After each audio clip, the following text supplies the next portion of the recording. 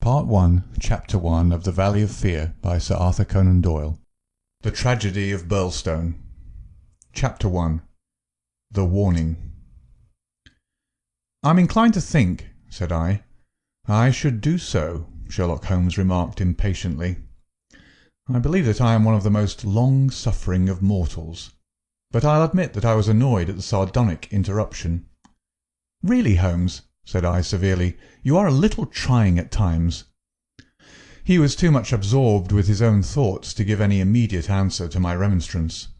He leaned upon his hand, with his untasted breakfast before him, and he stared at the slip of paper which he had just drawn from its envelope. Then he took the envelope itself, held it up to the light, and very carefully studied both the exterior and the flap. "It is Porlock's writing," said he thoughtfully. "I can hardly doubt that it is Porlock's writing, though I have seen it only twice before. The Greek E, with a peculiar top flourish, is distinctive. But if it is Porlock, then it must be something of the very first importance."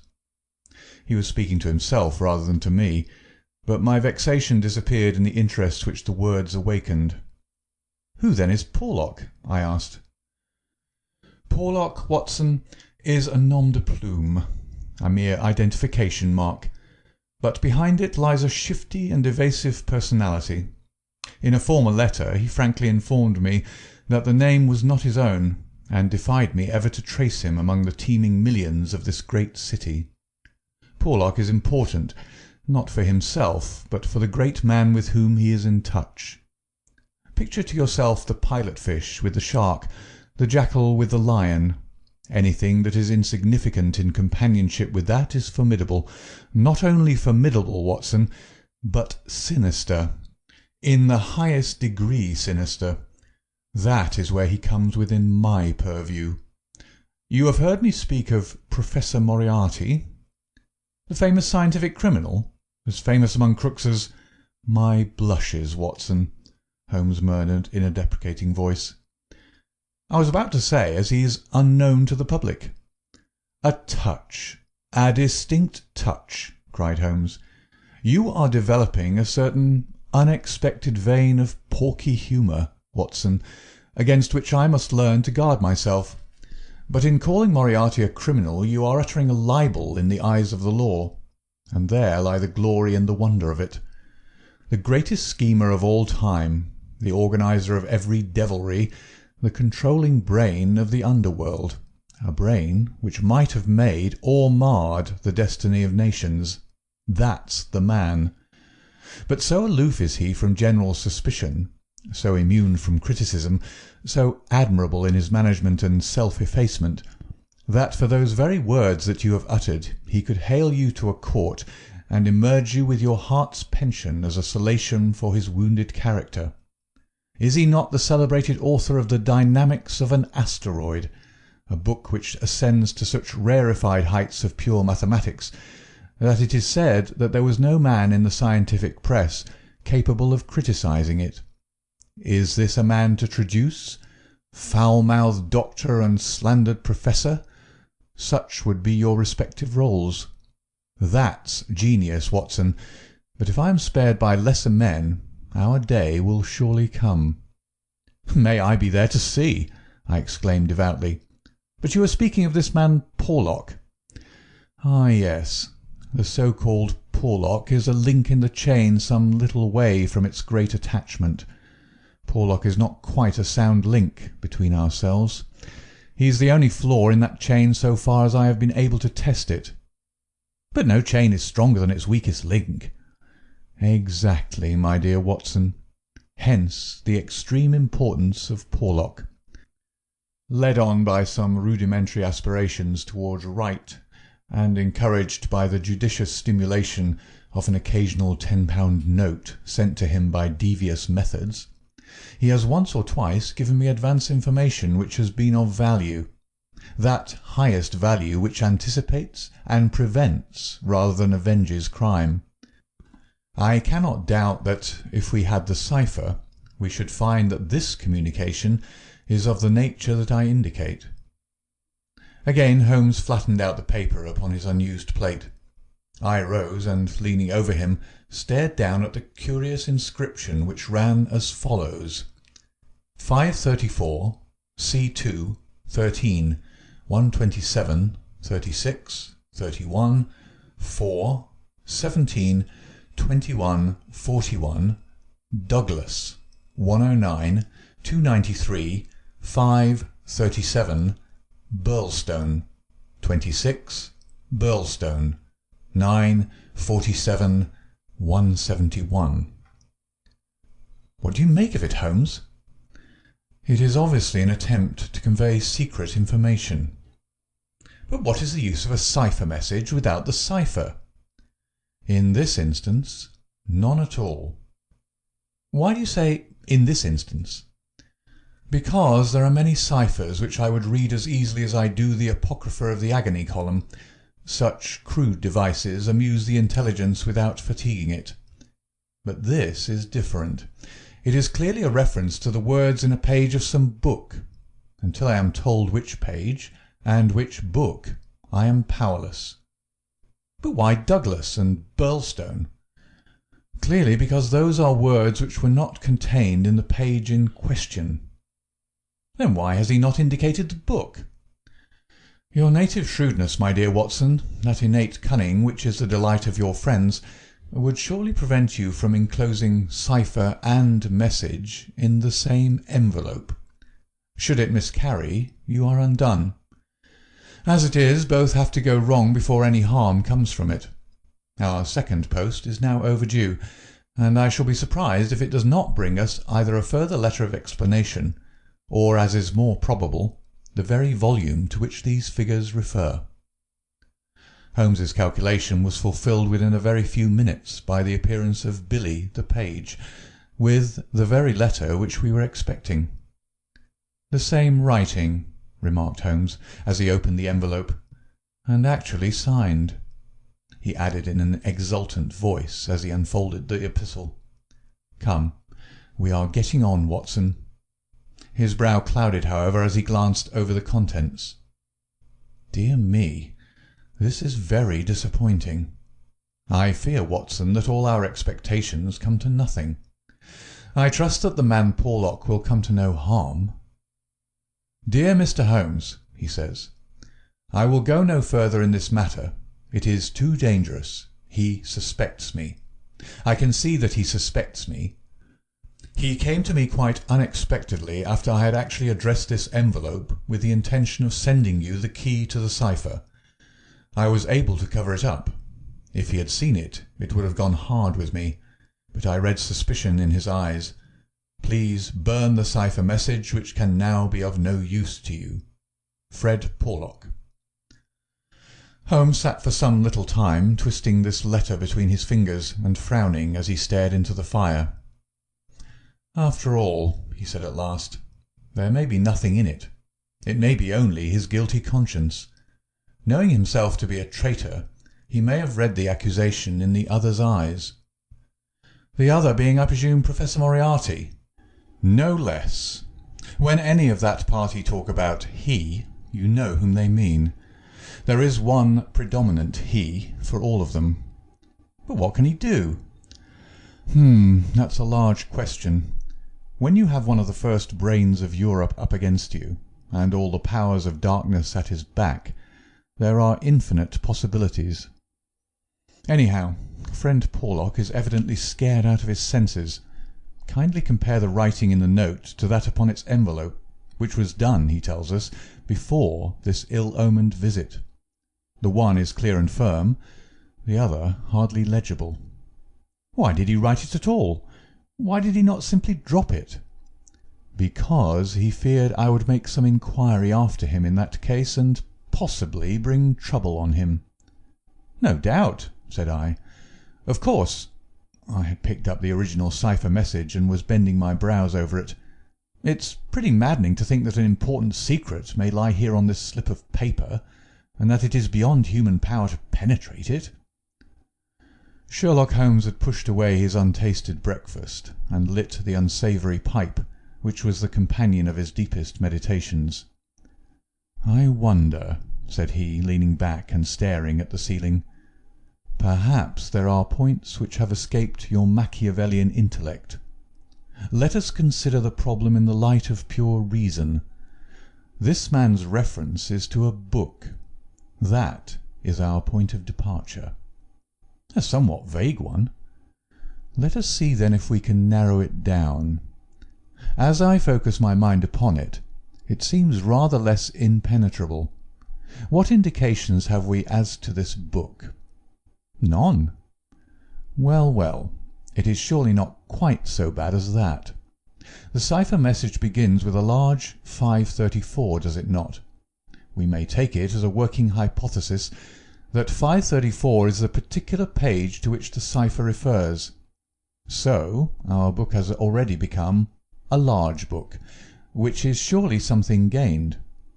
What other indications have we as to the nature of this large book? The next sign is C2. What do you make of that, Watson? Chapter the second, no doubt. Hardly that, Watson. You will, I am sure, agree with me that if the page be given, the number of the chapter is immaterial. Also, that if page 534 finds us only in the second chapter, the length of the first one must have been really intolerable. Column, I cried. Brilliant, Watson. You are scintillating this morning. If it is not column, then I am very much deceived.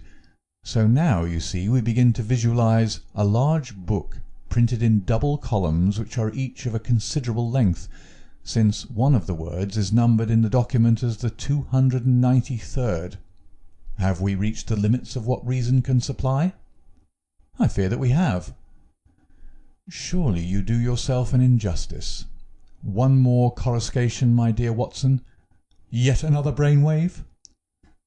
Had the volume been an unusual one, he would have sent it to me. Instead of that, he had intended, before his plans were nipped, to send me the clue in this envelope. He says so in this note. This would seem to indicate that the book is one which he thought I would have no difficulty in finding for myself. He had it, and he imagined that I would have it too. In short, Watson, it is a very common book. What you say certainly sounds plausible. So, we have contracted our field of search to a large book printed in double columns and in common use. The Bible! I cried triumphantly. Good, Watson, good. But not, if I may say so, quite good enough. Even if I accepted the compliment for myself, I could hardly name any volume which would be less likely to lie at the elbow of one of Moriarty's associates. Besides, the editions of Holy Writ are so numerous that he could hardly suppose that two copies would have the same pagination. This is clearly a book which is standardized. He knows for certain that his page 534 will exactly agree with my page 534. But very few books would correspond with that. Exactly. Therein lies our salvation. Our search is narrowed down to standardized books which anyone may be supposed to possess. Bradshaw! There are difficulties, Watson. The vocabulary of Bradshaw is nervous and terse, but limited. The selection of words would hardly lend itself to the sending of general messages. We will eliminate Bradshaw. The dictionary is, I fear, inadmissible for the same reason. What, then, is left? An almanac. Excellent, Watson. I am very much mistaken if you have not touched the spot. An almanac. Let us consider the claims of Whitaker's almanac. It is in common use. It has the requisite number of pages. It is in double column. Though reserved in its earlier vocabulary, it becomes, if I remember right, quite garrulous towards the end. He picked the volume from his desk. Here is page 534, column 2, a substantial block of print dealing, I perceive, with the trade and resources of British India. Jot down the words, Watson. Number 13 is Mahratta. Not, I fear, a very auspicious beginning. Number 127 is Government, which at least makes sense, though somewhat irrelevant to ourselves and Professor Moriarty. Now, let us try again. What does the Mahratta government do? Alas! The next word is pig's bristles. We are undone, my good Watson. It is finished. He had spoken in jesting vein, but the twitching of his bushy eyebrows bespoke his disappointment and irritation. I sat helpless and unhappy, staring into the fire. A long silence was broken by a sudden exclamation from Holmes, who dashed at a cupboard from which he emerged with a second yellow-covered volume in his hand. "We pay the price, Watson, for being too up-to-date," he cried. "We are before our time and suffer the usual penalties. Being the 7th of January, we have very properly laid in the new almanac. It is more than likely that Porlock took his message from the old one. No doubt he would have told us so had his letter of explanation been written. Now, let us see what page 534 has in store for us. Number 13 is there, which is much more promising. Number 127 is. There is." Holmes's eyes were gleaming with excitement, and his thin, nervous fingers twitched as he counted the words. "Danger! Ha, ha! Capital! Put that down, Watson. There is danger. May come very soon. 1. Then we have the name Douglas. Rich country. Now. At Birlstone House. Birlstone. Confidence is pressing. There, Watson. What do you think of pure reason and its fruit? If the greengrocer had such a thing as a laurel wreath, I should send Billy round for it." I was staring at the strange message which I had scrawled as he deciphered it upon a sheet of foolscap on my knee. "What a queer scrambling way of expressing his meaning," said I. "On the contrary, he has done quite remarkably well," said Holmes. "When you search a single column for words with which to express your meaning, you can hardly expect to get everything you want. You are bound to leave something to the intelligence of your correspondent. The purport is perfectly clear. Some devilry is intended against one Douglas, whoever he may be, residing as stated, a rich country gentleman. He is sure, confidence was as near as he could get to confident, that it is pressing. There is our result, and a very workmanlike little bit of analysis it was." Holmes had the impersonal joy of the true artist in his better work, even as he mourned darkly when it fell below the high level to which he aspired. He was still chuckling over his success when Billy swung open the door, and Inspector MacDonald of Scotland Yard was ushered into the room. Those were the early days at the end of the 80s, when Alec MacDonald was far from having attained the national fame which he has now achieved. He was a young but trusted member of the detective force, who had distinguished himself in several cases which had been entrusted to him. His tall, bony figure gave promise of exceptional physical strength, while his great cranium and deep-set, lustrous eyes spoke no less clearly of the keen intelligence which twinkled out from behind his bushy eyebrows. He was a silent, precise man, with a dour nature and a hard Aberdonian accent. Twice already in his career had Holmes helped him to attain success, his own sole reward being the intellectual joy of the problem. For this reason the affectation and respect of the Scotchman for his amateur colleague were profound, and he showed them by the frankness with which he consulted Holmes in every difficulty. Mediocrity knows nothing higher than itself, but talent instantly recognizes genius, and MacDonald had talent enough for his profession to enable him to perceive that there was no humiliation in seeking the assistance of one who already stood alone in Europe, both in his gifts and in his experience. Holmes was not prone to friendship, but he was tolerant of the big Scotchman, and smiled at the sight of him. "You are an early bird, Mr. Mac," said he. "I wish you luck with your worm. I fear this means that there is some mischief afoot." "If you said hope instead of fear, it would be nearer the truth, I'm thinking, Mr. Holmes," the inspector answered with a knowing grin. "Well, Maybe a wee nip would keep out the raw morning chill. No, I won't smoke, I thank you. I'll have to be pushing on my way for the early hours of a case are the precious ones, as no man knows better than your own self, but... The inspector had stopped suddenly and was staring with a look of absolute amazement at a paper upon the table. It was the sheet upon which I had scrawled the enigmatic message. Douglas, he stammered. Birlstone? What's this, Mr. Holmes? Man, it's witchcraft. Where's the name of all that is wonderful did you get these names? It is a cipher that Dr. Watson and I have had occasion to solve. But why? What's amiss with the names? The inspector looked from one to the other of us in dazed amazement. Just this, said he, that Mr. Douglas of Birlstone Manor House was horribly murdered last night. End of Chapter 1. Chapter 2. Sherlock Holmes Discourses.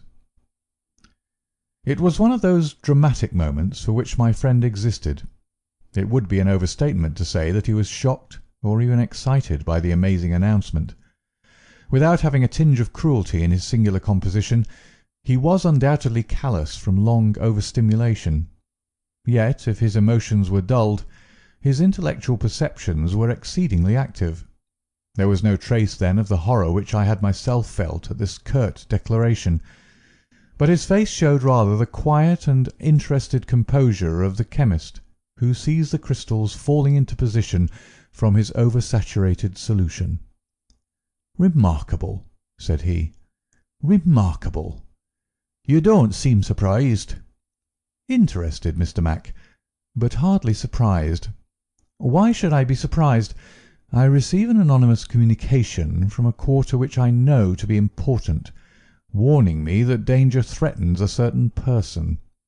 Within an hour I learn that this danger has actually materialized, and that the person is dead.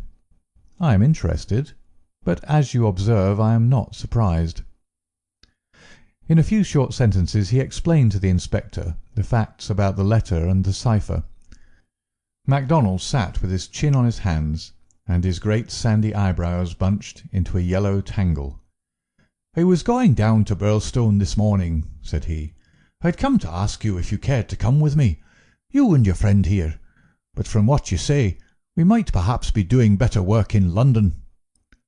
"I rather think not," said Holmes. "Hang it all, Mr. Holmes," cried the inspector. "The papers will be full of the Birlstone mystery in a day or two, but where's the mystery if there's a man in London who prophesied the crime before ever it occurred? We've only to lay our hands on that man, and the rest will follow." "No doubt, Mr. Mac. But how do you propose to lay your hands on the so-called Porlock?" MacDonald turned over the letter which Holmes had handed him. "Posted in Camberwell. That doesn't help us much. Name, you say, is assumed. Not much to go on, certainly. Didn't you say that you sent him money?" "Twice." "And how?" "In notes to Camberwell post office." "Did you ever trouble to see who called for them?" "No." The inspector looked surprised and a little shocked. "Why not?" "Because I always keep faith. I had promised when he first wrote that I would not try to trace him." "You think there's someone behind him?" "I know there is." "This professor that I've heard you mention?" "Exactly." Inspector MacDonald smiled, and his eyelid quivered as he glanced towards me. "I won't conceal from you, Mr. Holmes, that we think in the C.I.D. that you have a wee bit of a bee in your bonnet over this professor. I made some inquiries myself about the matter.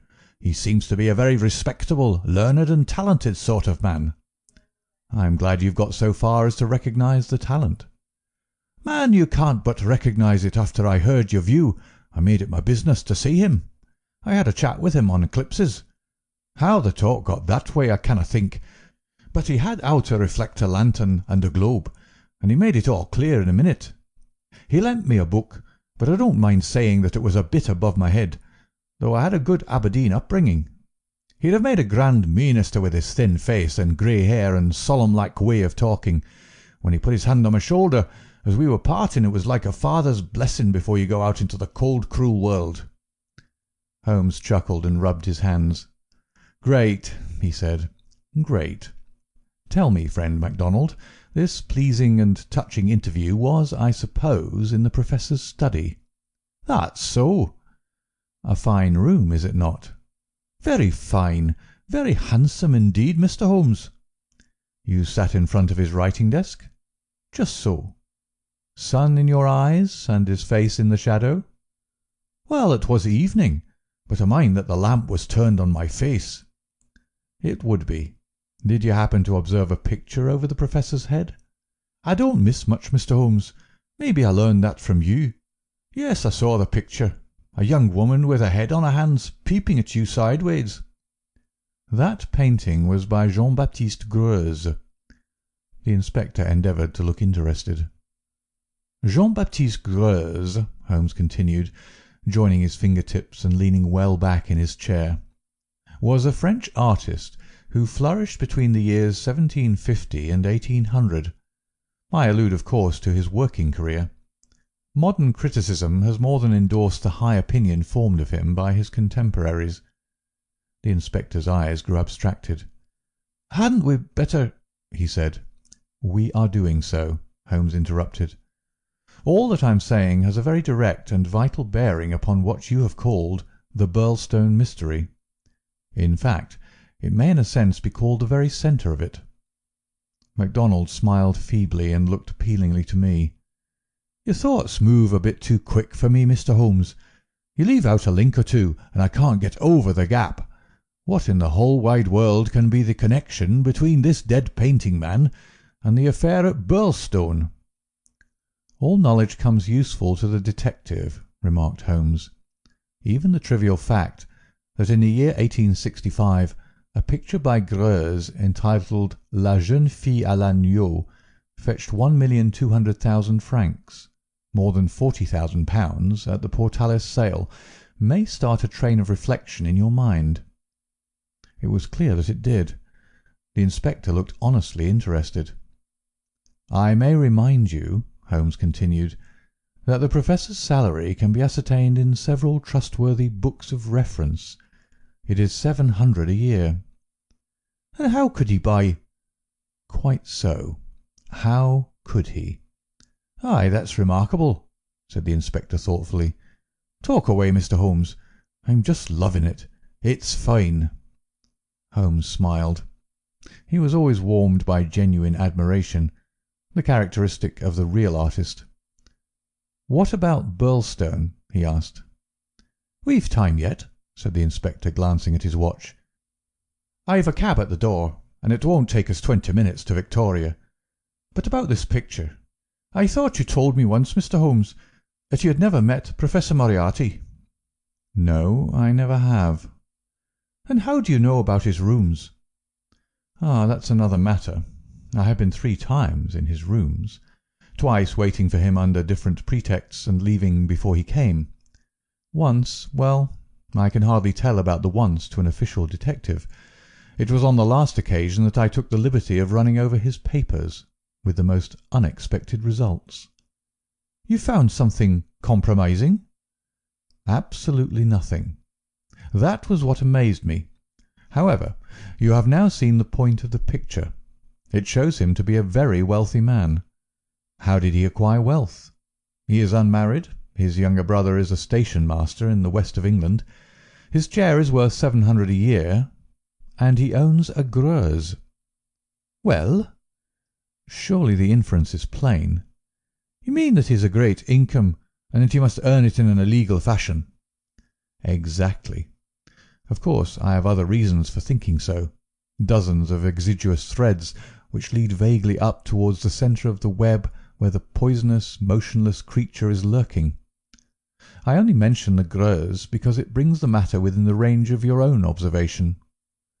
"Well, Mr. Holmes, I admit that what you say is interesting. It's more than interesting. It's just wonderful. But let us have it a little clearer if you can. Is it forgery, coining, burglary? Where does the money come from?" "Have you ever read of Jonathan Wild?" "Well, the name has a familiar sound. Someone in a novel, was he not? I don't take much stock of detectives in novels. Chaps that do things and never let you see how they do them. That's just inspiration, not business." Jonathan Wild wasn't a detective, and he wasn't in a novel. He was a master criminal, and he lived last century, 1750 or thereabouts. "Then he's no use to me. I'm a practical man." "Mr. Mac, the most practical thing that you ever did in your life would be to shut yourself up for 3 months and read 12 hours a day at the annals of crime. Everything comes in circles, even Professor Moriarty." Jonathan Wild was the hidden force of the London criminals, to whom he sold his brains and his organisation on a 15% commission. The old wheel turns and the same spoke comes up. It's all been done before and will be again. I'll tell you one or two things about Moriarty which may interest you. "You'll interest me right enough." "I happen to know who is the first link in his chain. A chain with this Napoleon gone wrong at one end, and 100 broken fighting men, pickpockets, blackmailers, and card-sharpers at the other, with every sort of crime in between. His chief of staff is Colonel Sebastian Moran, as aloof and guarded and inaccessible to the law as himself. What do you think he pays him?" "I'd like to hear." 6,000 a year. That's paying for brains. You see, the American business principle. I learned that detail quite by chance. It's more than the Prime Minister gets. That gives you an idea of Moriarty's gains and of the scale on which he works. Another point, I made it my business to hunt down some of Moriarty's cheques lately. Just common innocent cheques that he pays his household bills with. They were drawn on 6 different banks. Does that make any impression on your mind?" "Queer, certainly. But what do you gather from it?" "That he wanted no gossip about his wealth. No single man should know what he had. I have no doubt that he has 20 banking accounts, the bulk of his fortune abroad in the Deutsche Bank or the Crédit Lyonnais, as likely as not. Sometime, when you have a year or two to spare, I commend to you the study of Professor Moriarty." Inspector MacDonald had grown steadily more impressed as the conversation proceeded. He had lost himself in his interest. Now his practical Scotch intelligence brought him back with a snap to the matter in hand. "He can keep, anyhow," said he. "You've got us side-tracked with your interesting anecdotes, Mr. Holmes. What really counts is your remark that there is some connection between the Professor and the crime, that you get from the warning received through the man Porlock. Can we, for our present practical needs, get any further than that?" "We may form some conception as to the motives of the crime. It is, as I gather from your original remarks, an inexplicable, or at least an unexplained murder.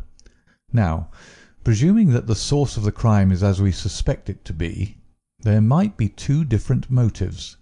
In the first place, I may tell you that Moriarty rules with a rod of iron over his people. His discipline is tremendous. There is only one punishment in his code. It is death. Now we might suppose that this murdered man, this Douglas, whose approaching fate was known by one of the arch-criminal's subordinates, had in some way betrayed the chief. His punishment followed, and would be known to all, if only to put the fear of death into them. Well, that is one suggestion, Mr. Holmes. The other is that it has been engineered by Moriarty in the ordinary course of business. Was there any robbery? I have not heard. If so, it would of course be against the first hypothesis and in favour of the second. Moriarty may have been engaged to engineer it on a promise of part spoils, or he may have been paid so much down to manage it. Either is possible, but whichever it may be, or if it's some third combination, it is down at Birlstone that we must seek the solution. I know our man too well to suppose that he has left anything up here which may lead us to him. Then to Birlstone we must go, cried MacDonald, jumping from his chair. My word, it's later than I thought. I can give you gentlemen 5 minutes for preparation, and that is all.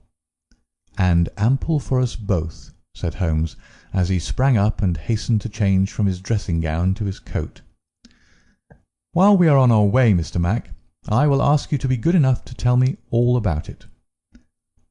All about it proved to be disappointingly little, and yet there was enough to assure us that the case before us might well be worthy of the expert's closest attention. He brightened and rubbed his thin hands together as he listened to the meagre but remarkable details. A long series of sterile weeks lay behind us, and here at last there was a fitting object for those remarkable powers which, like all special gifts, become irksome to their owner when they are not in use, that razor brain blunted and rusted with inaction. Sherlock Holmes's eyes glistened, his pale cheeks took a warmer hue, and his whole eager face shone with an inward light when the call for work reached him. Leaning forward in the cab, he listened intently to MacDonald's short sketch of the problem which awaited us in Sussex. The inspector was himself dependent, as he explained to us, upon a scribbled account forwarded to him by the milk train in the early hours of the morning.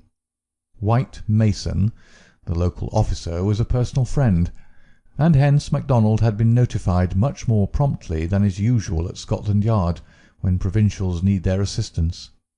It is a very cold scent upon which the metropolitan expert is generally asked to run. "Dear Inspector MacDonald," said the letter which he read to us, "official requisition for your services is in separate envelope. This is for your private eye. Wire me what train in the morning you can get for Birlstone, and I will meet it, or have it met if I am too occupied. This case is a snorter. Don't waste a moment in getting started. If you can bring Mr. Holmes, please do so, for he will find something after his own heart. We would think the whole had been fixed up for theatrical effect, if there wasn't a dead man in the middle of it. My word, it is a snorter." "Your friend seems to be no fool," remarked Holmes.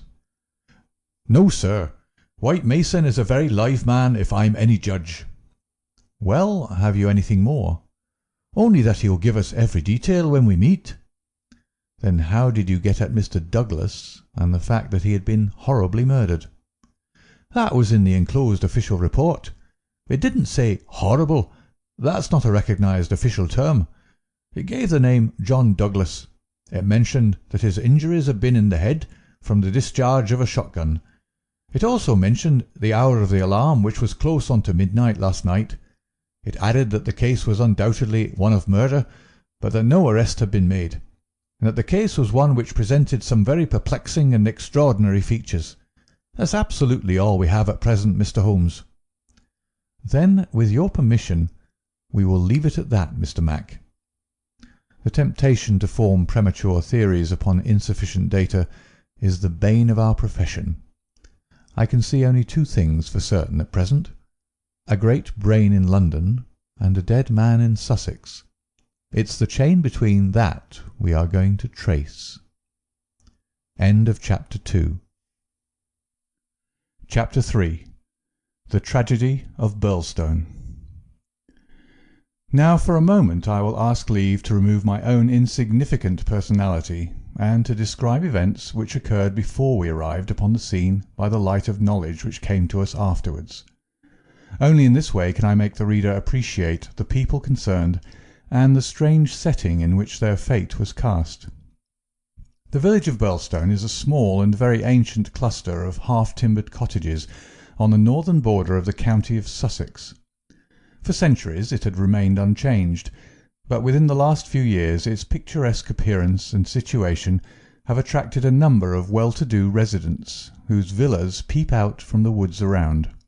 These woods are locally supposed to be the extreme fringe of the great Weald Forest, which thins away until it reaches the northern chalk downs. A number of small shops have come into being to meet the wants of the increased population, so there seems some prospect that Birlstone may soon grow from an ancient village into a modern town. It is the centre for a considerable area of country, since Tunbridge Wells, the nearest place of importance, is 10 or 12 miles to the eastward over the borders of Kent.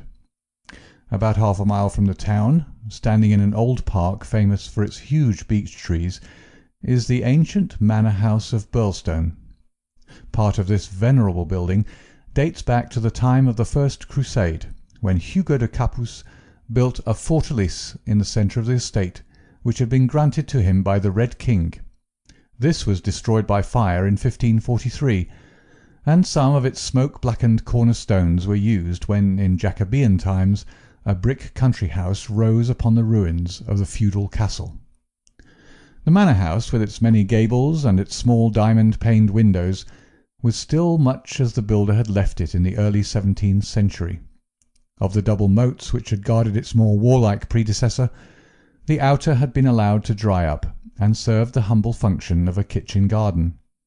The inner one was still there, and lay 40 feet in breadth, though now only a few feet in depth round the whole house.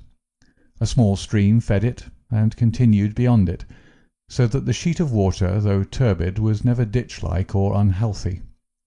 The ground-floor windows were within a foot of the surface of the water. The only approach to the house was over a drawbridge, the chains and windlass of which had long been rusted and broken.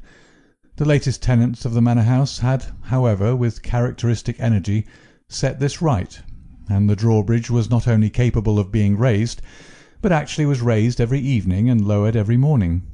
By thus renewing the custom of the old feudal days, the manor house was converted into an island during the night, a fact which had very direct bearing upon the mystery which was soon to engage the attention of all England.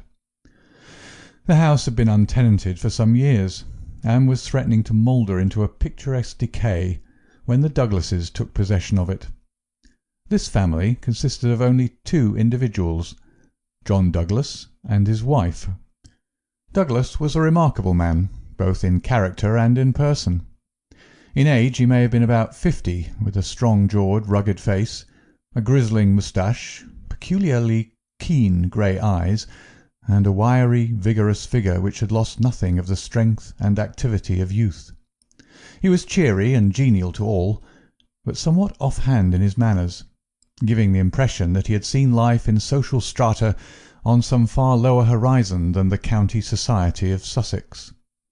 Yet, though looked at with some curiosity and reserve by his more cultivated neighbours, he soon acquired a great popularity among the villagers, subscribing handsomely to all local objects, and attending their smoking concerts and other functions, where, having a remarkably rich tenor voice, he was always ready to oblige with an excellent song. He appeared to have plenty of money, which was said to have been gained in the California gold-fields, and it was clear from his own talk and that of his wife that he had spent a part of his life in America. The good impression which had been produced by his generosity and by his democratic manners was increased by a reputation gained for utter indifference to danger.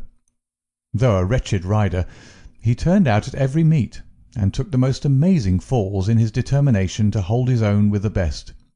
When the vicarage caught fire, he distinguished himself also by the fearlessness with which he re-entered the building to save property, after the local fire brigade had given it up as impossible.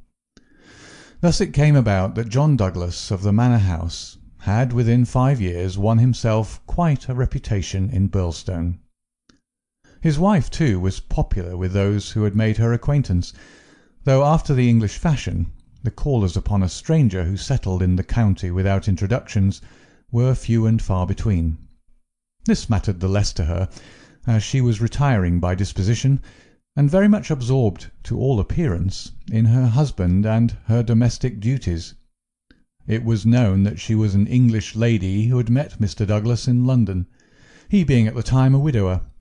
She was a beautiful woman, tall, dark, and slender, some 20 years younger than her husband, a disparity which seemed in no wise to mar the contentment of their family life. It was remarked sometimes, however, by those who knew them best, that the confidence between the two did not appear to be complete, since the wife was either very reticent about her husband's past life, or else, as seemed more likely, was imperfectly informed about it. It had also been noted, and commented upon by a few observant people, that there were signs sometimes of some nerve strain upon the part of Mrs. Douglas, and that she would display acute uneasiness if her absent husband should ever be particularly late in his return. On a quiet countryside where all gossip is welcome, this weakness of the lady of the manor house did not pass without remark, and it bulked large upon people's memory when the events arose which gave it a very special significance. There was yet another individual whose residence under that roof was, it is true, only an intermittent one, but whose presence at the time of the strange happenings which will now be narrated brought his name prominently before the public. This was Cecil James Barker of Hales Lodge, Hampstead. Cecil Barker's tall, loose-jointed figure was a familiar one in the main street of Birlstone village, for he was a frequent and welcome visitor at the manor house. He was the more noticed as being the only friend of the past unknown life of Mr. Douglas, who was ever seen in his new English surroundings. Barker was himself an undoubted Englishman, but by his remarks it was clear that he had first known Douglas in America, and had there lived on intimate terms with him. He appeared to be a man of considerable wealth, and was reputed to be a bachelor. In age he was rather younger than Douglas, 45 at the most, a tall, straight, broad-chested fellow with a clean-shaved, prize-fighter face, thick, strong, black eyebrows, and a pair of masterful black eyes, which might, even without the aid of his very capable hands, clear a way for him through a hostile crowd. He neither rode nor shot, but spent his days in wandering around the old village with his pipe in his mouth, or in driving with his host, or in his absence with his hostess, over the beautiful countryside. "An easy-going, free-handed gentleman," said Ames the butler, "but my word, I had rather not be the man that crossed him." He was cordial and intimate with Douglas, and he was no less friendly with his wife, a friendship which more than once seemed to cause some irritation to the husband, so that even the servants were able to perceive his annoyance. Such was the third person, who was one of the family when the catastrophe occurred. As to the other denizens of the old building, it will suffice, out of a large household, to mention the prim, respectable, and capable Ames, and Mrs. Allen, a buxom and cheerful person, who relieved the lady of some of her household cares. The other 6 servants in the house bear no relation to the events of the night of January 6th. It was at 11:45 that the first alarm reached the small local police station, in charge of Sergeant Wilson of the Sussex Constabulary. Cecil Barker, much excited, had rushed up to the door and pealed furiously upon the bell. A terrible tragedy had occurred at the manor house, and John Douglas had been murdered. That was the breathless burden of his message.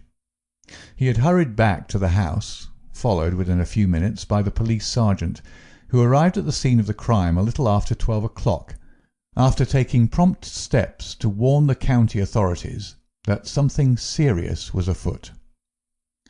On reaching the manor house, the sergeant had found the drawbridge down, the windows lighted up, and the whole household in a state of wild confusion and alarm. The white-faced servants were huddling together in the hall, with the frightened butler wringing his hands in the doorway. Only Cecil Barker seemed to be master of himself and his emotions.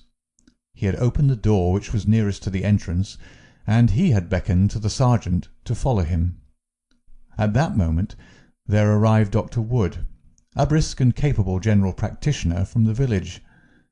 The 3 men entered the fatal room together, while the horror-stricken butler followed at their heels, closing the door behind him to shut out the terrible scene from the maidservants. The dead man lay on his back, sprawling with outstretched limbs in the centre of the room. He was clad only in a pink dressing-gown which covered his night-clothes. There were carpet-slippers on his bare feet. The doctor knelt beside him and held down the hand-lamp which had stood on the table. One glance at the victim was enough to show the healer that his presence could be dispensed with. The man had been horribly injured. Lying across his chest was a curious weapon, a shotgun with the barrel sawed off a foot in front of the triggers. It was clear that this had been fired at close range, and that he had received the whole charge in the face, blowing his head almost to pieces. The triggers had been wired together so as to make the simultaneous discharge more destructive. The country policemen were unnerved and troubled by the tremendous responsibility which had come so suddenly upon them. "We'll touch nothing until my superiors arrive," he said in a hushed voice, staring in horror at the dreadful head. "Nothing has been touched up to now," said Cecil Barker. "I'll answer for that. You see it all exactly as I found it." "When was that?" The sergeant had drawn out his notebook. "It was just 11:30.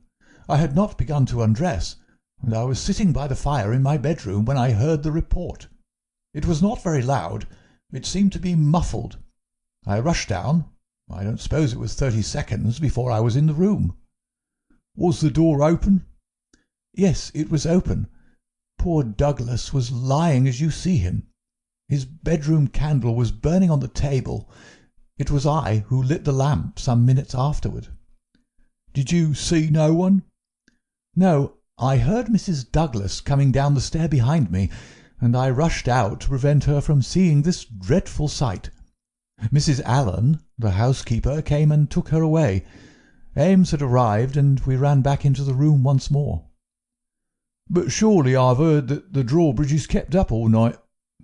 "Yes, it was up until I lowered it." "Then how could any murderer have got away? It is out of the question. Mr. Douglas must have shot himself." "That was our first idea. But see!" Barker drew aside the curtain and showed that the long, diamond-paned window was open to its full extent. "And look at this!" He held the lamp down and illuminated a smudge of blood like the mark of a boot sole upon the window-sill. "Someone has stood there in getting out." "You mean that someone waded across the moat?" "Exactly." "Then if you were in the room within half a minute of the crime, he must have been in the water at that very moment." "I have not a doubt of it. I wish to heaven that I had rushed to the window, but the curtain screened it, as you can see, and so it never occurred to me. Then I heard the step of Mrs. Douglas, and I could not let her enter the room. It would have been too horrible." "Horrible enough," said the doctor, looking at the shattered head and the terrible marks which surrounded it. "I've never seen such injuries since the Birlstone railway smash." "But I say," remarked the police sergeant, whose slow, bucolic common sense was still pondering the open window, "it's all very well you saying that a man escaped by wading this moat, but why I ask you is, how did he ever get into the house at all if the bridge was up?" "Ah, that's the question," said Barker. "At what o'clock was it raised?" "It was nearly 6 o'clock," said Ames, the butler.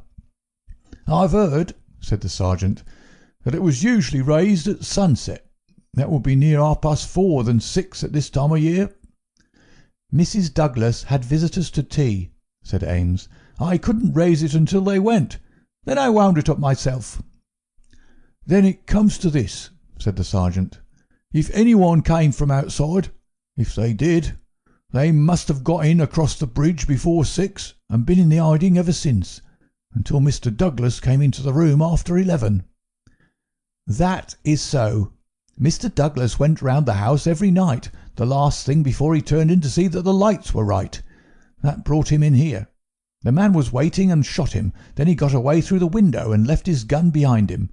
That's how I read it, for nothing else will fit the facts." The sergeant picked up a card which lay beside the dead man on the floor. The initials V.V. and under them the number 341 were rudely scrawled in ink upon it. "What's this?" he asked, holding it up. Barker looked at it with curiosity. "I never noticed it before," he said. "The murderer must have left it behind him." "V.V. 341. I can make no sense of that." The sergeant kept turning it over in his big fingers. "What's V.V.? Somebody's initials, maybe. What have you got there, Dr. Wood?" It was a good-sized hammer which had been lying on the rug in front of the fireplace, a substantial workmanlike hammer. Cecil Barker pointed to a box of brass-headed nails upon the mantelpiece. "Mr. Douglas was altering the pictures yesterday," he said. I saw him myself, standing upon that chair and fixing the big picture above it. That accounts for the hammer." "We'd best put it back on the rug where we found it," said the sergeant, scratching his puzzled head in his perplexity. "You'll want the best brains in the force to get to the bottom of this thing. It'll be a London job before it's finished." He raised the hand lamp and walked slowly round the room. "Hello!" he cried excitedly, drawing the window curtain to one side. "What o'clock were these curtains drawn?" "When the lamps were lit," said the butler. "It will be shortly after 4. "Someone had been hiding here, sure enough." He held down the light, and the marks of muddy boots were very visible in the corner. "I'm bound to say this bears out your theory, Mr. Barker. It looks as if the man got into the house after 4 when the curtains were drawn, and before 6 when the bridge was raised. He slipped into his room because it was the first that he saw. There was no other place where he could hide, so he popped in behind this curtain. That all seems clear enough. It is likely that his main idea was to burgle the house, but Mr. Douglas chanced to come upon him, so he murdered him and escaped." "That's how I read it," said Barker. "But I say, aren't we wasting precious time? Couldn't we start out and scout the country before the fellow gets away?" The sergeant considered for a moment. "There are no trains before 6 in the morning, so he can't get away by rail. If he goes by road with his legs all dripping, it's odds that someone will notice him.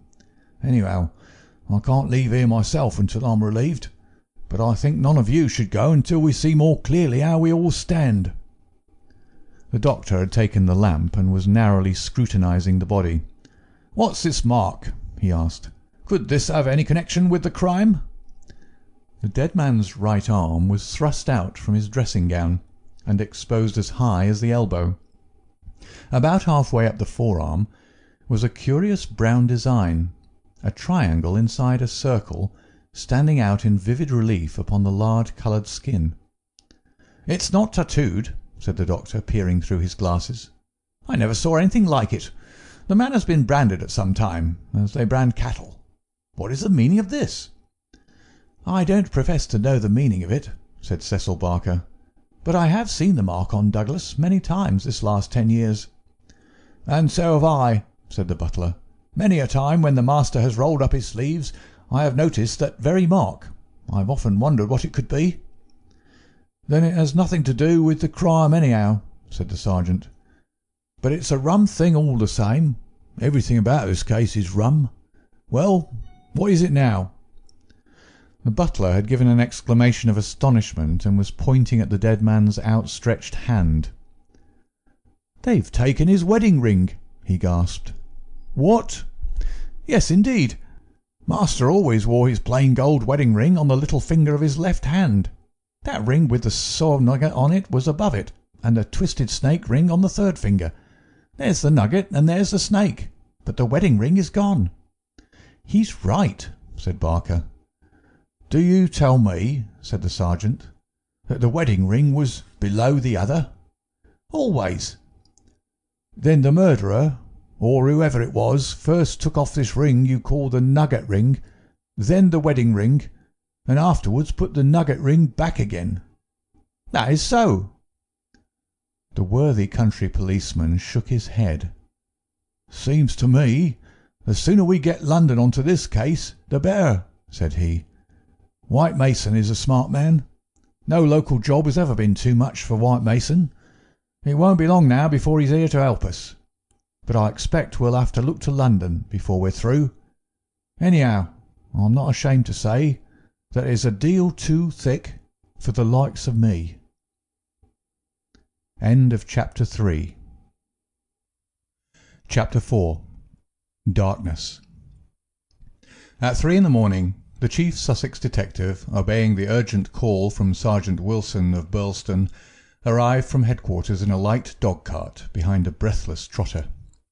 By the 5:40 train in the morning he had sent his message to Scotland Yard, and he was at the Birlstone station at 12 o'clock to welcome us.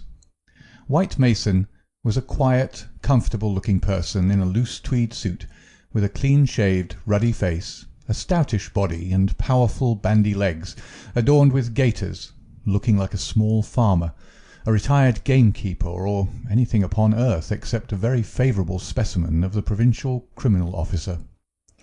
"A real downright snorter, Mr. MacDonald," he kept repeating.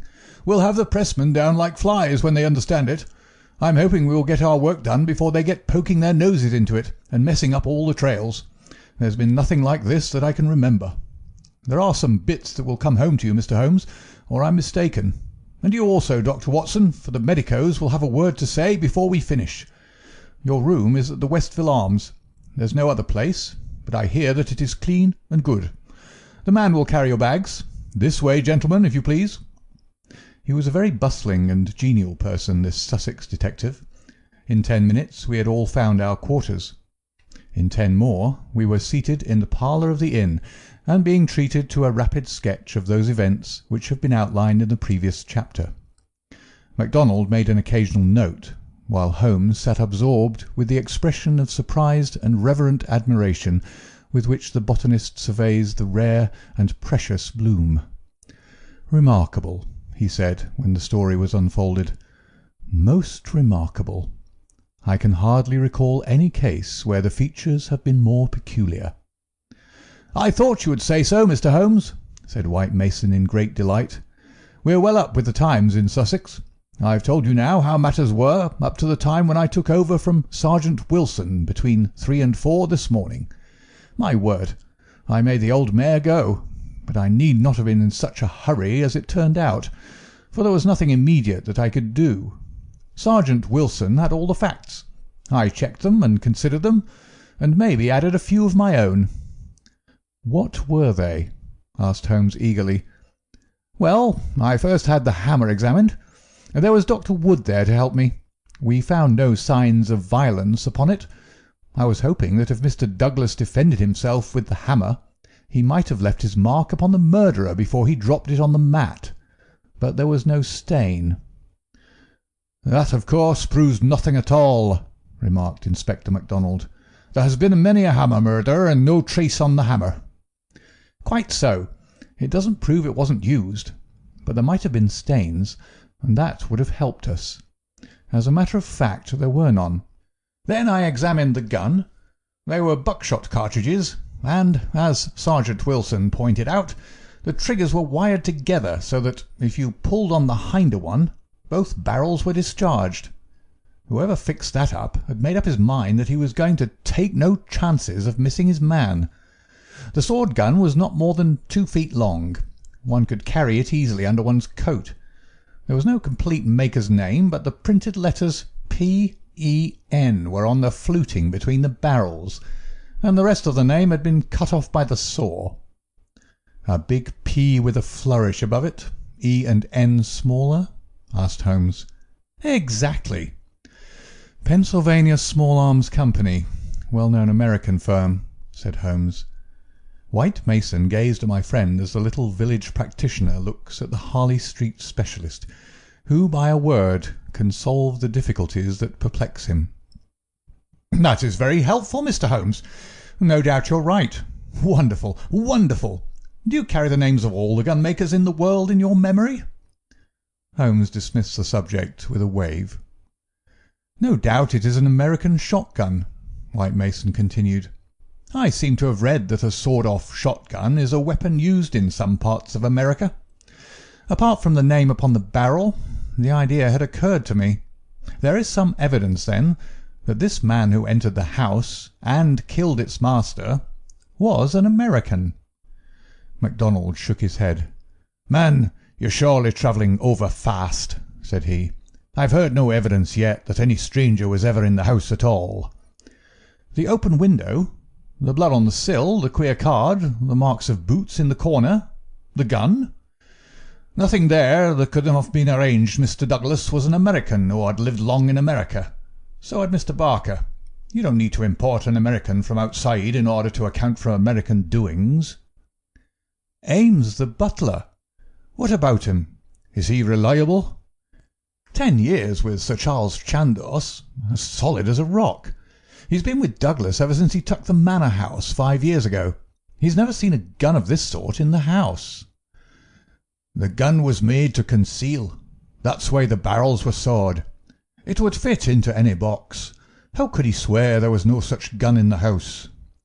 "Well, anyhow, he had never seen one." MacDonald shook his obstinate Scotch head. "I'm not convinced yet that there was ever anyone in the house," said he. "I'm asking you to consider." His accent became more Aberdonian as he lost himself in his argument.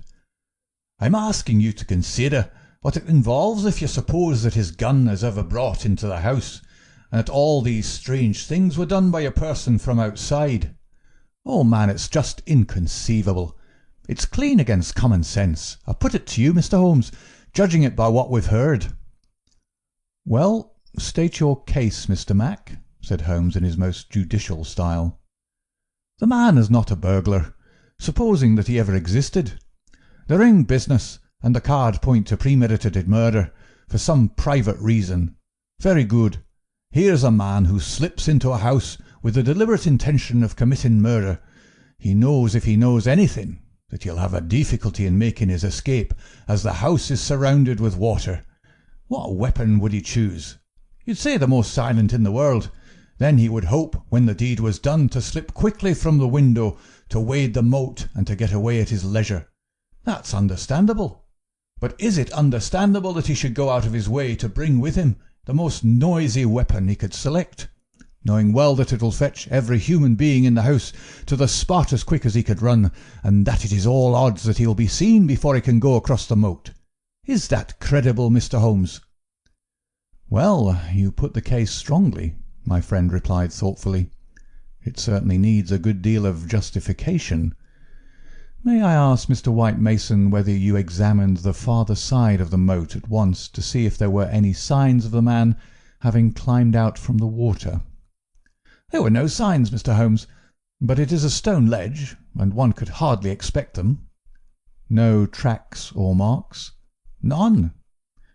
"Ha! Would there be any objection, Mr. White Mason, to our going down to the house at once? There may possibly be some small point which might be suggestive." "I was going to propose it, Mr. Holmes, but I thought it well to put you in touch with all the facts before we go. I suppose if anything should strike you—" White Mason looked doubtfully at the amateur. "I have worked with Mr. Holmes before," said Inspector MacDonald. "He plays the game." "My own idea of the game, at any rate," said Holmes with a smile. "I go into a case to help the ends of justice and the work of the police. If I have ever separated myself from the official force, it is because they have first separated themselves from me. I have no wish ever to score at their expense. At the same time, Mr. White Mason, I claim the right to work in my own way and give my results at my own time, complete rather than in stages." "I'm sure we are honoured by your presence, and to show you all we know," said White Mason cordially. "Come along, Dr. Watson, and when the time comes we'll all hope for a place in your book." We walked down the quaint village street, with a row of pollarded elms on each side of it. Just beyond were two ancient stone pillars, weather-stained and lichen-blotched, bearing upon their summits a shapeless something which had once been the rampant lion of Capus of Birlstone. A short walk along the winding drive, with such sward and oaks around it as one only sees in rural England, then a sudden turn, and the long, low Jacobean house of dingy, liver-coloured brick lay before us, with an old-fashioned garden of cut yews on each side of it. As we approached it, there was the wooden drawbridge and the beautiful broad moat, as still and luminous as quicksilver in the cold winter sunshine. 3 centuries had flowed past the old manor house, centuries of births and of homecomings, of country dances and of the meetings of fox hunters. Strange that now in its old age this dark business should have cast its shadow upon the venerable walls.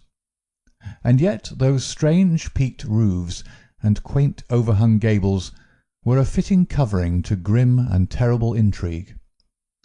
As I looked at the deep-set windows and the long sweep of the dull-coloured water-lapped front, I felt that no more fitting scene could be set for such a tragedy.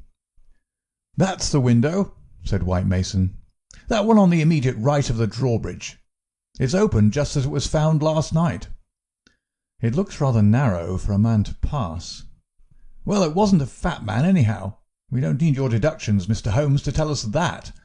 But you or I could squeeze through all right." Holmes walked to the edge of the moat and looked across. Then he examined the stone ledge and the grass border beyond it. "I've had a good look, Mr. Holmes," said White Mason. "There's nothing there. No sign that anyone has landed. But why should he leave any sign?" "Exactly.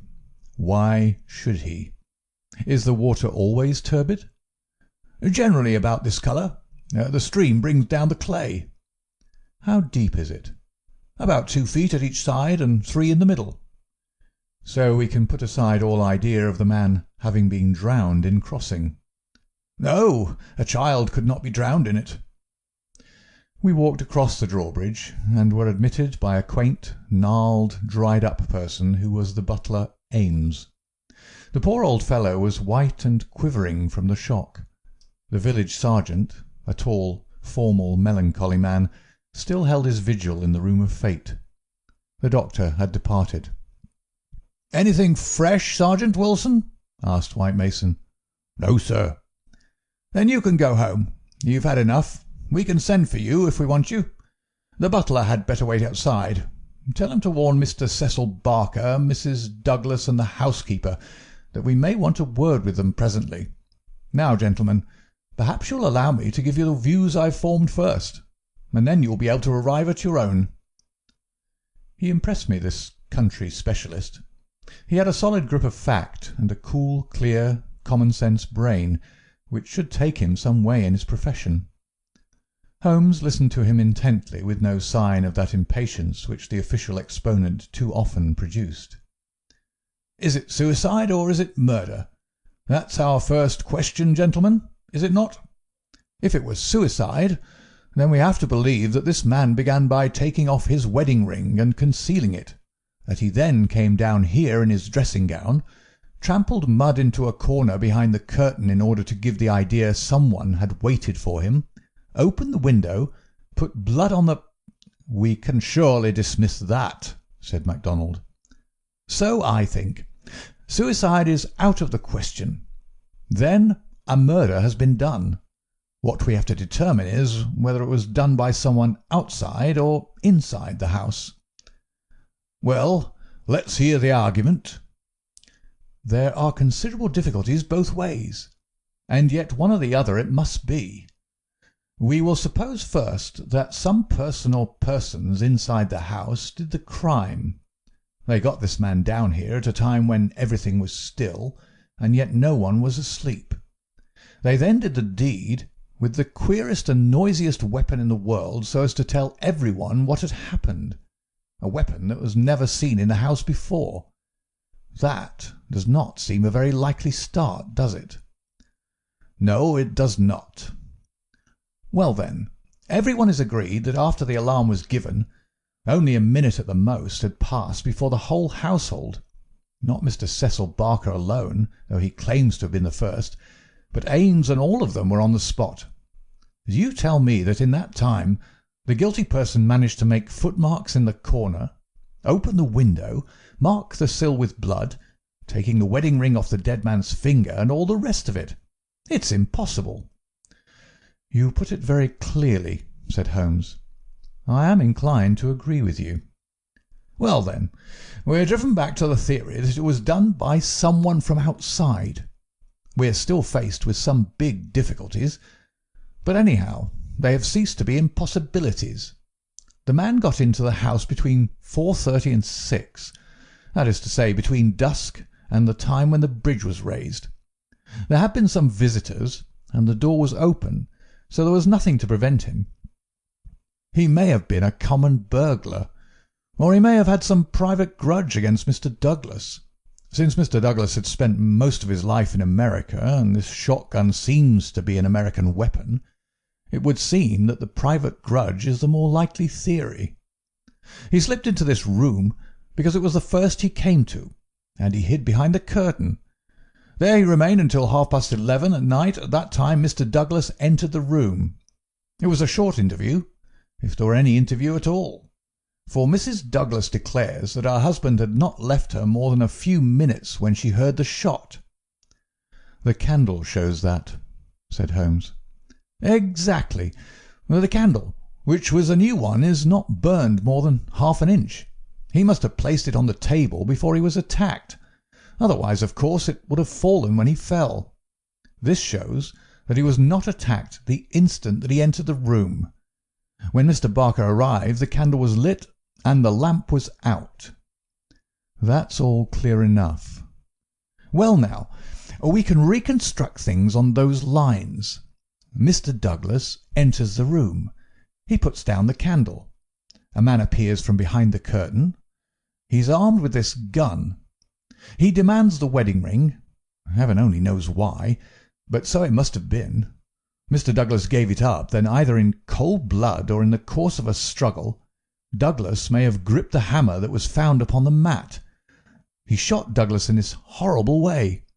He dropped his gun, and also, it would seem, this queer card, VV 341, whatever that may mean, and he made his escape through the window and across the moat at the very moment when Cecil Barker was discovering the crime. How's that, Mr. Holmes?" "Very interesting, but just a little unconvincing." "Man, it would be absolute nonsense if it wasn't that anything else is even worse," cried MacDonald. "Somebody killed the man, and whoever it was, I could clearly prove to you that he should have done it some other way. What does he mean by allowing his retreat to be cut off like that? What does he mean by using a shotgun when silence was his one chance of escape? Come, Mr. Holmes, it's up to you to give us a lead, since you say Mr. White Mason's theory is unconvincing." Holmes had sat intently observant during this long discussion, missing no word that was said, with his keen eyes darting to right and to left, and his forehead wrinkled with speculation. "I should like a few more facts before I get so far as a theory, Mr. Mac," said he, kneeling down beside the body. "Dear me, these injuries are really appalling. Can we have the butler in for a moment? Ames, I understand that you have often seen this very unusual mark, a branded triangle inside a circle, upon Mr. Douglas's forearm." "Frequently, sir." "You never heard any speculation as to what it meant?" "No, sir." "It must have caused great pain when it was inflicted. It is undoubtedly a burn. Now, I observe, Ames, that there is a small piece of plaster at the angle of Mr. Douglas's jaw. Did you observe that in life?" "Yes, sir. He cut himself in shaving yesterday morning." "Did you ever know him to cut himself in shaving before?" "Not for a very long time, sir." "Suggestive," said Holmes. "It may, of course, be a mere coincidence, or it may point to some nervousness which would indicate that he had reason to apprehend danger. Had you noticed anything unusual in his conduct yesterday, Ames?" "It struck me, sir, that he was a little restless and excited, sir." "Ha! The attack may not have been entirely unexpected. We do seem to make a little progress, do we not? Perhaps you would rather do the questioning, Mr. Mac?" "No, Mr. Holmes. It's in better hands than mine." "Well, then, we will pass to this card, VV 341. It is rough cardboard. Have you any of the sort in this house?" "I don't think so." Holmes walked across to the desk and dabbed a little ink from each bottle onto the blotting paper. "It was not printed in this room," he said. "This is black ink, and the other purplish. It was done by a thick pen, and these are fine. No, it was done elsewhere, I should say. Can you make anything of the inscription, Ames?" "No, sir, nothing." "What do you think, Mr. Mac?" "It gives me the impression of a secret society of some sort, the same with his badge upon the forearm." "That's my idea too," said White Mason. "Well, we can adopt it as a working hypothesis, and then see how far our difficulties disappear. An agent from such a society makes his way into the house, waits for Mr. Douglas, blows his head nearly off with his weapon, and escapes by wading the moat after leaving a card beside the dead man, which will, when mentioned in the papers, tell other members of the society that vengeance has been done. That all hangs together. But why this gun of all weapons? Exactly. And why the missing ring? Quite so. And why no arrest? It's past 2 now. I take it for granted that since dawn every constable within 40 miles has been looking out for a wet stranger. That is so, Mr. Holmes. Well, unless he has a burrow close by, or a change of clothes ready, they can hardly miss him. And yet they have missed him up to now. Holmes had gone to the window and was examining with his lens the blood mark on the sill. It is clearly the tread of a shoe. It is remarkably broad. A splay foot, one would say. Curious, because so far as one can trace any footmark in this mud-stained corner, one would say it was a more shapely sole. However, they are certainly very indistinct. What's this under the side table? "Mr. Douglas' dumbbells," said Ames. "Dumbbell? There's only one. Where's the other?" "I don't know, Mr. Holmes. There may have been only one. I've not noticed them for months." "One dumbbell," Holmes said seriously, but his remarks were interrupted by a sharp knock at the door. A tall, sunburned, capable-looking, clean-shaved man looked in at us. I had no difficulty in guessing that it was the Cecil Barker of whom I had heard. His masterful eyes travelled quickly with a questioning glance from face to face. "Sorry to interrupt your consultation," said he, "but you should hear the latest news." "An arrest?" "No such luck. But they've found his bicycle. The fellow left his bicycle behind him. Come and have a look. It is within 100 yards of the hall door." We found 3 or 4 grooms and idlers standing in the drive, inspecting a bicycle which had been drawn out from a clump of evergreens in which it had been concealed. It was a well-used Rudge Whitworth, splashed as from a considerable journey. There was a saddle-bag with a spanner and oil can, but no clue as to the owner. "It would be a grand help to the police," said the inspector, "if these things were numbered and registered, but we must be thankful for what we've got. If we can't find where he went to, at least we're likely to get where he came from. But what in the name of all that is wonderful made the fellow leave it behind, and how in the world has he got away without it? We don't seem to get a gleam of light in the case, Mr. Holmes." "Don't we?" my friend answered thoughtfully. "I wonder." End of Chapter 4. Chapter 5. The People of the Drama. "Have you seen all you want of the study?" asked White Mason as we re-entered the house. "For the time," said the inspector, and Holmes nodded. "Then perhaps you would now like to hear the evidence of some of the people in the house. We could use the dining-room. Ames, please come yourself first and tell us what you know." The butler's account was a simple and a clear one, and he gave a convincing impression of sincerity. He had been engaged 5 years before, when Douglas first came to Birlstone. He understood that Mr. Douglas was a rich gentleman who had made his money in America. He had been a kind and considerate employer. Not quite what Ames was used to, perhaps, but one can't have everything.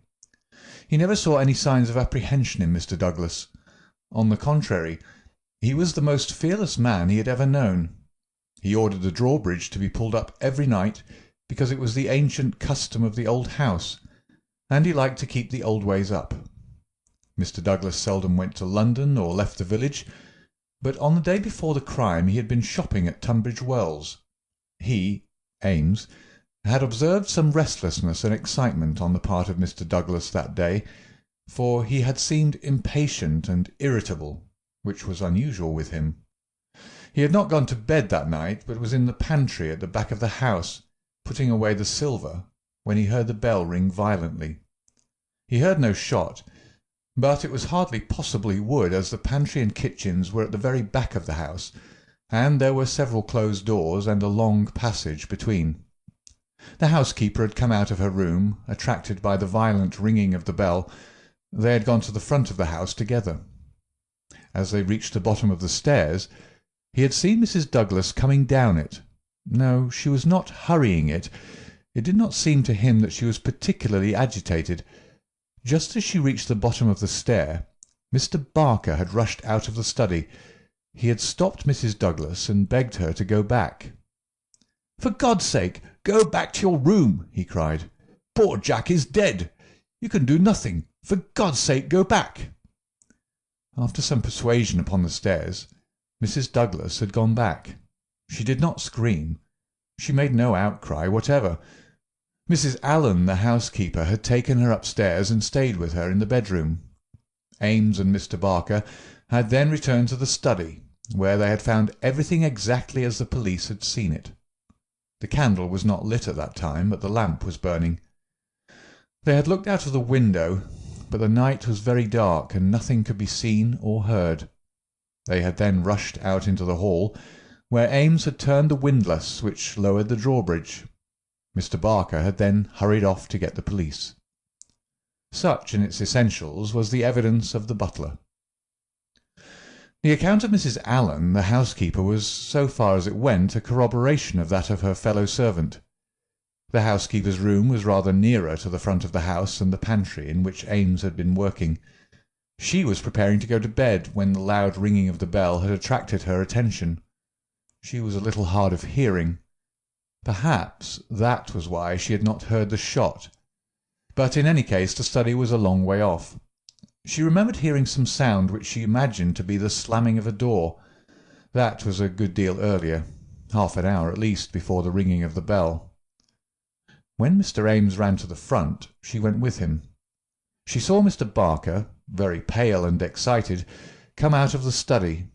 He intercepted Mrs. Douglas, who was coming down the stairs. He entreated her to go back, and she answered him, but what she said could not be heard. "Take her up. Stay with her," he had said to Mrs. Allen. She had therefore taken her to the bedroom and endeavoured to soothe her. She was greatly excited, trembling all over, but made no other attempt to go downstairs. She just sat in her dressing-gown by her bedroom fire, with her head sunk in her hands. Mrs. Allen stayed with her most of the night. As to the other servants, they had all gone to bed, and the alarm did not reach them until just before the police arrived. They slept at the extreme back of the house, and could not possibly have heard anything.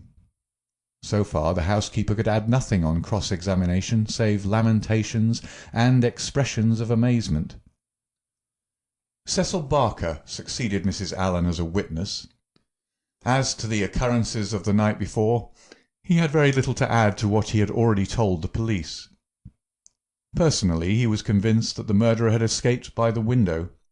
The bloodstain was conclusive, in his opinion, on that point.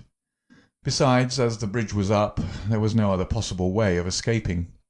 He could not explain what had become of the assassin, or why he had not taken his bicycle, if it were indeed his. He could not possibly have been drowned in the moat, which was at no place more than 3 feet deep. In his own mind he had a very definite theory about the murder.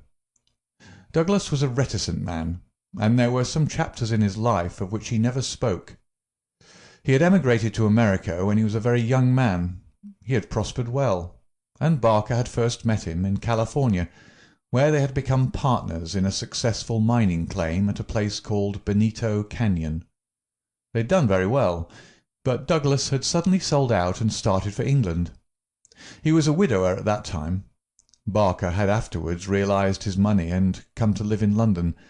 Thus they had renewed their friendship. Douglas had given him the impression that some danger was hanging over his head, and he had always looked upon his sudden departure from California, and also his renting a house in so quiet a place in England, as being connected with this peril. He imagined that some secret society, some implacable organisation, was on Douglas's track, which would never rest until it killed him. Some remarks of his had given him this idea, though he had never told him what the society was, nor how he had come to offend it.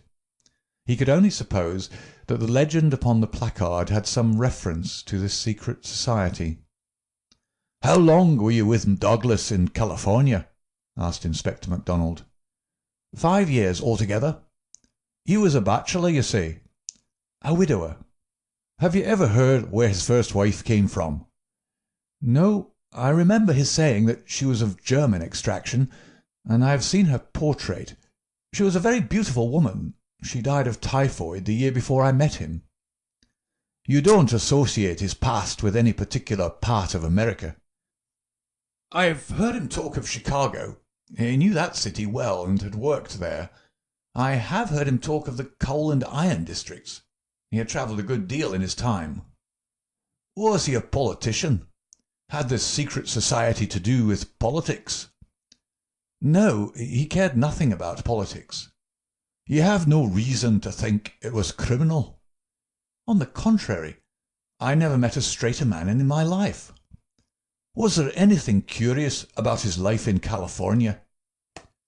He liked best to stay and to work at our claim in the mountains. He would never go where other men were if he could help it. That's why I first thought that someone was after him. Then when he left so suddenly for Europe, I made sure that it was so. I believe that he had a warning of some sort. Within a week of his leaving, 6 men were inquiring for him. What sort of men? Well, they were a mighty hard-looking crowd. They came up to the claim and wanted to know where he was. I told them that he's gone to Europe, and that I did not know where to find him. They meant him no good. It was easy to see that. Were these men Americans? Californians? Well, I don't know about Californians. They were Americans all right, but they were not miners. I don't know what they were, and was very glad to see their backs. That was 6 years ago. Nearer 7. And then you were together 5 years in California, so that this business dates back a not less than 11 years at the least. That is so. It must be a very serious feud that would be kept up with such earnestness for as long as that. It'd be no light thing that would give rise to it. I think it shadowed his whole life. It was never quite out of his mind. But if a man had a dagger hanging over him and knew what it was, don't you think he would turn to the police for protection? Maybe it was some danger that he could not be protected against. There's one thing you should know. He always went about armed. His revolver was never out of his pocket. But by bad luck he was in his dressing gown and had left it in the bedroom last night. Once the bridge was up, I guess he thought he was safe. I should like these dates a little clearer, said MacDonald. It is quite 6 years since Douglas left California. You followed him next year, did you not? That is so. And he'd been married 5 years. He must have returned from the time of his marriage. About a month before. I was his best man. Did you know Mrs. Douglas before her marriage? No, I did not. I had been away from England for 10 years. But you have seen a good deal of her since? Barker looked sternly at the detective. I have seen a good deal of him since, he answered. If I have seen her, it is because you cannot visit a man without knowing his wife. If you imagine there's any connection— I imagine nothing, Mr. Barker. I'm bound to make every inquiry which can bear upon the case, but I mean no offence. Some inquiries are offensive, Barker answered angrily. It's only the facts that we want. 'Tis in your interest and everyone's interest that they should be cleared up. Did Mr. Douglas entirely approve your friendship with his wife? Barker grew paler, and his great strong hands were clasped convulsively together. "You have no right to ask such questions," he cried. "What has this to do with the matter you're investigating?" "I must repeat the question." "Well, I refuse to answer." "You can refuse to answer, but you must be aware that your refusal is in itself an answer, for you would not refuse if you had nothing to conceal." Barker stood for a moment, with his face set grimly and his strong black eyebrows drawn low in intense thought. Then he looked up with a smile. "Well, I guess you gentlemen are only doing your clear duty after all, and I have no right to stand in the way of it. I'd only ask you not to worry Miss Douglas over this matter, for she has enough upon her just now. I may tell you that poor Douglas had just one fault in the world, and that was his jealousy. He was fond of me.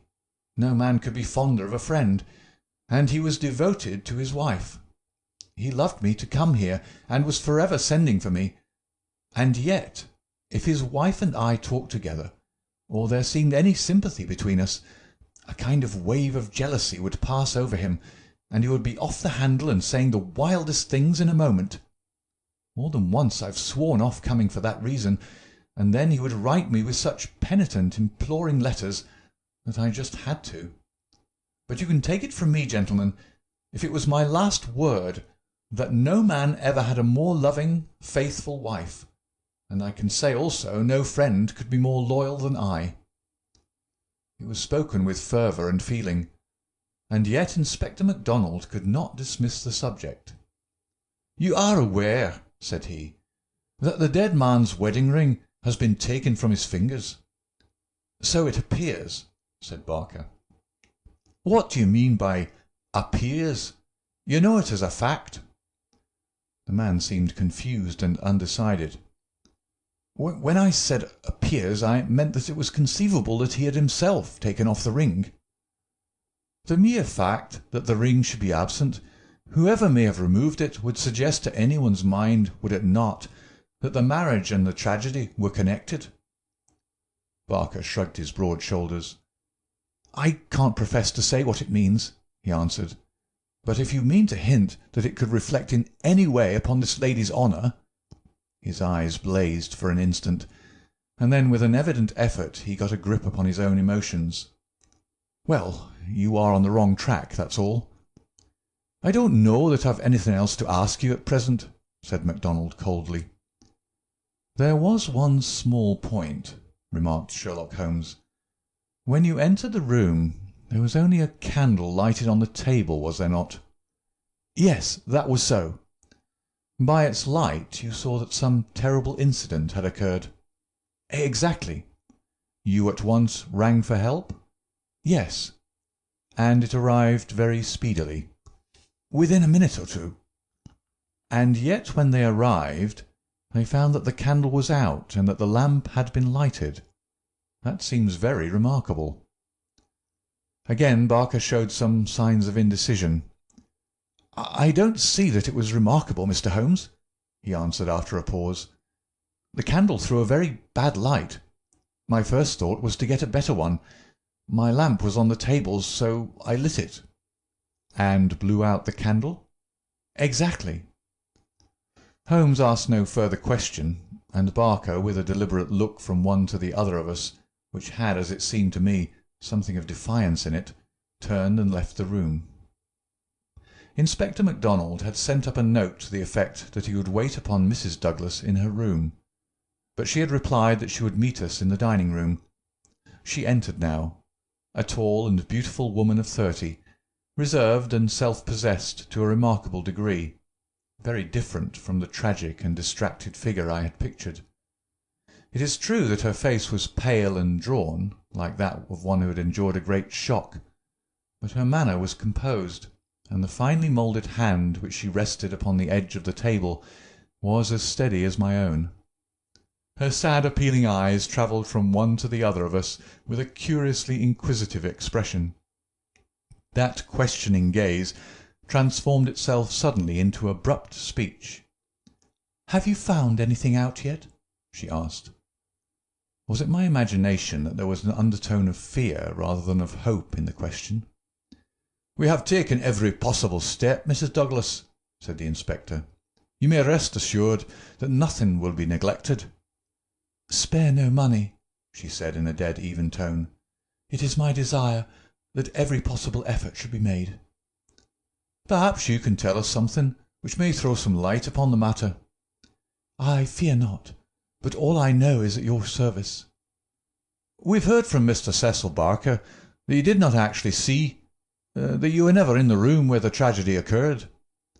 "No, he turned me back upon the stairs.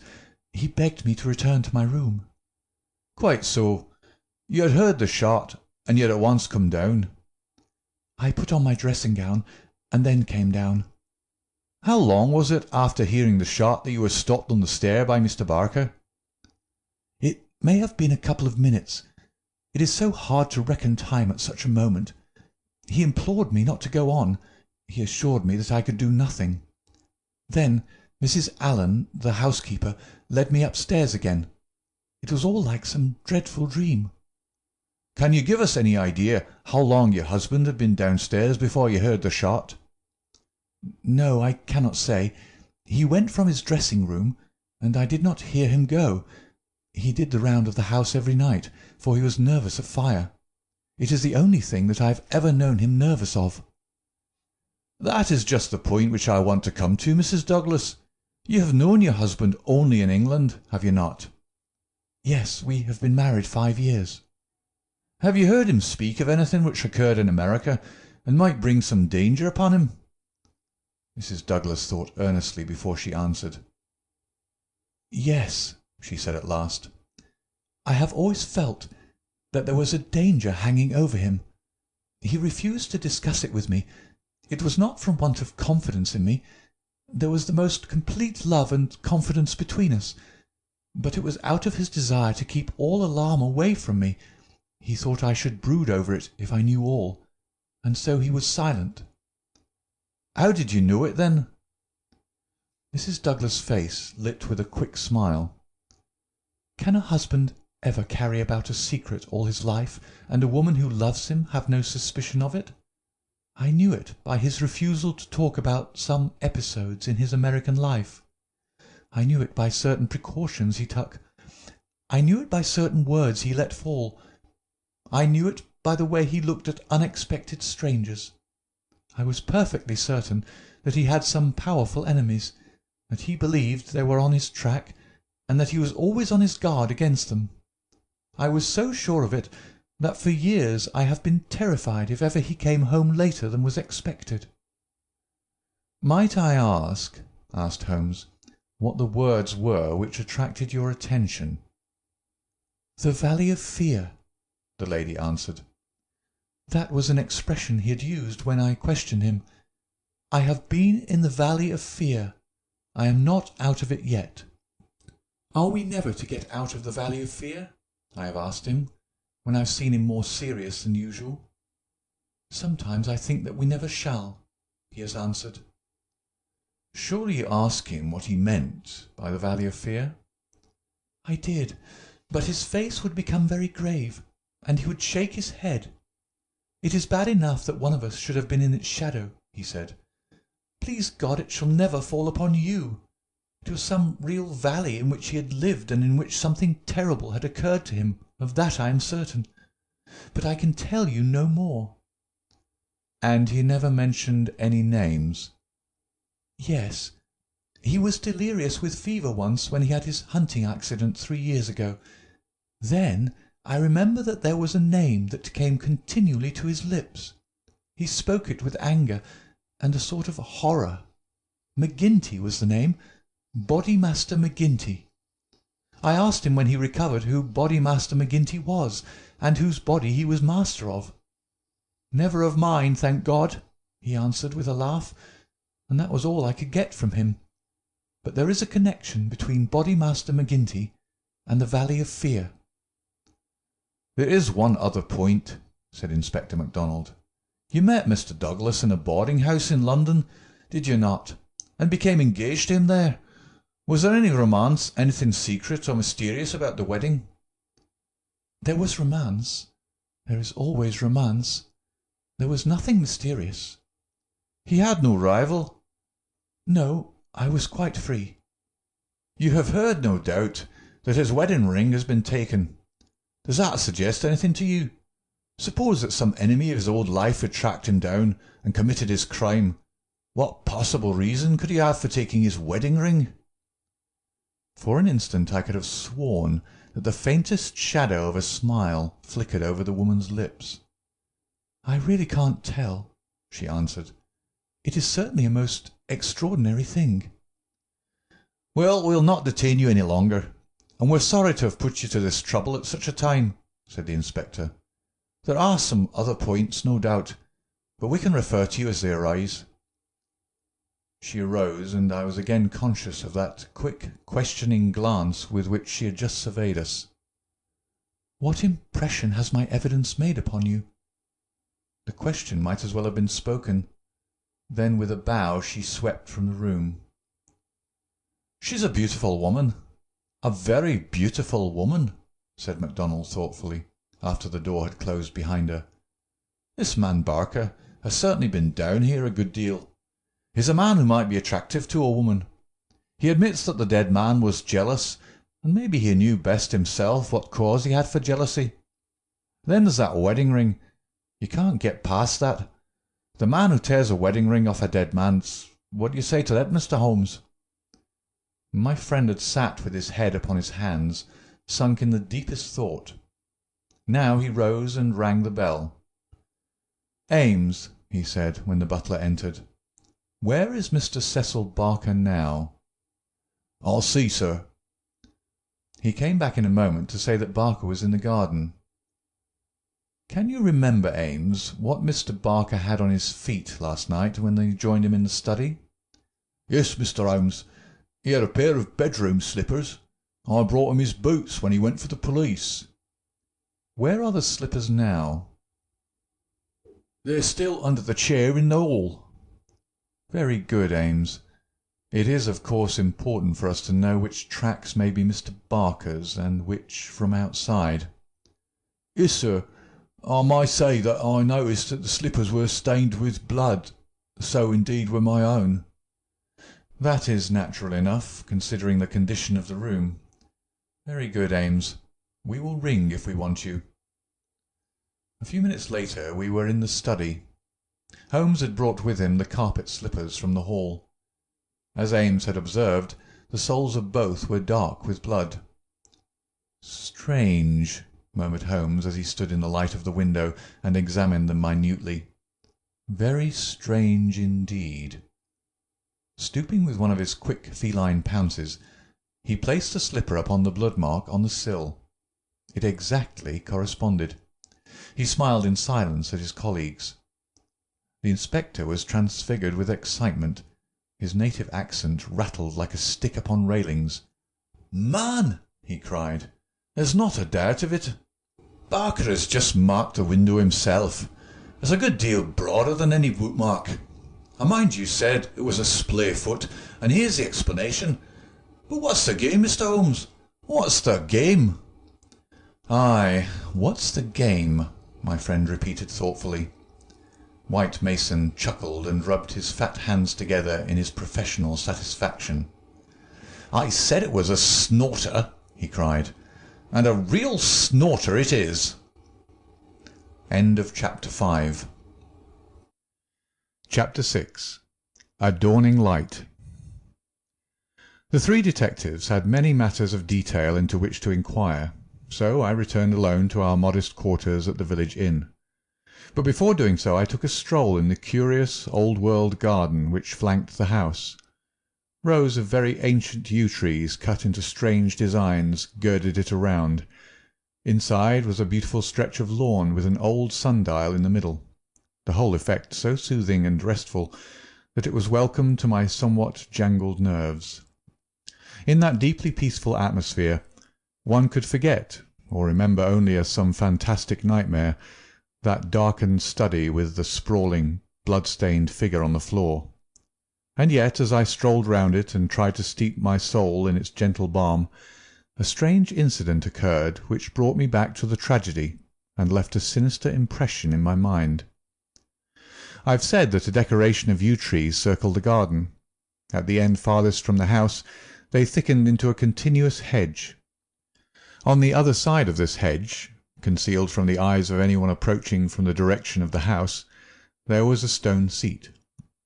As I approached the spot I was aware of voices, some remark in the deep tones of a man answered by a little ripple of feminine laughter. An instant later I had come round the end of the hedge, and my eyes lit upon Mrs. Douglas and the man Barker before they were aware of my presence. Her appearance gave me a shock. In the dining-room she had been demure and discreet. Now all pretence of grief had passed away from her. Her eyes shone with the joy of living, and her face still quivered with amusement at some remark of her companion. He sat forward, his hands clasped and his forearms on his knees, with an answering smile upon his bold, handsome face. In an instant, but it was just one instant too late, they resumed their solemn masks as my figure came into view. A hurried word or two passed between them, and then Barker rose and came towards me.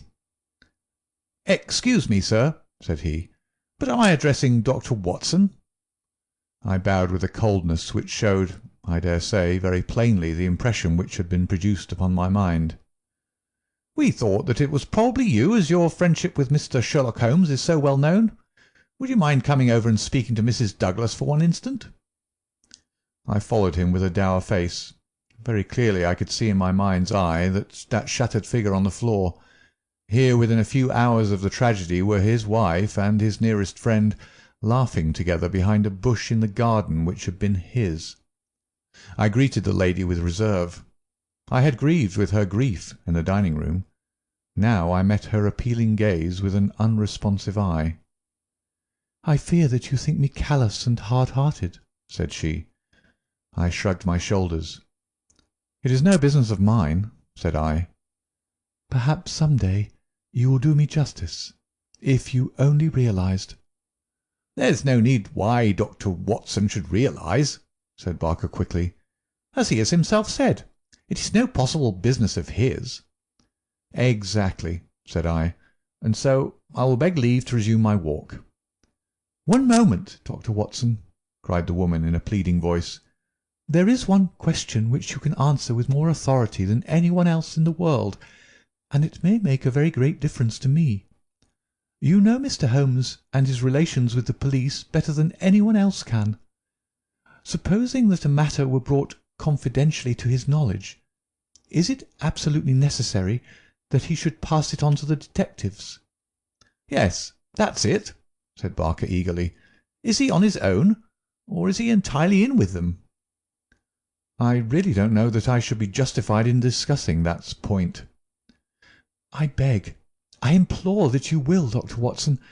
I assure you that you will be helping us, helping me greatly, if you will guide us on that point." There was such a ring of sincerity in the woman's voice that for the instant I forgot all about her levity and was moved only to do her will. "Mr. Holmes is an independent investigator," I said. "He is his own master, and would act as his own judgment directed. At the same time he would naturally feel loyalty towards the officials who were working on the same case, and he would not conceal from them anything which would help them in bringing a criminal to justice.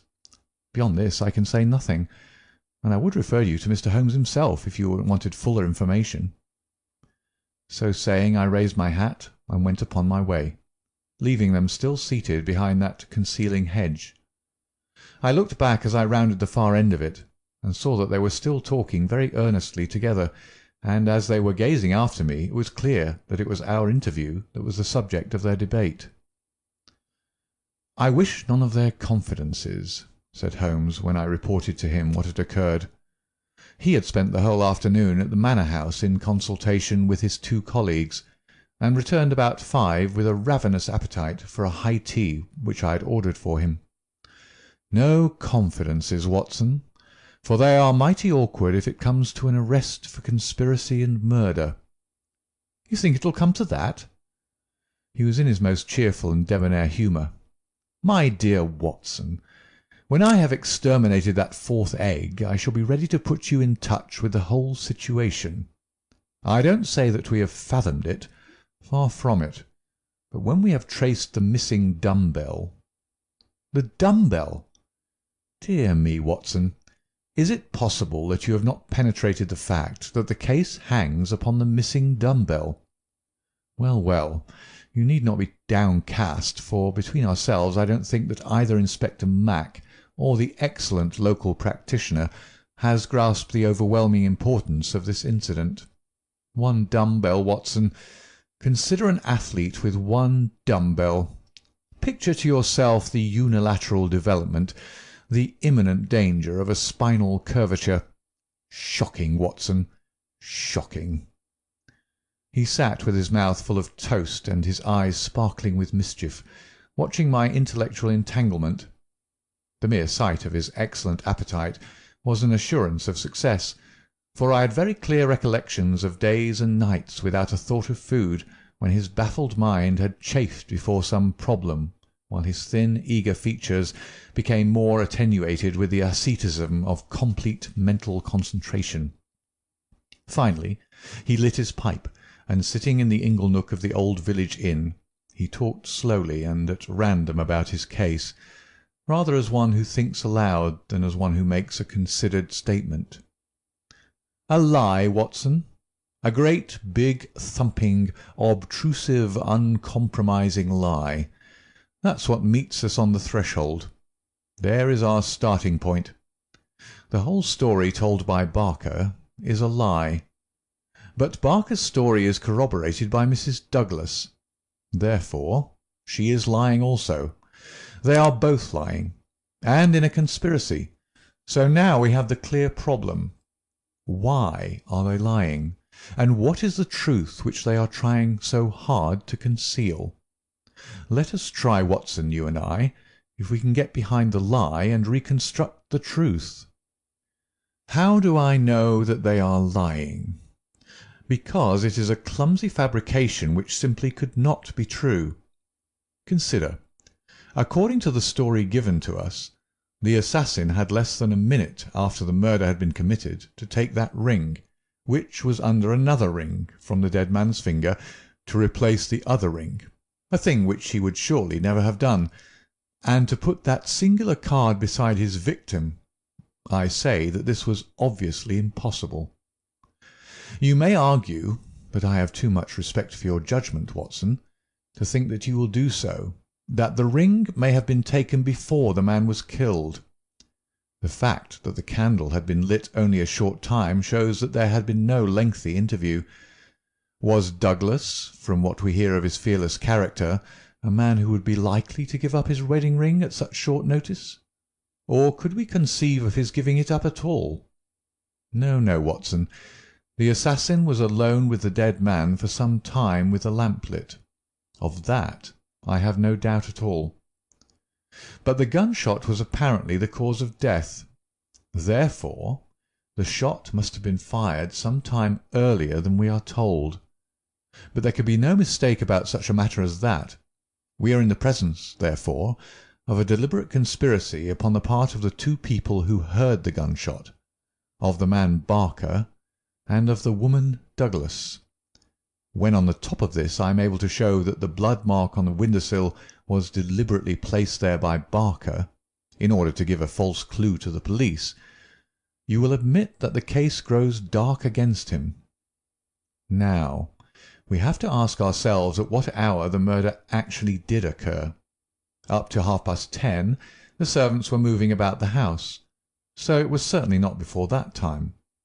At 11:15 they had all gone to their rooms with the exception of Ames, who was in the pantry. I have been trying some experiments after you left us this afternoon, and I find that no noise which MacDonald can make in the study can penetrate to me in the pantry when the doors are all shut. It is otherwise, however, from the housekeeper's room.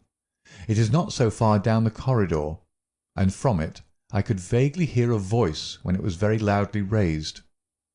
The sound from a shotgun is to some extent muffled when the discharge is at very close range, as it undoubtedly was in this instance. It would not be very loud, and yet in the silence of the night it should have easily penetrated to Mrs. Allen's room. She is, as she has told us, somewhat deaf, but none the less she mentioned in her evidence that she did hear something like a door slamming half an hour before the alarm was given. Half an hour before the alarm was given would be 11:15. I have no doubt that what she heard was the report of the gun, and that this was the real instant of the murder. If this is so, we have now to determine what Barker and Mrs. Douglas, presuming that they are not the actual murderers, could have been doing from 11:15, when the sound of the shot brought them down, until 11:15, when they rang the bell and summoned the servants. What were they doing, And why did they not instantly give the alarm? That is the question which faces us, and when it has been answered we shall surely have gone some way to solve our problem. "I'm convinced myself," said I, "that there's an understanding between those two people. She must be a heartless creature to sit laughing at some jest within a few hours of her husband's murder." "Exactly. She does not shine as a wife even in her own account of what occurred. I am not a whole-souled admirer of womankind, as you are aware, Watson, but my experience of life has taught me that there are few wives, having any regard for their husbands, who would let any man's spoken word stand between them and that husband's dead body. Should I ever marry, Watson, I should hope to inspire my wife with some feeling which would prevent her from being walked off by a housekeeper when my corpse was lying within a few yards of her. It was badly stage-managed, for even the rawest investigators must be struck by the absence of the usual feminine ululation. If there had been nothing else, this incident alone would have suggested a prearranged conspiracy to my mind." "You think then definitely that Barker and Mrs. Douglas are guilty of the murder?"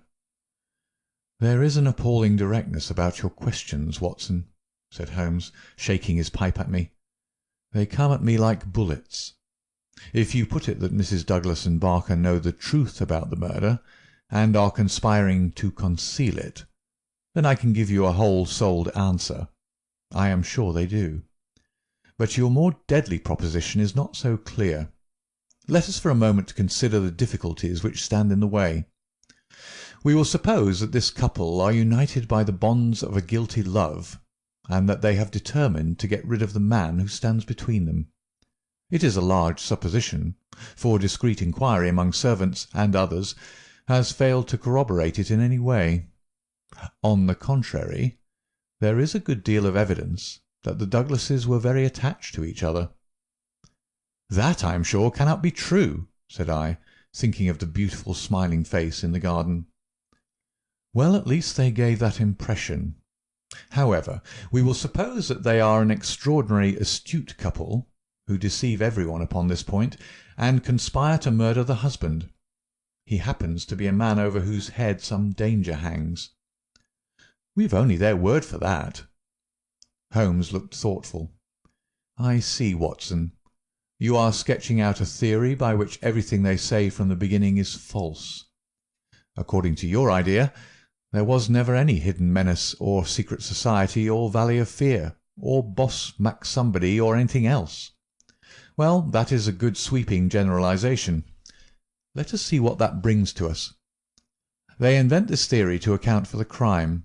They then play up to the idea by leaving this bicycle in the park as proof of the existence of some outsider. The stain on the window-sill conveys the same idea. So does the card on the body, which might have been prepared in the house.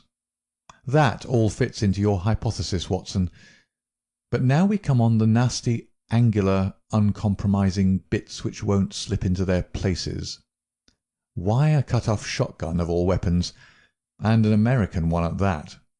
How could they be so sure that the sound of it would not bring someone on to them? It's a mere chance that Mrs. Allen did not start out to inquire for the slamming door.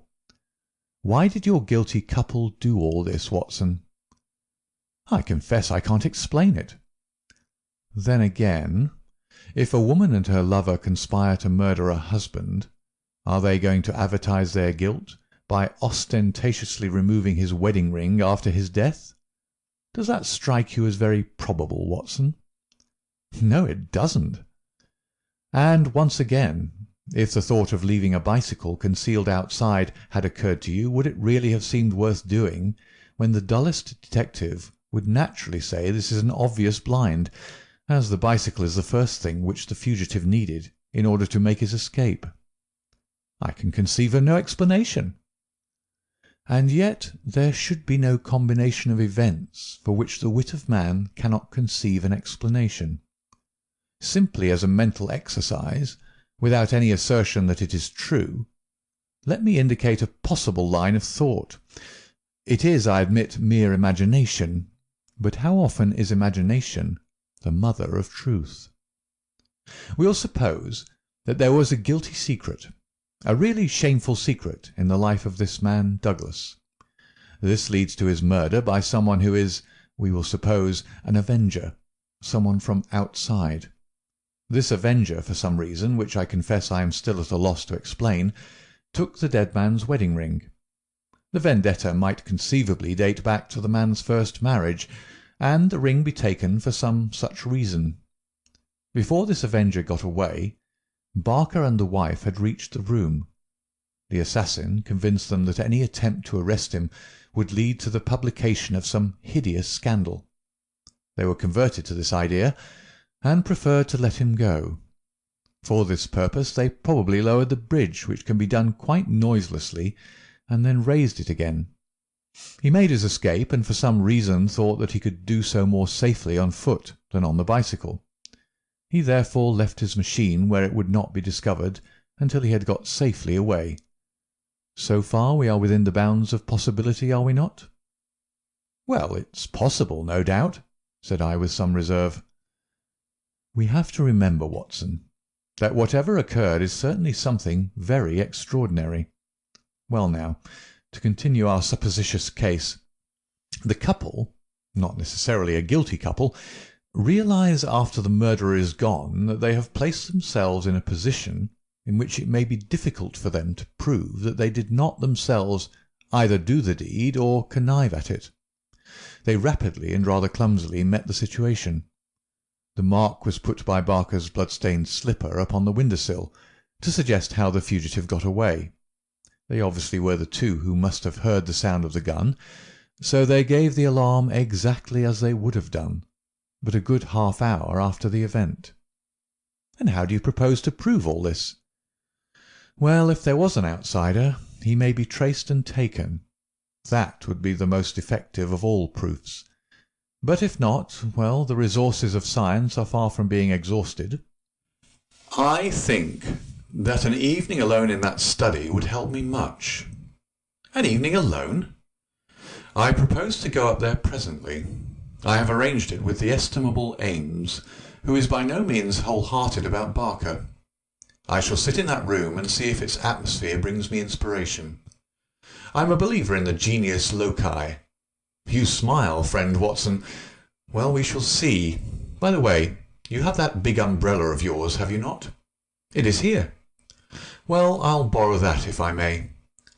Certainly, but what a wretched weapon. If there's a danger— Nothing serious, my dear Watson, or I should certainly ask for your assistance. But I'll take the umbrella.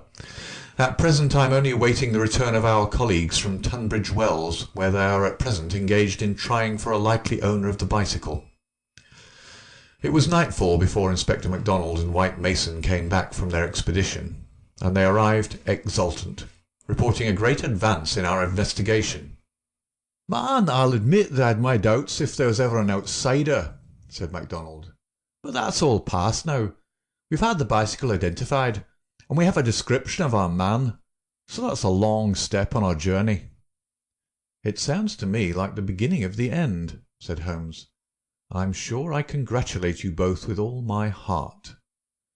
"Well, I started from the fact that Mr. Douglas had seemed disturbed since the day before, when he'd been at Tunbridge Wells. It was at Tunbridge Wells then that he had become conscious of some danger. It was clear, therefore, that if a man had come over with a bicycle, it was from Tunbridge Wells that he might be expected to have come. We took the bicycle over with us and showed it at the hotels. It was identified at once by the manager of the Eagle Commercial as belonging to a man named Hargrave, who had taken a room there 2 days before. This bicycle and a small valise were his old belongings. He had registered his name as coming from London, but had given no address. The valise was London-made, and the contents were British, but the man himself was undoubtedly an American." "Well, well," said Holmes gleefully, "you have indeed done some solid work while I've been sitting spinning theories with my friend. It's a lesson in being practical, Mr. Mac." "Aye, it's just that, Mr. Holmes," said the inspector with satisfaction. "But this may all fit in with your theories," I remarked. "That may or may not be. But let us hear the end, Mr. Mac. Was there nothing to identify this man?" So little that it was evident that he had carefully guarded himself against identification. There were no papers or letters, and no marking upon the clothes. A cycle map of the county lay on his bedroom floor.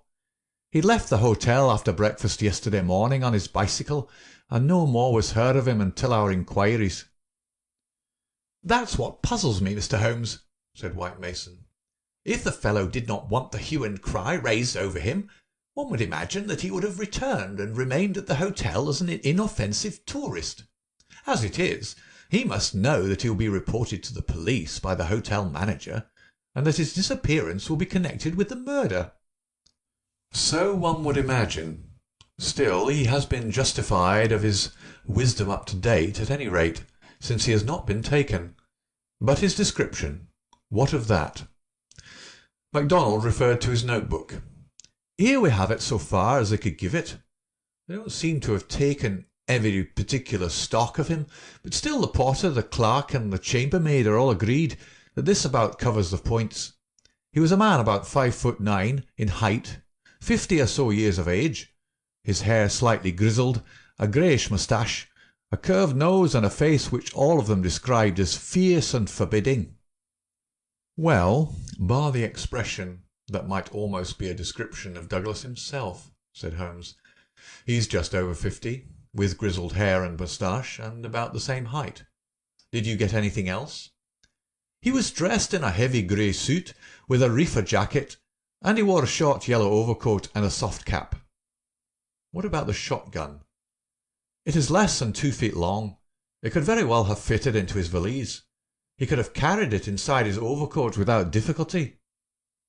"And how do you consider that all this bears upon the general case?" "Well, Mr. Holmes," said MacDonald, "when we've got our man, and you may be sure that I had his description on the wires within 5 minutes of hearing it, we shall be better able to judge it. But even as it stands, we've surely gone a long way. We know that an American, calling himself Hargrave, came to Tunbridge Wells 2 days ago with bicycle and valise. In the latter was a sawed-off shotgun, so he came with a deliberate purpose of crime. Yesterday morning he set off for this place on his bicycle, with his gun concealed in his overcoat. No one saw him arrive, so far as we can learn, but he need not pass through the village to reach the park gates, and there are many cyclists upon the road. Presumably he at once concealed his cycle among the laurels where it was found, and possibly lurked there himself, with his eye on the house, waiting for Mr. Douglas to come out. The shotgun is a strange weapon to use inside a house, but he had intended to use it outside, and there it has very obvious advantages, as it would be impossible to miss with it, and the sound of shots is so common in an English sporting neighbourhood that no particular notice would be taken." "That is all very clear," said Holmes. "Well, Mr. Douglas did not appear. What was he to do next? He left his bicycle and approached the house in the twilight.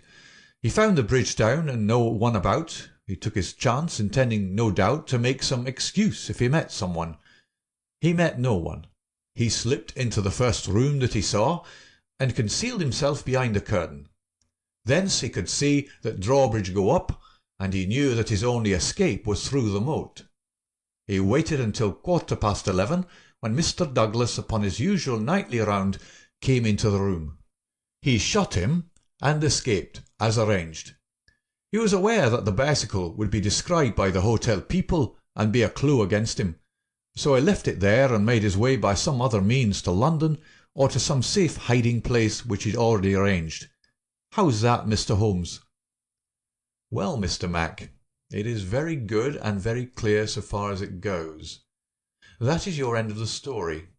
My end is that the crime was committed half an hour earlier than reported, that Mrs. Douglas and Barker are both in a conspiracy to conceal something, that they aided the murderer's escape, or at least that they reached the room before he escaped, and that they fabricated evidence of his escape through the window, whereas in all probability they had themselves let him go by lowering the bridge.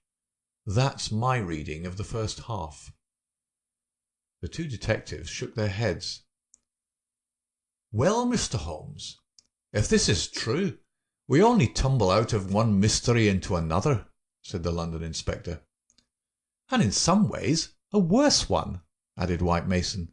"The lady has never been in America in all her life. What possible connection could she have with an American assassin which would cause her to shelter him?" "I freely admit the difficulties," said Holmes. "I propose to make a little investigation of my own tonight, and it is just possible that it may contribute something to the common cause." "Can we help you, Mr. Holmes?" "No, no. Darkness and Dr. Watson's umbrella. My wants are simple. And Ames, the faithful Ames. No doubt he will stretch a point for me. All my lines of thought lead me back invariably to the one basic question. Why should an athletic man develop his frame upon so unnatural an instrument as a single dumbbell?" It was late that night when Holmes returned from his solitary excursion. We slept in a double-bedded room, which was the best that the little country inn could do for us. I was already asleep when I was partly awakened by his entrance.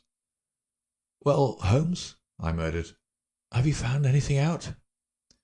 He stood beside me in silence, his candle in his hand. Then the tall, lean figure inclined towards me. "I say, Watson," he whispered, "would you be afraid to sleep in the same room with a lunatic, a man with softening of the brain, an idiot whose mind has lost its grip?"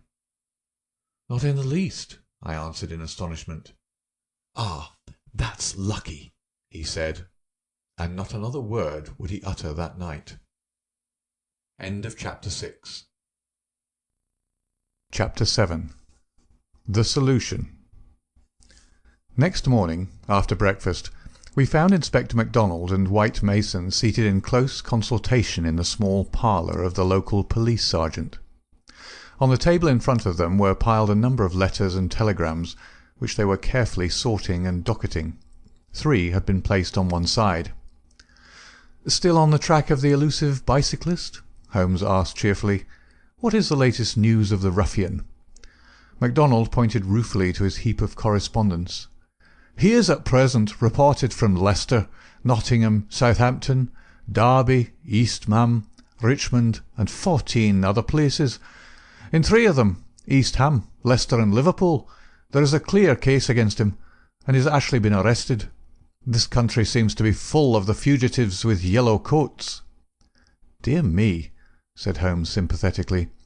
"Now, Mr. Mac, and you, Mr. White Mason, I wish to give you a very earnest piece of advice. When I went into this case with you, I bargained, as you will no doubt remember, that I should not present you with half-proved theories, but that I should retain and work out my own ideas until I had satisfied myself that they were correct. For this reason, I am not at the present moment telling you all that is in my mind. On the other hand, I said that I would play the game fairly by you, and I do not think it is a fair game to allow you for one unnecessary moment to waste your energies upon a profitless task. Therefore I am here to advise you this morning, and my advice to you is summed up in 3 words. Abandon the case." MacDonald and White Mason stared in amazement at their celebrated colleague. "You consider it hopeless?" cried the inspector. "I consider your case to be hopeless. I do not consider that it is hopeless to arrive at the truth." "But this cyclist is not an invention.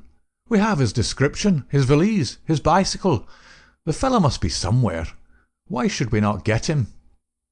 "Yes, yes, no doubt he is somewhere, and no doubt we shall get him. But I would not have you waste your energies in East Ham or Liverpool. I am sure that we can find some shorter cut to a result." "You're holding something back. It's hardly fair of you, Mr. Holmes." The inspector was annoyed. "You know my methods of work, Mr. Mac, but I will hold it back for the shortest time possible. I only wish to verify my details in one way, which can very readily be done, and then I make my bow and return to London, leaving my results entirely at your service. I owe you too much to act otherwise, for in all my experience I cannot recall any more singular and interesting study." "This is clean beyond me, Mr. Holmes. We saw you when we returned from Tunbridge Wells last night, and you are in general agreement with our results." What has happened since then to give you a completely new idea of the case?" "Well, since you ask me, I spent, as I told you that I would, some hours last night at the Manor House." "Well, what happened?" I can only give you a very general answer to that for the moment. By the way, I have been reading a short but clear and interesting account of the old building, purchasable at the modest sum of 1 penny from the local tobacconist. Here Holmes drew a small tract, embellished with a rude engraving of the ancient manor house, from his waistcoat pocket. It immensely adds to the zest of an investigation, my dear Mr. Mac, when one is in conscious sympathy with the historical atmosphere of one's surroundings. Don't look so impatient, for I assure you that even so bald an account as this raises some sort of picture of the past in one's mind. Permit me to give you an example. Erected in the 5th year of the reign of James I, and standing upon the site of a much older building, the manor house of Birlstone presents one of the finest surviving examples of the moated Jacobean residence. "You're making fools of us, Mr. Holmes." "Tut, tut, Mr. Mac. The first sign of temper I have detected in you. Well, I won't read it verbatim, since you feel so strongly upon the subject.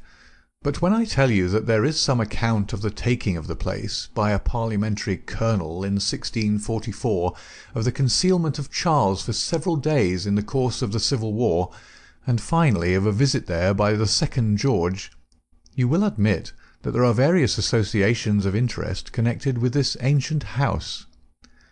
"I don't doubt it, Mr. Holmes, but that is no business of ours." "Is it not? Is it not? Breadth of view, my dear Mr. Mac, is one of the essentials of our profession.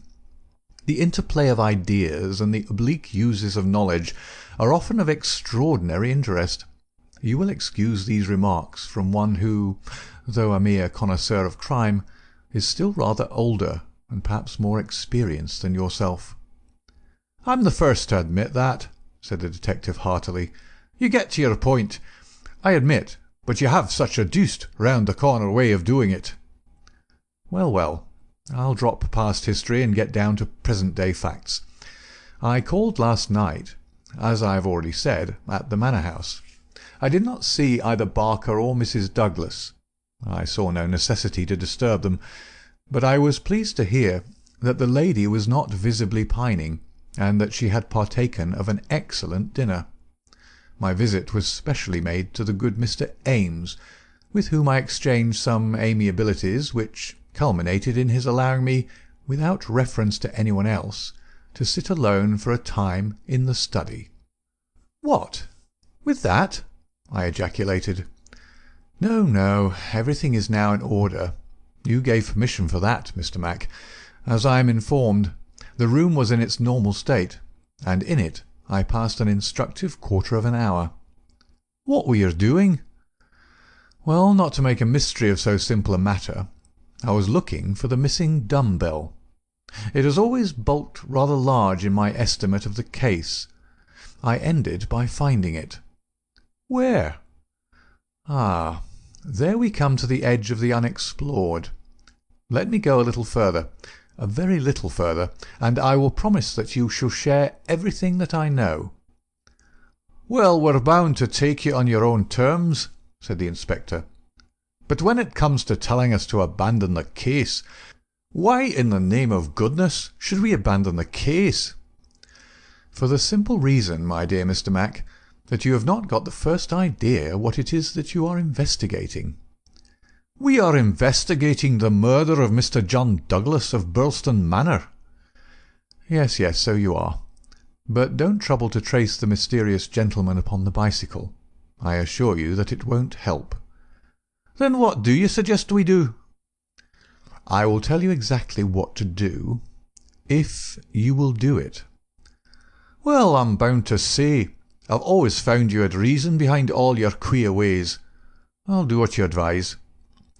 "And you, Mr. White Mason?" The country detective looked helplessly from one to the other. Holmes and his methods were new to him.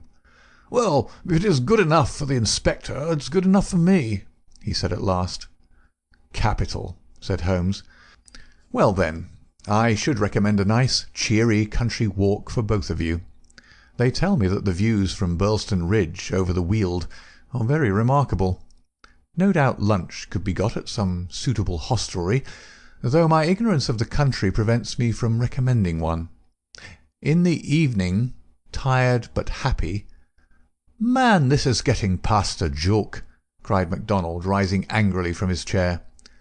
"Well, well, spend the day as you like," said Holmes, patting him cheerfully upon the shoulder. "Do what you like, and go where you will. But meet me here before dusk without fail. Without fail, Mr. Mac." "That sounds more like sanity." "All of it was excellent advice, but I don't insist so long as you are here when I need you. But now, before we part, I want you to write a note to Mr. Barker." "Well?" "I'll dictate it if you like. Ready? Dear Sir, it has struck me that it is our duty to drain the moat, in the hope that we might find some—" "It's impossible," said the inspector. "I've made inquiry." "Tut, tut, my dear sir. Please do what I ask you." "We'll go on." "In the hope that we might find something which may bear upon our investigation.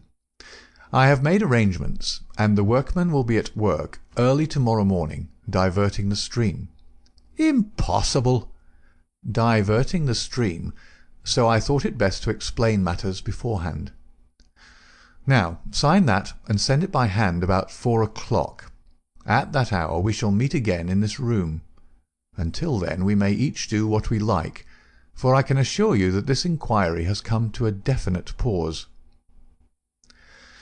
Evening was drawing in when we reassembled. Holmes was very serious in his manner, myself curious, and the detectives obviously critical and annoyed. "Well, gentlemen," said my friend gravely, "I am asking you now to put everything to the test with me, and you will judge for yourselves whether the observations I have made justify the conclusions to which I have come. It is a chill evening, and I do not know how long our expedition may last, so I beg that you will wear your warmest coats.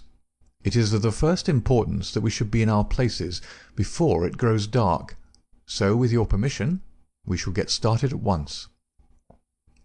We passed along the outer bounds of the Manor House Park until we came to a place where there was a gap in the rails which fenced it. Through this we slipped, and then, in the gathering gloom, we followed Holmes until we had reached a shrubbery which lies nearby, opposite to the main door and the drawbridge. The latter had not been raised. Holmes crouched down behind a screen of laurels, and we all three followed his example. "Well, what are we to do now?" asked MacDonald with some gruffness. "Possess our souls in patience, and make as little noise as possible," Holmes answered. "What are we here for at all? I really think you might treat us with some more frankness." Holmes laughed. "Watson insists that I am the dramatist in real life," said he. "Some touch of the artist wells up within me, and calls insistently for a well-staged performance. Surely our profession, Mr. Mac, would be a drab and sordid one if we did not sometimes set the scene so as to glorify our results. The blunt accusation, the brutal tap upon the shoulder, what can one make of such a denouement? But the quick inference, the subtle trap, the clever forecast of coming events, the triumphant vindication of bold theories, are these not the pride and the justification of our life's work? At the present moment you thrill with the glamour of the situation and the anticipation of the hunt.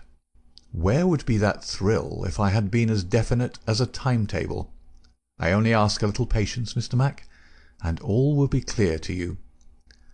"Well, I hope the pride and justification and the rest of it will come before we all get our death of cold," said the London detective with comic resignation. We all had good reason to join in the aspiration, for our vigil was a long and bitter one. Slowly the shadows darkened over the long, sombre face of the old house. A cold, damp reek from the moat chilled us to the bones and set our teeth chattering. There was a single lamp over the gateway, and a steady globe of light in the fatal study. Everything else was dark and still. "How long is this to last?" asked the inspector finally. "And what is it we're waiting for?" "I have no more notion than you how long it is to last," Holmes answered with some asperity. "If criminals would always schedule their movements like railway trains, it would certainly be more convenient for all of us. As to what it is well, that's what we're watching for." As he spoke, the bright yellow light in the study was obscured by somebody passing to and fro before it. The laurels among which we lay were immediately opposite the window, and not more than 100 feet from it. Presently it was thrown open with a whining of hinges, and we could dimly see the dark outline of a man's head and shoulders looking out into the gloom. For some minutes he peered forth in furtive, stealthy fashion, as one who wishes to be assured that he is unobserved. Then he leaned forward, and in the intense silence we were aware of the soft lapping of agitated water. He seemed to be stirring up the moat with something which he held in his hand. Then suddenly he hauled something in as a fisherman lands a fish, some large round object which obscured the light as it was dragged through the open casement. "Now!" cried Holmes. "Now!" We were all upon our feet, staggering after him with our stiffened limbs, while he ran swiftly across the bridge and rang violently at the bell. There was the rasping of bolts from the other side, and the amazed Ames stood in the entrance. Holmes brushed him aside without a word, and, followed by all of us, rushed into the room which had been occupied by the man whom we had been watching. The oil lamp on the table represented the glow which we had seen from outside. It was now in the hand of Cecil Barker, who held it towards us as we entered. Its light shone upon his strong, resolute, clean-shaved face and his menacing eyes. "What the devil is the meaning of all this?" he cried. "What are you after, anyhow?" Holmes took a swift glance around, and then pounced upon a sodden bundle tied together with cord, which lay where it had been thrust under the writing-table. "This is what we are after, Mr. Barker. This bundle, weighted with a dumbbell which you have just raised from the bottom of the moat." Barker stared at Holmes with amazement in his face. "How in thunder came you to know anything about it?" he asked. "Simply that I put it there." "You put it there? You?" "Perhaps I should have said replaced it there," said Holmes. "You will remember, Inspector MacDonald, that I was somewhat struck by the absence of a dumbbell. I drew your attention to it, but with the pressure of other events you had hardly the time to give it the consideration which would have enabled you to draw deductions from it. When water is near and a weight is missing, it is not a very far-fetched supposition that something has been sunk in the water. The idea was at least worth testing, so with the help of Ames, who admitted me to the room, and the crook of Dr. Watson's umbrella, I was able last night to fish up and inspect this bundle. It was of the first importance, however, that we should be able to prove who placed it there. This we accomplished by the very obvious device of announcing that the moat would be dried tomorrow, which had of course the effect that whoever had hidden the bundle would most certainly withdraw it the moment that darkness enabled him to do so. We have no less than 4 witnesses as to who it was who took advantage of the opportunity, and so, Mr. Barker, I think the word lies now with you." Sherlock Holmes put the sopping bundle upon the table beside the lamp, and undid the cord which bound it. From within he extracted a dumbbell, which he tossed down to its fellow in the corner. Next he drew forth a pair of boots. "American, as you perceive," he remarked, pointing to the toes. Then he laid upon the table a long, deadly, sheathed knife. Finally he unravelled a bundle of clothing comprising a complete set of underclothes, socks, a grey tweed suit, and a short yellow overcoat. "The clothes are commonplace," remarked Holmes, save only the overcoat, which is full of suggestive touches." He held it tenderly towards the light. "Here, as you perceive, is the inner pocket prolonged into the lining in such a fashion as to give ample space for the truncated fowling piece. The tailor's tab is on the back. Neil Outfitter, Vermissa, USA. I've spent an instructive afternoon in the rector's library, and have enlarged my knowledge by adding the fact that Vermissa is a flourishing little town at the head of one of the best-known coal and iron valleys in the United States. I have some recollection, Mr. Barker, that you associated the coal districts with Mr. Douglas's first wife, and it would surely not be too far-fetched an inference that the V.V. upon the card by the dead body might stand for Vermissa Valley, or that this very valley, which sends forth emissaries of murder, may be that valley of fear which we have heard. So much is fairly clear. And now, Mr. Barker, I seem to be standing rather in the way of your explanation."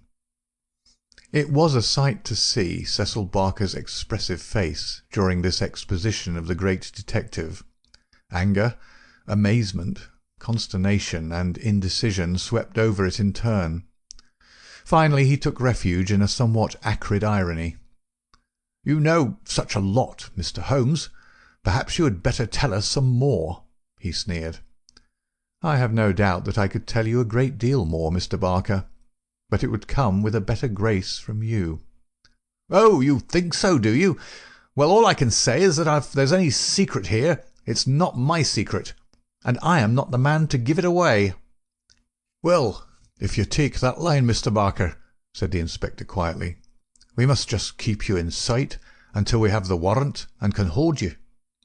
"You can do what you damn please about that," said Barker defiantly.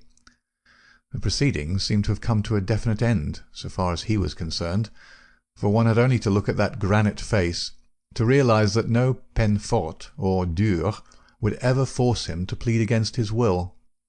The deadlock was broken, however, by a woman's voice. Mrs. Douglas had been standing listening at the half-open door, and now she entered the room. "You have done enough for now, Cecil," said she. "Whatever comes of it in the future, you have done enough." "Enough and more than enough," remarked Sherlock Holmes gravely. "I have every sympathy with you, madam, and should strongly urge you to have some confidence in the common sense of our jurisdiction, and to take the police voluntarily into your complete confidence. It may be that I am myself at fault for not following up the hint which you conveyed to me through my friend Dr. Watson, but at that time I had every reason to believe that you were directly concerned in the crime. Now I am assured that this is not so. At the same time there is much that is unexplained, and I should strongly recommend that you ask Mr. Douglas to tell us his own story." Mrs. Douglas gave a cry of astonishment at Holmes's words. The detectives and I must have echoed it when we were aware of a man who seemed to have emerged from the wall, who advanced now from the gloom of the corner in which he had appeared. Mrs. Douglas turned, and in an instant her arms were round him. Barker had seized his outstretched hand. "It's best this way, Jack," his wife repeated. "I'm sure that it is best." "Indeed, yes, Mr. Douglas," said Sherlock Holmes. "I am sure that you will find it best." The man stood blinking at us with the dazed look of one who comes from the dark into the light. It was a remarkable face, bold grey eyes, a strong, short-clipped, grizzled moustache, a square projecting chin, and a humorous mouth. He took a good look at us all, and then, to my amazement, he advanced to me and handed me a bundle of paper. "I've heard of you," said he in a voice which was not quite English and not quite American, but was altogether mellow and pleasing. "You are the historian of this bunch.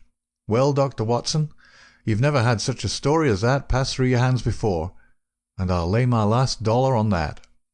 Tell it your own way, but there are the facts, and you can't miss the public so long as you have those. I've been cooped up 2 days, and I've spent the daylight hours, as much daylight as I could get in that rat trap, in putting the thing into words. You're welcome to them, you and your public. There's the story of the Valley of Fear." "That's the past, Mr. Douglas," said Sherlock Holmes quietly. "What we desire now is to hear your story of the present." "You'll have it, sir," said Douglas. "May I smoke as I talk?" "Well, thank you, Mr. Holmes. You're a smoker yourself, if I remember right, and you'll guess what it is to be sitting for 2 days with tobacco in your pocket and afraid that the smell will give you away." He leaned against the mantelpiece and sucked at the cigar which Holmes had handed him. "I've heard of you, Mr. Holmes. I never guessed that I would meet you. But before you're through with that," he nodded at my papers, "you will say I've brought you something fresh." Inspector MacDonald had been staring at the newcomer with the greatest amazement. "Well, this fairly beats me," he cried at last. "If you're Mr. John Douglas of Birlstone Manor, then whose death have we been investigating for these 2 days, and where in the world have you sprung from now? You seem to come out of the floor like a jack-in-a-box." "Ah, Mr. Mac," said Holmes, shaking a reproving forefinger, "you would not read that excellent local compilation which described the concealment of King Charles. People did not hide in those days without excellent hiding-places, and the hiding-place that had once been used may be used again. I had persuaded myself that we should find Mr. Douglas under this roof." "And how long have you been playing this trick upon us, Mr. Holmes?" said the inspector angrily. "How long have you allowed us to waste ourselves upon a search that you knew to be an absurd one?" "Not 1 instant, my dear Mr. Mac. Only last night did I form my views of the case. As they could not be put to the proof until this evening, I invited you and your colleagues to take a holiday for the day. Pray, what more could I do? When I found the suit of clothes in the moat, it at once became apparent to me that the body we had found could not have been the body of Mr. John Douglas at all, but must be that of the bicyclist from Tunbridge Wells. No other conclusion was possible. Therefore I had to determine where Mr. John Douglas himself could be, and the balance of probability was that with the connivance of his wife and his friend he was concealed in a house which had such conveniences for a fugitive, and awaiting quieter times when he could make his final escape. "Well, you've figured it out about right," said Douglas approvingly. "I thought I'd dodge your British law, for I was not sure how I stood under it, and also I saw my chance to throw these hounds once for all off my track. Mind you, from first to last I've done nothing to be ashamed of, and nothing that I would not do again, but you'll judge that for yourselves when I tell you my story. Never mind warning me, Inspector. I'm ready to stand pat upon the truth. I'm not going to begin at the beginning, that's all there." He indicated my bundle of papers. "And a mighty queer yarn you'll find it. It all comes down to this, that there are some men that have good cause to hate me and would give their last dollar to know that they had got to me. So long as I'm alive and they are alive, there is no safety in this world for me.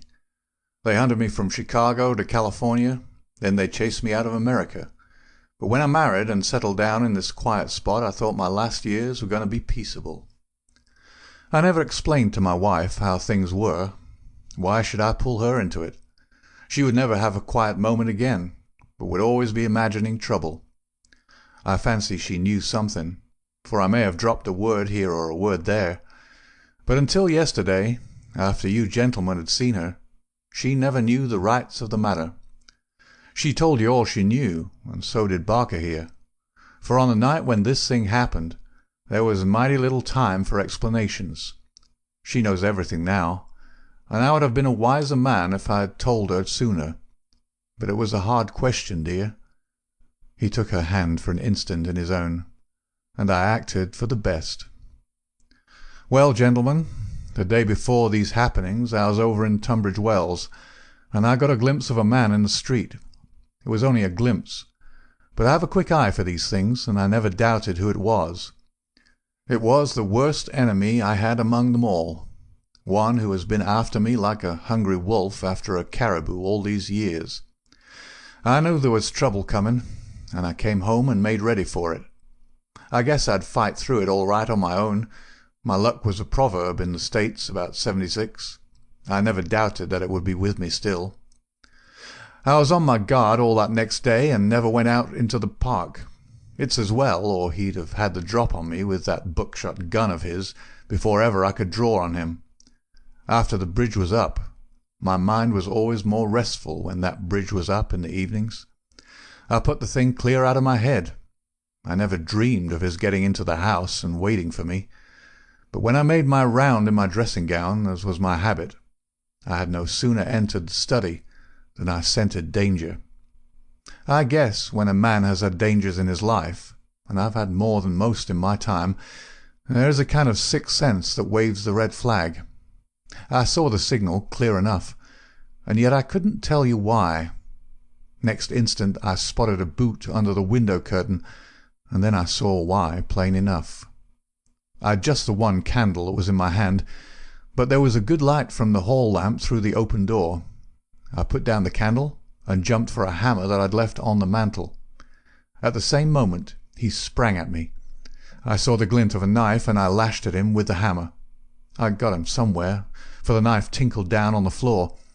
He dodged around the table as quick as an eel, and a moment later he'd got his gun from under his coat. I heard him cock it, but I got hold of it before he could fire. I had it by the barrel, and we wrestled for it all ends up for a minute or more. It was death to the man that lost his grip. He never lost his grip, but he got it butt downward for a moment too long. Maybe it was I that pulled the trigger. Maybe we just jolted it off between us. Anyhow, he got both barrels in the face, and there I was, staring down at all that was left of Ted Baldwin. I'd recognized him in the township, and again when he sprang for me, but his own mother wouldn't recognize him as I saw him then. I'm used to rough work, but I fairly turned sick at the sight of him. I was hanging on the side of the table when Barker came hurrying down.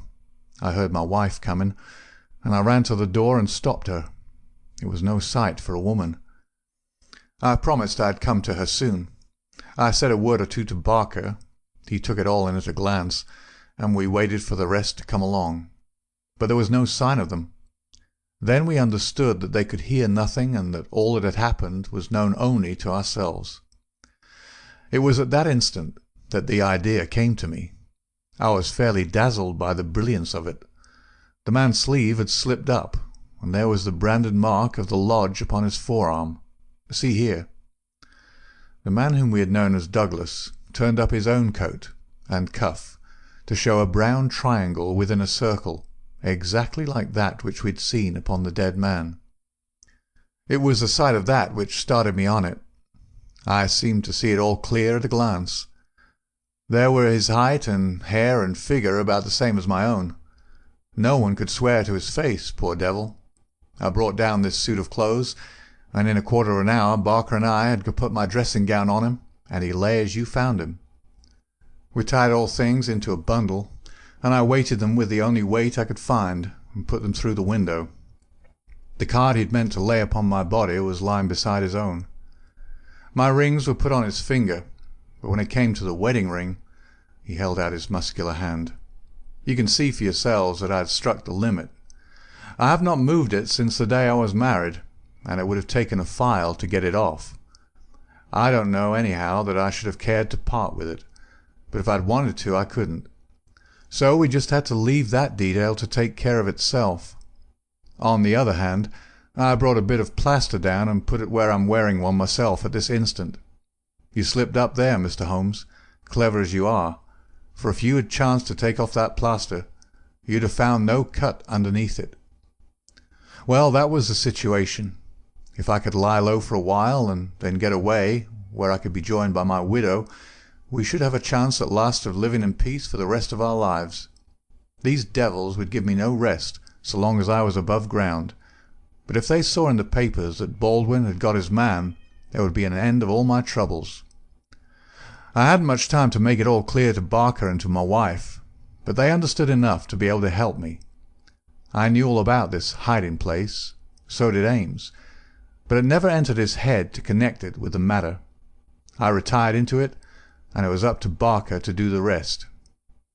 I guess you can fill in for yourselves what he did. He opened the window and made the mark on the sill, to give an idea of how the murderer escaped. It was a tall order, that, but as the bridge was up there was no other way. Then, when everything was fixed, he rang the bell for all he was worth. What happened afterward you know. And so, gentlemen, you can do what you please, but I've told you the truth and the whole truth, so help me God. What I ask you now is, how do I stand by the English law?" There was a silence which was broken by Sherlock Holmes. "The English law is in the main a just law. You'll get no worse than your deserts from that, Mr. Douglas. But I would ask you, how did this man know that you lived here, or how to get into your house, or where to hide to get you?" "I know nothing of this." Holmes's face was very white and grave. "The story is not over yet, I fear," said he. "You may find worse dangers than the English law, or even than your enemies from America. I see trouble before you, Mr. Douglas. You'll take my advice and still be on your guard. And now, my long-suffering readers, I'll ask you to come away with me for a time, far from the Sussex manor house of Birlstone, and far also from the year of grace in which we made our eventful journey, which ended with the strange story of the man who had been known as John Douglas.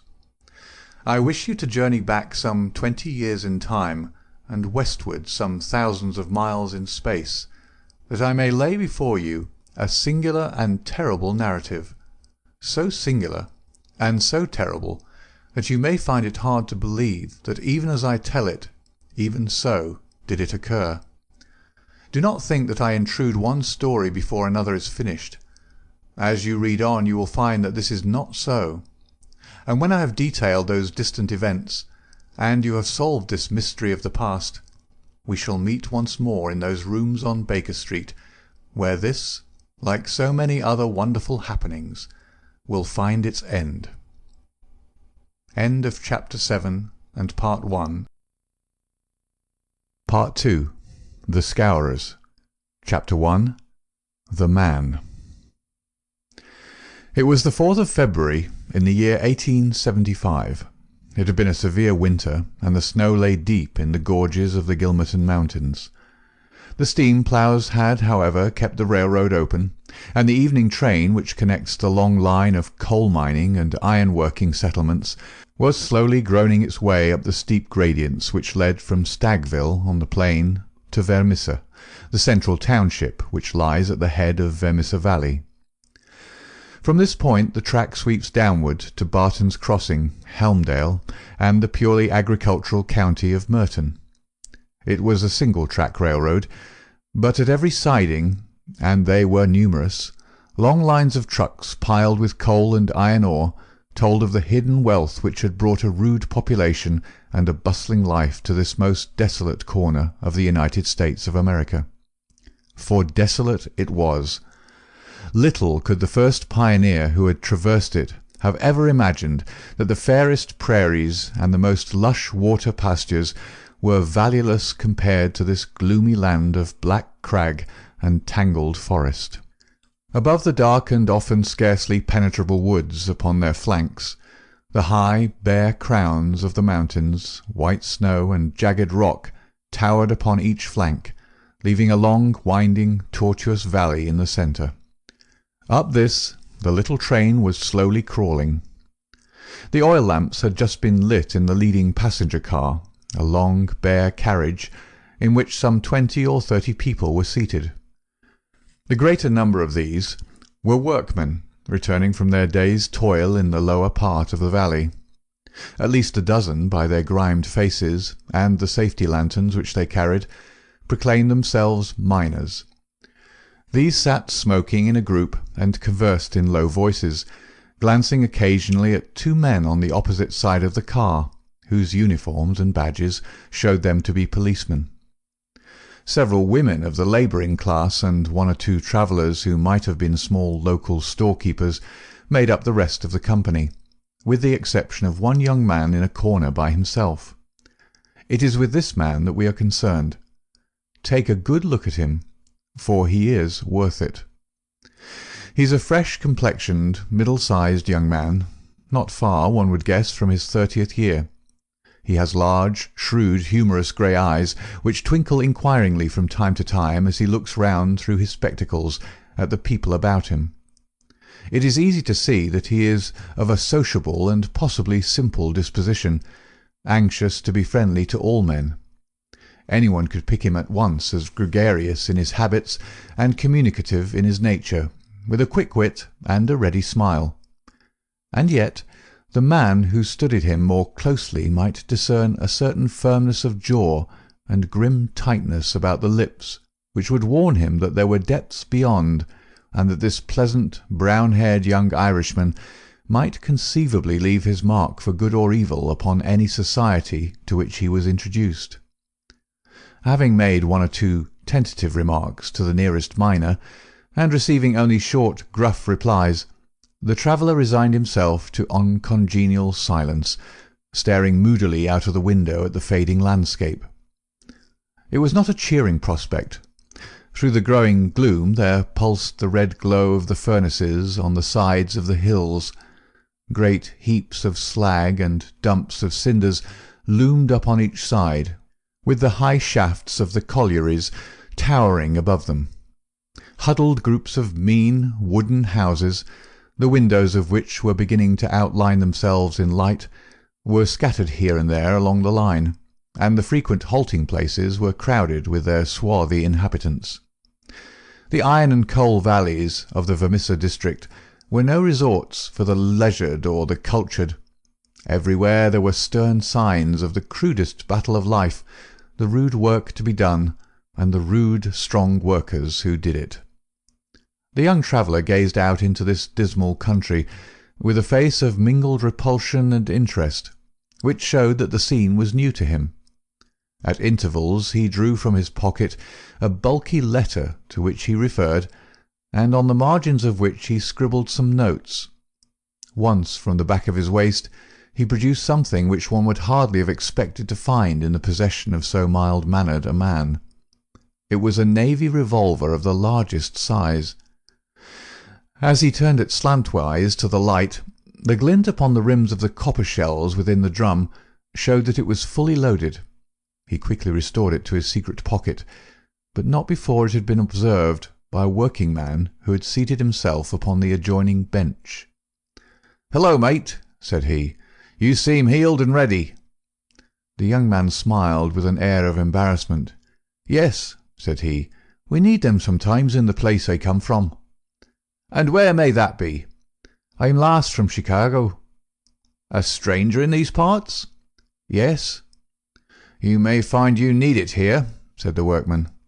"Ah, is that so?" The young man seemed interested. "Have you heard nothing of doings hereabouts?" "Nothing out of the way." "Why, I thought the country was full of it. You'll hear quick enough. What made you come here?" "I heard there was always work for a willing man." "Are you a member of the union?" "Sure." "Then you'll get your job, I guess. Have you any friends?" "Not yet, but I have the means of making them." "How's that, then?" "I am one of the eminent order of freemen. There's no town without a lodge, and where there's a lodge I'll find my friends." The remark had a singular effect upon his companion. He glanced around suspiciously at the others in the car. The miners were still whispering among themselves. The two police officers were dozing. He came across, seated himself close to the young traveller, and held out his hand. "Put it there," he said. A hand grip passed between the two. "I see you speak the truth," said the workman, "but it's well to make certain." He raised his right hand to his right eyebrow. The traveller at once raised his left hand to his left eyebrow. "Dark nights are unpleasant," said the workman. "Yes, for strangers to travel," the other answered. "That's good enough. I'm Brother Scanlon, Lodge 341, Vermissa Valley. Glad to see you in these parts." "Thank you. I'm Brother John McMurdo, Lodge 29, Chicago. Bodymaster J. H. Scott, but I'm in luck to meet a brother so early." Well, there are plenty of us about. You won't find the order more flourishing anywhere in the States than right here in Vermissa Valley. But we could do with some lads like you. I can't understand a spry man of the Union finding no work to do in Chicago." "I found plenty of work to do," said McMurdo. "Then why did you leave?" McMurdo nodded toward the policeman and smiled. "I guess those chaps will be glad to know," he said. Scanlon groaned sympathetically. "In trouble?" he asked in a whisper. "Deep? A penitentiary job? And the rest? Not a killing?" "It's early days to talk of such things," said McMurdo with the air of a man who had been surprised into saying more than he intended. "I've my own good reasons for leaving Chicago, and let that be enough for you. Who are you, that you should take it on yourself to ask such things?" His grey eyes gleamed with sudden and dangerous anger from behind his glasses. "All right, mate, no offence meant. The boys will think none the worse of you, whatever you may have done. Where are you bound for now?" "Vermissa." "That's the third halt down the line. Where are you staying?" McMurdo took out an envelope and held it close to the murky oil lamp. "Here is the address. Jacob Shafter, Sheridan Street. It's a boarding-house that was recommended by a man I know in Chicago." "Well, I don't know it, but Vermissa is out of my beat. I live at Hobson's Patch, and that's here we're drawing up to now. But say, there's one bit of advice I'll give you before we part. If you're in trouble in Vermissa, go straight to the Union House and see Boss McGinty. He's the Bodymaster of Vermissa Lodge, and nothing can happen in these parts unless Black Jack McGinty wants it. So long, mate.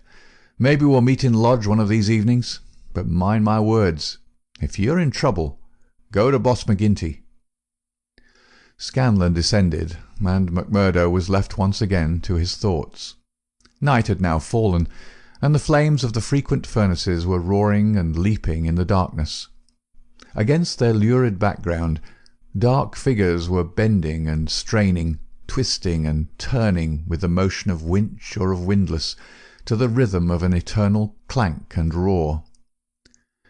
"I guess hell must look something like that," said a voice.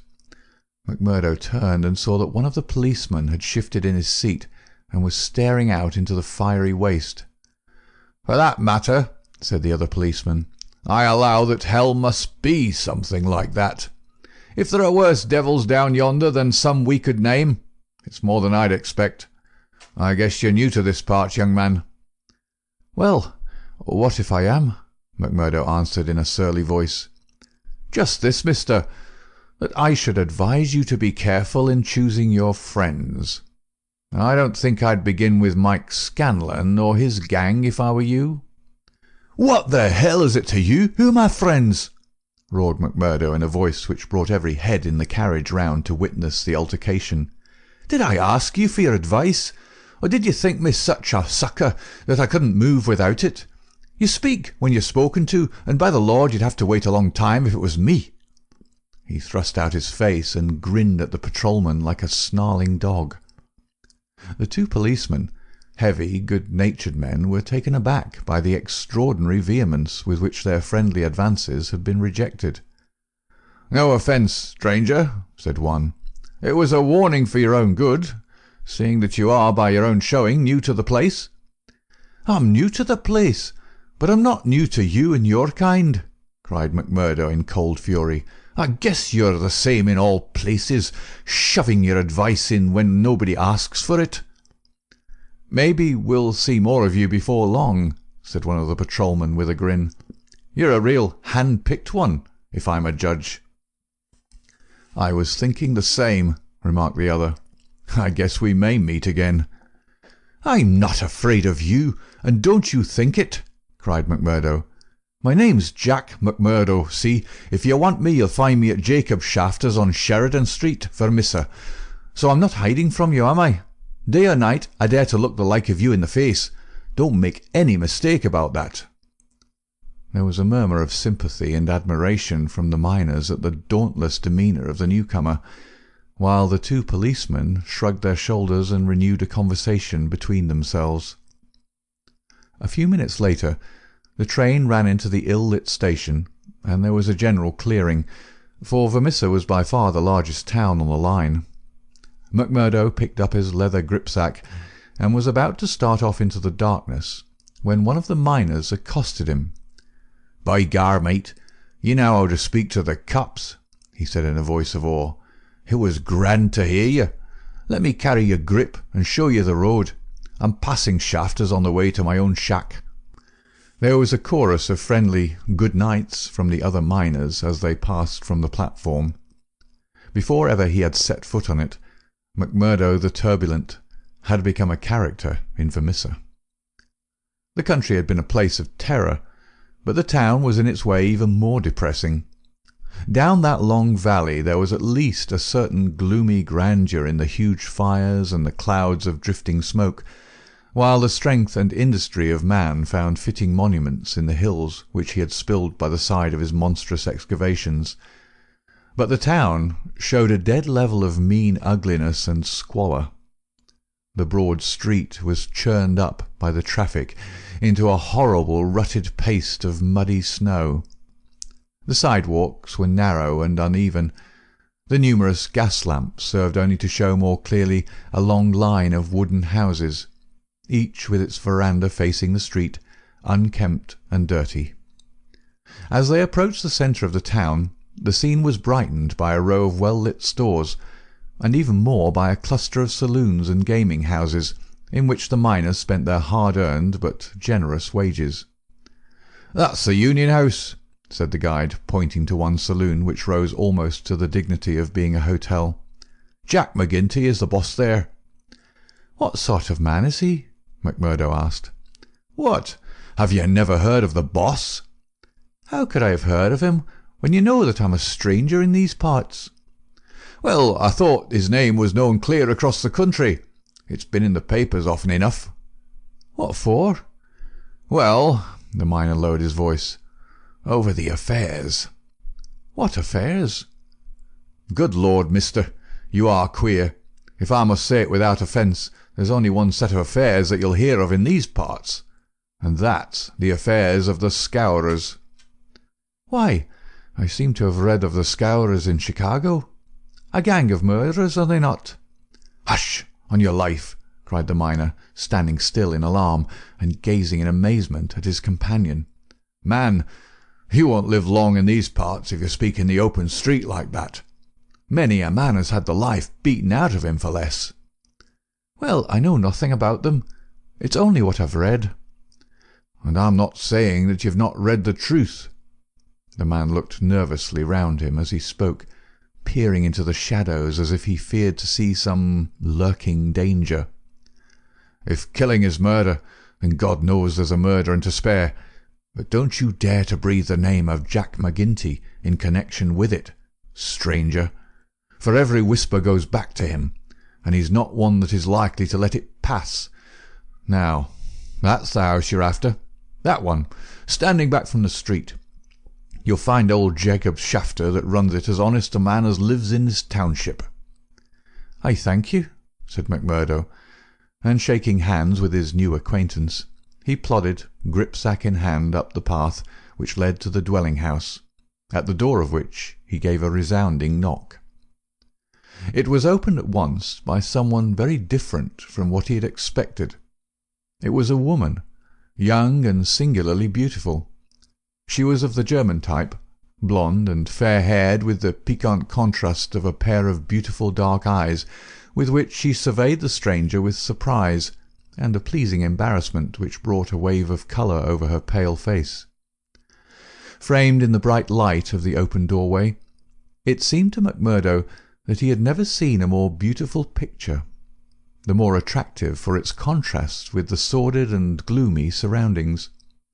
A lovely violet growing upon one of those black slag heaps of the mines would not have seemed more surprising. So entranced was he that he stood staring without a word, and it was she who broke the silence. "I thought it was father," said she with a pleasing little touch of a German accent. "Did you come to see him? He's downtown. I expect him back every minute."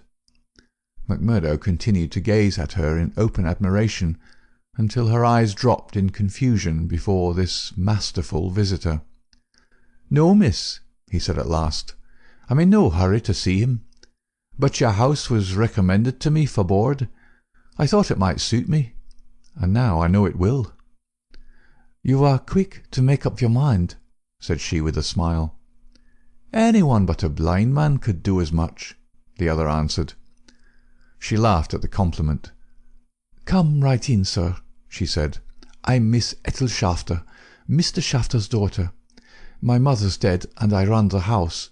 You can sit down by the stove in the front room until father comes along. Ah, here he is, so you can fix things with him right away." A heavy, elderly man came plodding up the path. In a few words, McMurdo explained his business. A man of the name of Murphy had given him the address in Chicago. He, in turn, had had it from someone else. Old Shafter was quite ready. The stranger made no bones about terms, agreed at once to every condition, and was apparently fairly flush of money. For $7 a week paid in advance, he was to have board and lodging.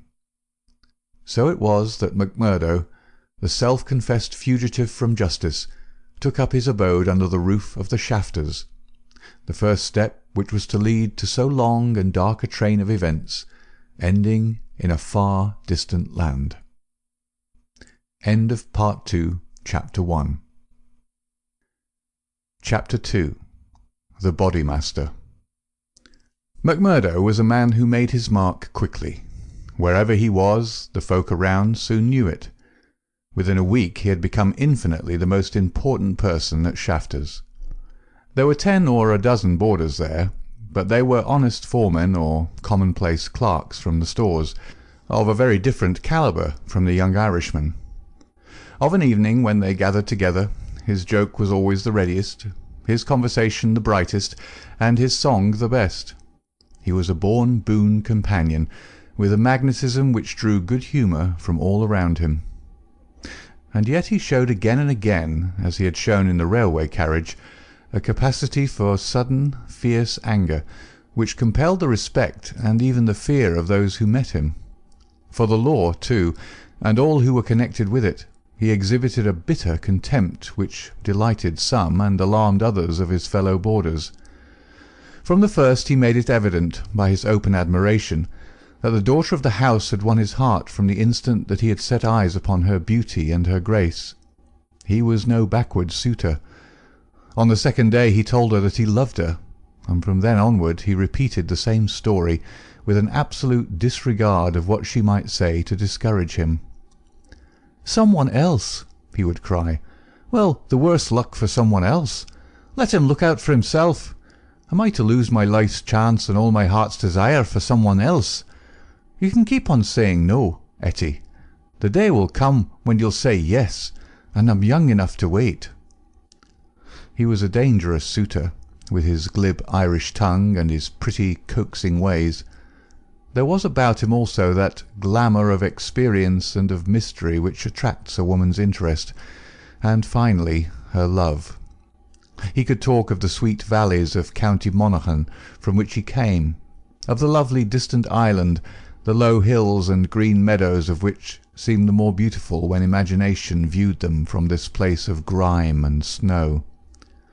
Then he was versed in the life of the cities of the north, of Detroit, and of the lumber camps of Michigan, and finally of Chicago, where he had worked in a planing mill. And afterwards came the hint of romance, the feeling that strange things had happened to him in that great city, so strange and so intimate that they might not be spoken of.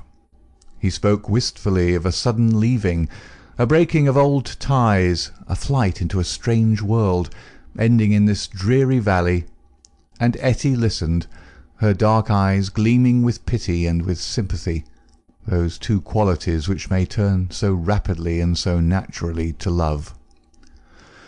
McMurdo had obtained a temporary job as bookkeeper, for he was a well-educated man. This kept him out most of the day, and he had not found occasion yet to report himself to the head of the lodge of the Eminent Order of Freemen. He was reminded of his omission, however, by a visit one evening from Mike Scanlon, the fellow member whom he had met in the train. Scanlon, the small, sharp-faced, nervous, black-eyed man, seemed glad to see him once more. After a glass or two of whisky, he broached the subject of his visit. "Say, McMurdo," said he, "I remembered your address, so I made bold to call. I'm surprised that you've not reported to the Bodymaster. Why haven't you seen Boss McGinty yet?" "Well, I had to find a job. I've been busy." "You must find time for him, if you've none for anything else. Good Lord, man, you're a fool not to have been down to the Union House and registered your name the first morning after you came here. If you run against him, well, you mustn't, that's all." McMurdo showed mild surprise. "I've been a member of the lodge for over 2 years, Scanlon, but I've never heard that duties were so pressing as all that." "Maybe not in Chicago." "Well, it's the same society here." "Is it?" Scanlon looked at him long and fixedly. There was something sinister in his eyes. "Isn't it?" "You'll tell me that in a month's time. I hear you had a talk with the patrolman after I left the train." "How did you know that?" "Oh, it got about. Things do get about for good and for bad in this district." "Well, yes, I told the hounds what I thought of them." "By the Lord, you'll be a man after McGinty's heart." "What, does he hate the police too?" Scanlon burst out laughing. "You go and see him, my lad," said he as he took his leave. "It's not the police, but you that he'll hate if you don't. Now, take a friend's advice, and go at once." It chanced that on the same evening McMurdo had another more pressing interview which urged him in the same direction. It may have been that his attentions to Etty had been more evident than before, or that they had gradually obtruded themselves into the slow mind of his good German host. But, whatever the cause, the boarding-house keeper beckoned the young man into his private room and started on the subject without any circumlocution. "It seems to me, mister," said he, "that you are getting set on my Etty. Ain't that so, or am I wrong?" "Yes, that is so," the young man answered. "Well, I want to tell you right now that it ain't no manner of use. There's someone slipped in afore you." "She told me so." "Well, you can lay that she told you truth. But did she tell you who it was?" "No, I asked her, but she wouldn't tell." "I dare say not. The little baggage. Perhaps she did not wish to frighten you away." "Frighten?" McMurdo was on fire in a moment. "Ah, yes, my friend. You need not be ashamed to be frightened of him. It is Teddy Baldwin." "And who the devil is he?" "He is the boss of Scowrers." "Scowrers? I've heard of them before. It's Scowrers here and Scowrers there, and always in a whisper. What are you all afraid of? Who are the Scowrers?" The boarding-house keeper instinctively sank his voice, as everyone did who talked about that terrible society. "The Scowrers," said he, "are the eminent order of freemen." The young man stared. "Why, I'm a member of that order myself." "You? I would never have had you in my house if I'd known it. Not if you were to pay me $100 a week." "What's wrong with the order? It's for charity and good fellowship. The rules say so." "Maybe in some places. Not here." "What is it here?" "It's a murder society. That's what it is." McMurdo laughed incredulously. "How can you prove that?" he asked. "Prove it? Are there not 50 murders to prove it? What about Millman and von Schorst and the Nicholson family and old Mr. Hyam and little Billy James and the others? Prove it? Is there a man or a woman in this valley that does not know it?" "See here," said McMurdo earnestly, "I want you to take back what you said, or else make it good. One or the other you must do before I quit this room. Put yourself in my place. Here I am, a stranger in the town. I belong to a society that I know only as an innocent one. You'll find it through the length and breadth of the States, but always as an innocent one. Now, when I'm counting upon joining it here, you tell me that it's the same as a murder society called the Scowrers. I guess you owe me either an apology or else an explanation, Mr. Shafter." "I can but tell you what the whole world knows, mister. The bosses of the one are the bosses of the other. If you offend the one, it is the other that will strike you. We have proved it too often." "That's just gossip. I want proof," said McMurdo. "If you live here long, you will get your proof. But I forget that you are yourself one of them. You will soon be as bad as the rest. But you will find other lodgings, mister. I cannot have you here. Is it not bad enough that one of these people come courting my Etty, and that I dare not turn him down, and that I should have another for my boarder? Yes, indeed, you shall not sleep here after tonight." McMurdo found himself under sentence of banishment, both from his comfortable quarters and from the girl whom he loved. He found her alone in the sitting-room that same evening, and he poured his troubles into her ear. "Sure, your father is after giving me notice," he said.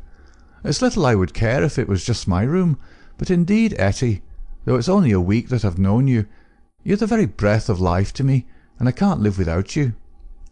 "Oh, hush, Mr. McMurdo, don't speak so," said the girl. "I've told you, have I not, that you're too late. There's another, and if I have not promised to marry him at once, at least I can promise no one else." "Suppose I had been first, Etty? Would have had a chance." The girl sank her face into her hands. "I wish to heaven that you had been first," she sobbed. McMurdo was down on his knees before her in an instant. "For God's sake, Etty, let it stand at that," he cried. "Will you ruin your life and my own for the sake of this promise? Follow your heart, acushla. 'Tis a safer guide than any promise before you knew what it was that you were saying." He had seized Etty's white hand between his own strong brown ones. "Say that you'll be mine, and we'll face it out together." "Not here." "Yes, here." "No, no, Jack." His arms were round her now. "It could not be here. Could you take me away?" A struggle passed for a moment over McMurdo's face, but it ended by setting like granite. "No, here," he said. "I'll hold you against the world, Etty, right here where we are." "Why should we not leave together?" "No, Etty, I can't leave here." "But why?" "I'd never hold my head up again if I felt that I'd been driven out.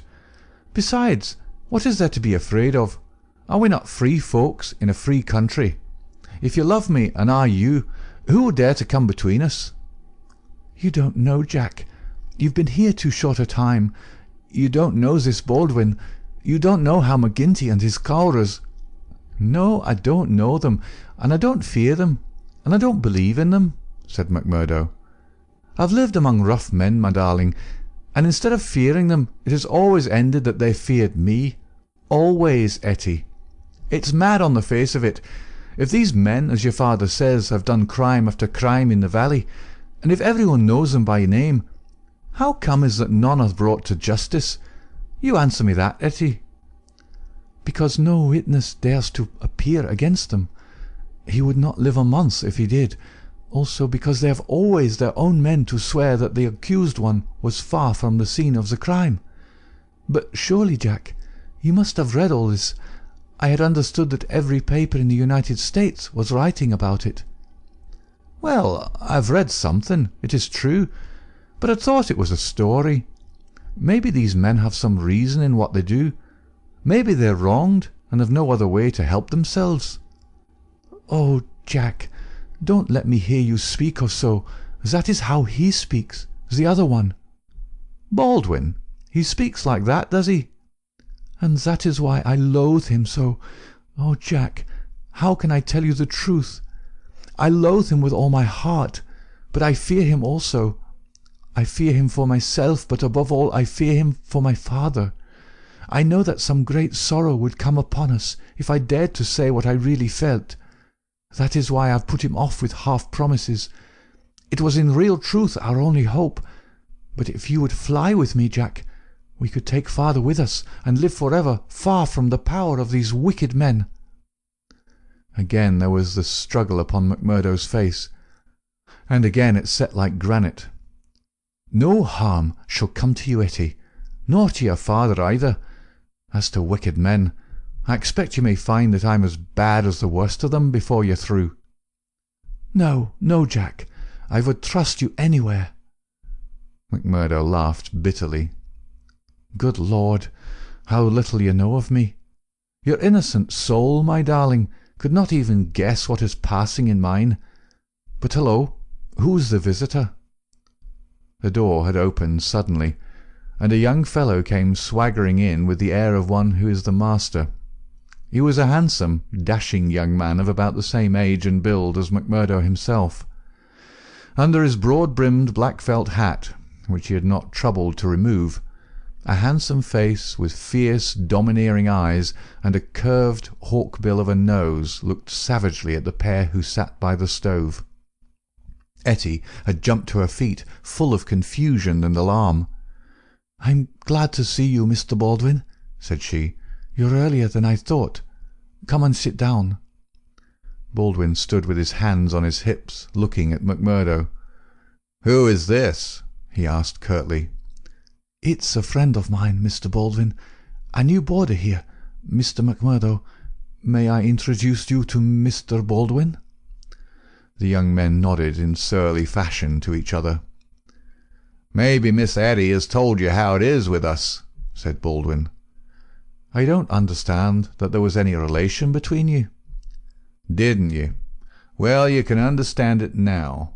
You can take it from me that this young lady is mine, and you'll find it a very fine evening for a walk." "Thank you. I'm in no humour for a walk." "Aren't you?" The man's savage eyes were blazing with anger. "Maybe you're in a humour for a fight, Mr. Boarder." "That I am," cried McMurdo, springing to his feet. "You never said a more welcome word." "For God's sake, Jack! Oh, for God's sake, Jack!" cried poor distracted Etty. "Oh, Jack, Jack, he'll hurt you." "Oh, it's Jack, is it?" said Baldwin with an oath. "You've come to that already, have you?" "Oh, Ted, be reasonable, be kind. For my sake, Ted. If ever you loved me, be big-hearted and forgiving." "I think, Etty, that if you were to leave us alone, we could get this thing settled," said McMurdo quietly. "Or maybe, Mr. Baldwin, you'll take a turn down the street with me. It's a fine evening, and there's some open ground beyond the next block." "I'll get even with you without needing to dirty my hands," said his enemy. "You'll wish you'd never set foot in this house before I'm through with you." "No time like the present," cried McMurdo. "I'll choose my own time, mister. You can leave the time to me. See here." He suddenly rolled up his sleeve and showed upon his forearm a peculiar sign which appeared to have been branded there. It was a circle with a triangle within it. "Do you know what that means?" "I neither know nor care." "Well, you will know. I'll promise you that. You won't be much older either. Perhaps Miss Etty can tell you something about it. As to you, Etty, you'll come back to me on your knees, do you hear, girl? On your knees, and then I'll tell you what your punishment may be. You've sowed, and by the Lord I'll see that you reap." He glanced at them both in fury. Then he turned upon his heel, and an instant later the outer door had banged behind him. For a few moments McMurdo and the girl stood in silence. Then she threw her arms around him. "Oh, Jack, how brave you were! But it is no use. You must fly.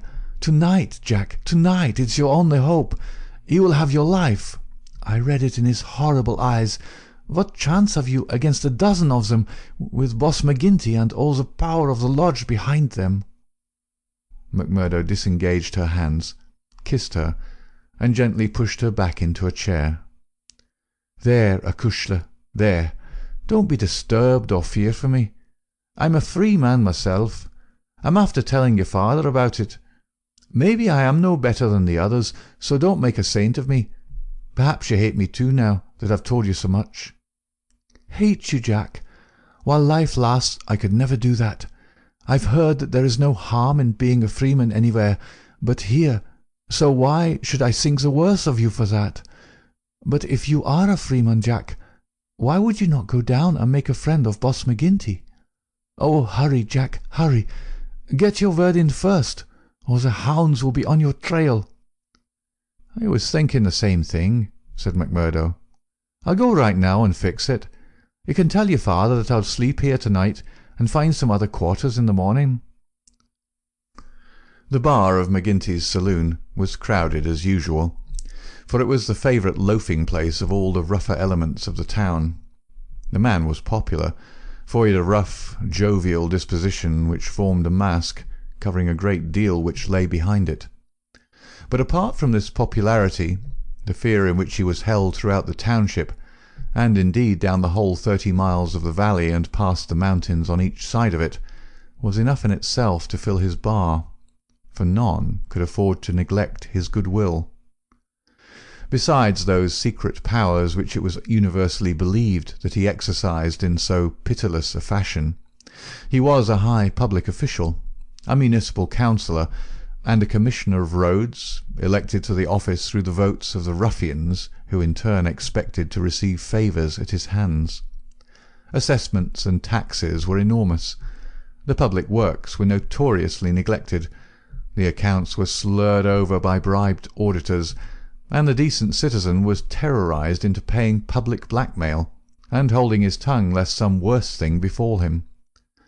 Thus it was that, year by year, Boss McGinty's diamond pins became more obtrusive, his gold chains more weighty across a more gorgeous vest, and his saloon stretched farther and farther, until it threatened to absorb one whole side of the market square. McMurdo pushed open the swinging door of the saloon, and made his way amid the crowd of men within, through an atmosphere blurred with tobacco smoke and heavy with the smell of spirits. The place was brilliantly lighted, and the huge heavily gilt mirrors upon every wall reflected and multiplied the garish illumination.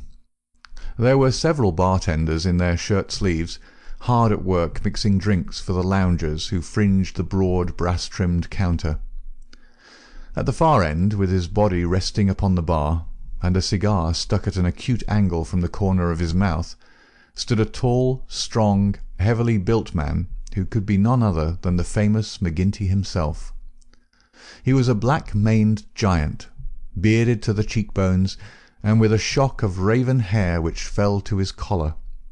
His complexion was as swarthy as that of an Italian, and his eyes were of a strange dead black, which, combined with a slight squint, gave them a particularly sinister appearance. All else in the man, his noble proportions, his fine features, and his frank bearing, fitted in with that jovial man-to-man manner which he affected. Here, one would say, is a bluff, honest fellow, whose heart would be sound, however rude his outspoken words might seem. It was only when those dead, dark eyes, deep and remorseless, were turned upon a man that he shrank within himself, feeling that he was face to face with an infinite possibility of latent evil, with a strength and courage and cunning behind it which made it 1,000 times more deadly. Having had a good look at this man, McMurdo elbowed his way forward with his usual careless audacity, and pushed himself through the little group of courtiers who were fawning upon the powerful boss, laughing uproariously at the smallest of his jokes. The young stranger's bold grey eyes looked back fearlessly through their glasses at the deadly black ones which turned sharply upon him. "Well, young man, I can't call your face to mind." "I'm new here, Mr. McGinty." "You are not so new that you can't give a gentleman his proper title." "He's Councillor McGinty, young man," said a voice from the group. "I'm sorry, Councillor. I'm strange to the ways of the place, but I was advised to see you." "Well, you see me. This is all there is. What do you think of me?" "Well, it's early days, If your heart is as big as your body, and your soul as fine as your face, then I'd ask for nothing better," said McMurdo. "By gar, you've got an Irish tongue in your head anyhow," cried the saloon-keeper, not quite certain whether to humour this audacious visitor or to stand upon his dignity. "So you are good enough to pass my appearance?" "Sure," said McMurdo. "And you were told to see me?" "I was." "And who told you?" "Brother Scanlon, of Lodge 341, Vermissa. I drink your health, counsellor, and to our better acquaintance." He raised a glass with which he had been served to his lips and elevated his little finger as he drank it. McGinty, who had been watching him narrowly, raised his thick black eyebrows. "Oh, it's like that, is it?" said he. "I'll have to look a bit closer into this, Mr. McMurdo." "A bit closer, Mr. McMurdo, for we don't take folk on trust in these parts, nor believe all we're told neither. Come in here for a moment, behind the bar." There was a small room there, lined with barrels. McGinty carefully closed the door, and then seated himself on one of them, biting thoughtfully on his cigar and surveying his companion with those disquieting eyes. For a couple of minutes he sat in complete silence. McMurdo bore the inspection cheerfully, one hand in his coat pocket, the other twisting his brown moustache.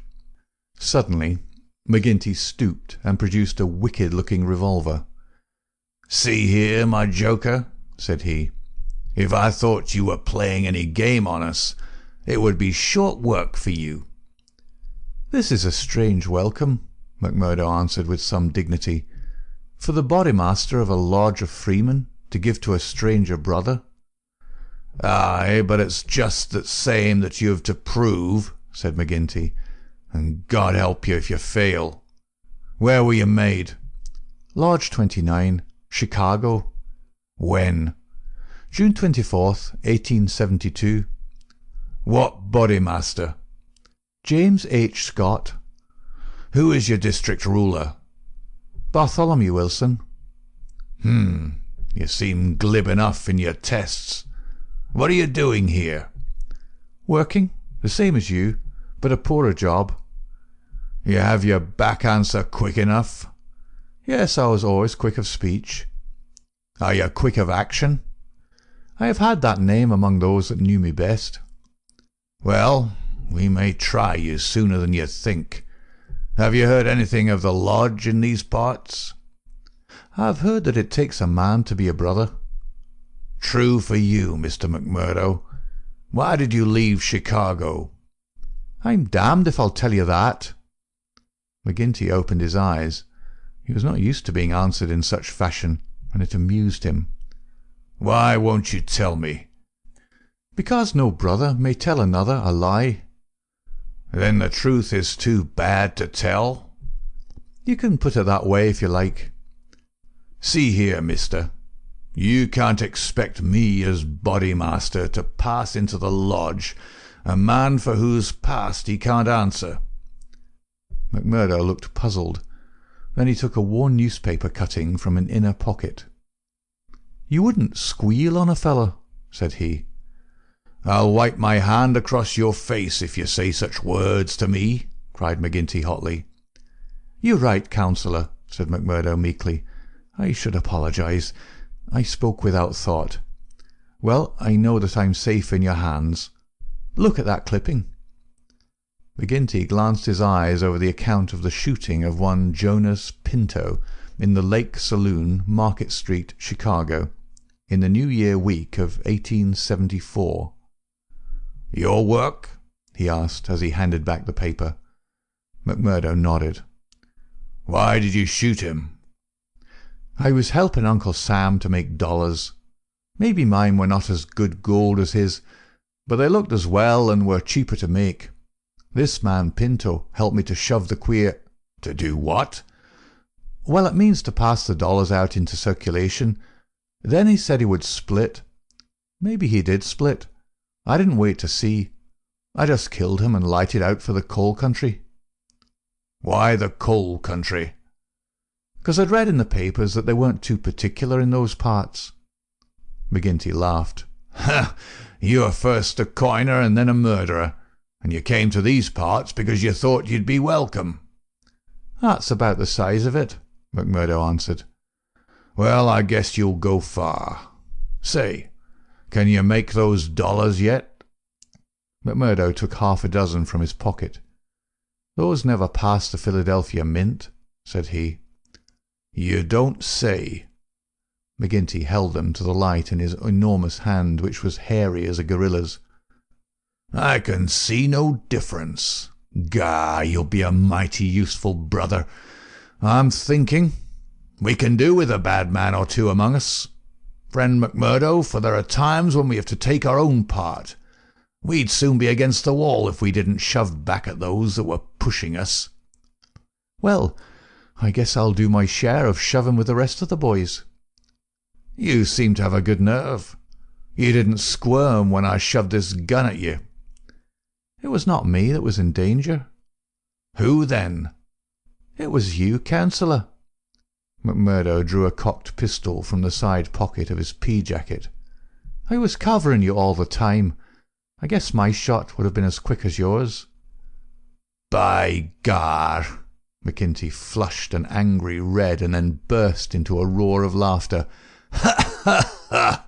Say, we've had no such holy terror come to hand this many a year. I reckon the lodge will learn to be proud of you.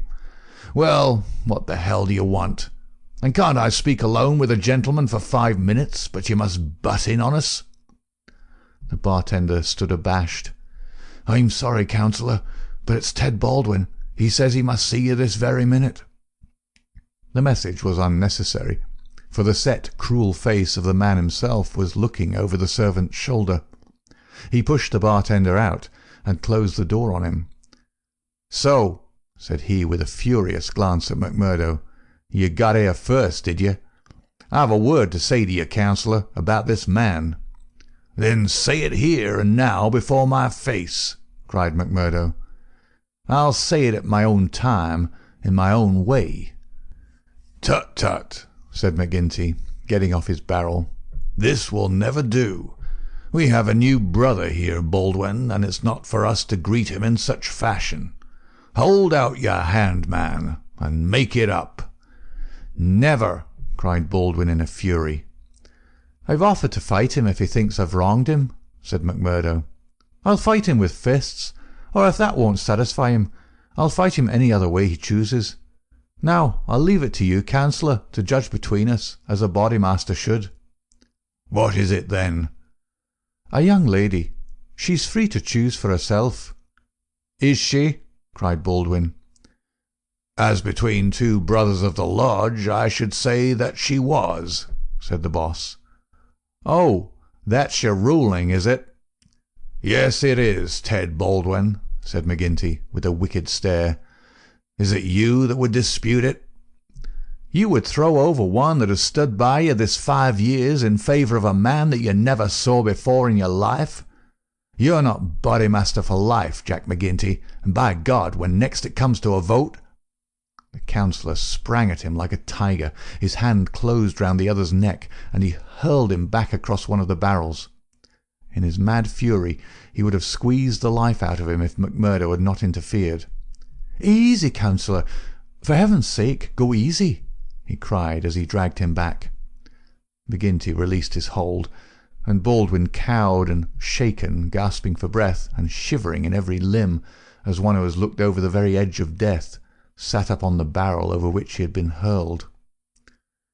"You've been asking for it this many a day, Ted Baldwin. Now you've got it," cried McGinty, his huge chest rising and falling. "Maybe you think if I was voted down from Bodymaster, you'd find yourself in my shoes. It's for the lodge to say that, but so long as I'm the chief, I'll have no man lift his voice against me or my rulings." "I have nothing against you," mumbled Baldwin, feeling his throat. "Well then," cried the other, relapsing in a moment into a bluff joviality, "we're all good friends again, and there's an end of the matter." He took a bottle of champagne down from the shelf and twisted out the cork. "See now," he continued as he filled 3 high glasses, "let us drink the quarrelling toast of the lodge. After that, as you know, there can be no bad blood between us. Now then, the left hand on the apple of my throat. I say to you, Ted Baldwin, what is the offence, sir?" "The clouds are heavy," answered Baldwin, "but they will forever brighten." "And this I swear." The men drank their glasses, and the same ceremony was performed between Baldwin and McMurdo. "There," cried McGinty, rubbing his hands, "that's the end of the black blood. You come under lodge discipline if it goes further, and that's a heavy hand in these parts, as Brother Baldwin knows, and as you will damn soon find out, Brother McMurdo, if you ask for trouble." "Faith, I'd be slow to do that," said McMurdo. He held out his hand to Baldwin. "I'm quick to quarrel, and quick to forgive. It's my hot Irish blood, they tell me, but it's over for me, and I bear no grudge." Baldwin had to take the proffered hand, for the baleful eye of the terrible boss was upon him. But his sullen face showed how little the words of the other had moved him. McGinty clapped them both on the shoulders. "Tut, these girls, he cried. "To think that the same petticoat should come between 2 of my boys. It's the devil's own luck. Well, it's the colleen inside of them that must settle the question, for it's outside the jurisdiction of a Bodymaster, and the Lord be praised for that. We have enough on us without the women as well. You'll have to be affiliated to Lodge 341, Brother McMurdo. We have our own ways and methods, different from Chicago. Saturday night is our meeting, and if you come then, we'll make you free forever of the Vermissa Valley." End of Chapter 2. Chapter 3. Lodge 341, Vermissa. On the day following the evening which had contained so many exciting events, McMurdo moved his lodgings from old Jacob Shafter's and took up his quarters at the widow Macnamara's on the extreme outskirts of the town. Scanlon, his original acquaintance aboard the train, had occasion shortly afterwards to move into Vermissa, and the 2 lodged together. There was no other boarder, and the hostess was an easy-going old Irish woman who left them to themselves, so that they had a freedom for speech and action welcome to men who had secrets in common. Shafter had relented to the extent of letting McMurdo come to his meals there when he liked, so that his intercourse with Etty was by no means broken. On the contrary, it drew closer and more intimate as the weeks went by. In his bedroom at his new abode, McMurdo felt it safe to take out the coining moulds, and under many a pledge of secrecy a number of brothers from the lodge were allowed to come in and see them, each carrying away in his pocket some examples of the false money, so cunningly struck that there was never the slightest difficulty or danger in passing it. Why, with such a wonderful art at his command, McMurdo should condescend to work at all was a perpetual mystery to his companions, though he made it clear to anyone who asked him that if he lived without any visible means it would very quickly bring the police upon his track. One policeman was indeed after him already, but the incident, as luck would have it, did the adventurer a great deal more good than harm.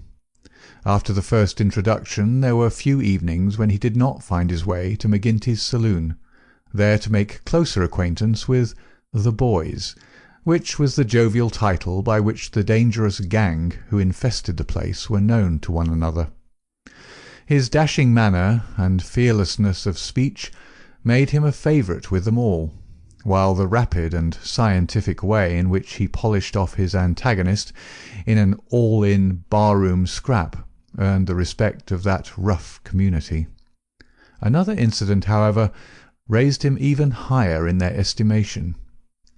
Just at the crowded hour one night, the door opened, and a man entered with the quiet blue uniform and peaked cap of the mine police.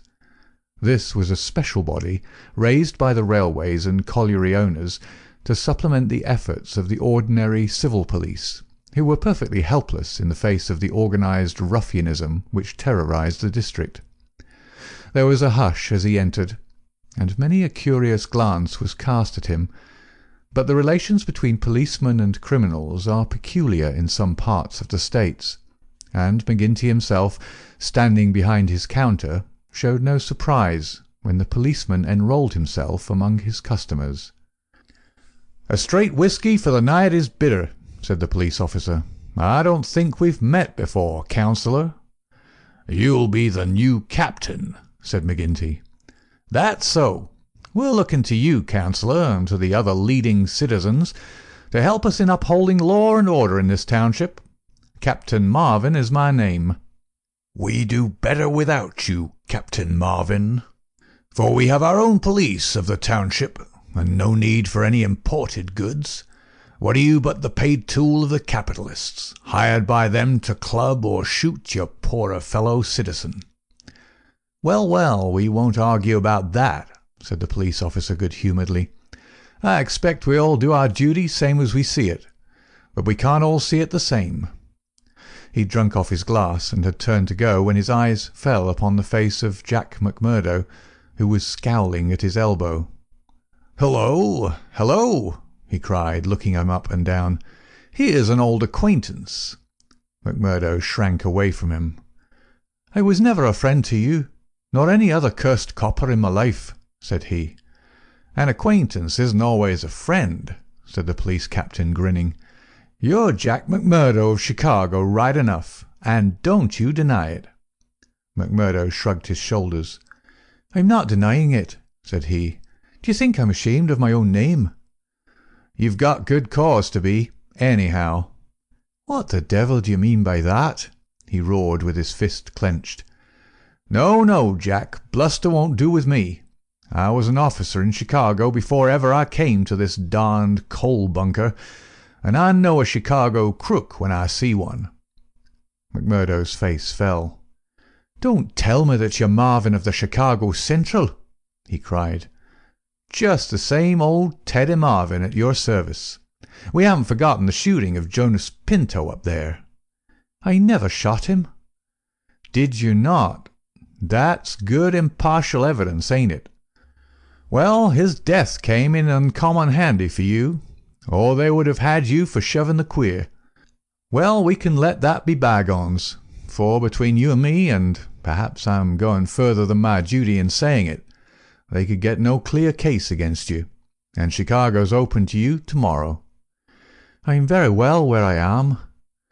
"Well, I've given you the pointer, and you're a sulky dog not to thank me for it." "Well, I suppose you mean well, and I do thank you," said McMurdo in no very gracious manner. "It's mum with me so long as I see you living on the straight," said the captain. "But by the Lord, if you get off after this, it's another story. So good night to you, and good night, councillor." He left the bar-room, but not before he'd created a local hero. McMurdo's deeds in far Chicago had been whispered before. He'd put off all questions with a smile, as one who did not wish to have greatness thrust upon him. But now the thing was officially confirmed. The bar loafers crowded round him and shook him heartily by the hand. He was free of the community from that time on. He could drink hard and show little trace of it. But that evening, had his mate Scanlon not been at hand to lead him home, the fated hero would surely have spent his night under the bar. On a Saturday night McMurdo was introduced to the lodge. He had thought to pass in without ceremony as being an initiate of Chicago, but there were particular rites in Vermissa of which they were proud, and these had to be undergone by every postulant. The assembly met in a large room reserved for such purposes at the Union House. Some 60 members assembled at Vermissa, but that by no means represented the full strength of the organisation, for there were several other lodges in the valley, and others across the mountains on each side, who exchanged members when any serious business was afoot, so that a crime might be done by men who were strangers to the locality. Altogether, there were not less than 500 scattered over the coal district. In the bare assembly room, the men were gathered round a long table. At the side was a second one, laden with bottles and glasses, on which some members of the company were already turning their eyes. McGinty sat at the head, with a flat black velvet cap upon his shock of tangled black hair, and a coloured purple stole round his neck, so that he seemed to be a priest presiding over some diabolical ritual. To right and left of him were the higher lodge officials, the cruel, handsome face of Ted Baldwin among them. Each of these wore some scarf or medallion as emblem of his office. They were, for the most part, men of mature age, but the rest of the company consisted of young fellows from 18 to 25, the ready and capable agents who carried out the commands of their seniors. Among the older men were many whose features showed the tigerish, lawless souls within, but looking at the rank and file, it was difficult to believe that these eager and open-faced young fellows were in very truth a dangerous gang of murderers, whose minds had suffered such complete moral perversion that they took a horrible pride in their proficiency at the business, and looked with deepest respect at the men who had the reputation of making what they called a clean job. To their contorted natures it had become a spirited and chivalrous thing to volunteer for service against some man who had never injured them, and whom in many cases they had never seen in their lives. The crime committed, they quarrelled as to who had actually struck the fatal blow, and amused one another and the company by describing the cries and contortions of the murdered man. At first they had shown some secrecy in their arrangements, but at the time which this narrative describes, their proceedings were extraordinarily open, for the repeated failure of the law had proved to them that on the one hand no one would dare to witness against them, and on the other they had an unlimited number of stanch witnesses upon whom they could call, and a well-filled treasure chest from which they could draw the funds to engage the best legal talent in the state. In 10 long years of outrage there had been no single conviction, and the only danger that ever threatened the Scowrers lay in the victim himself, who, however outnumbered and taken by surprise, might and occasionally did leave his mark upon his assailants. McMurdo had been warned that some ordeal lay before him, but no one would tell him in what it consisted. He was led now into an outer room by 2 solemn brothers.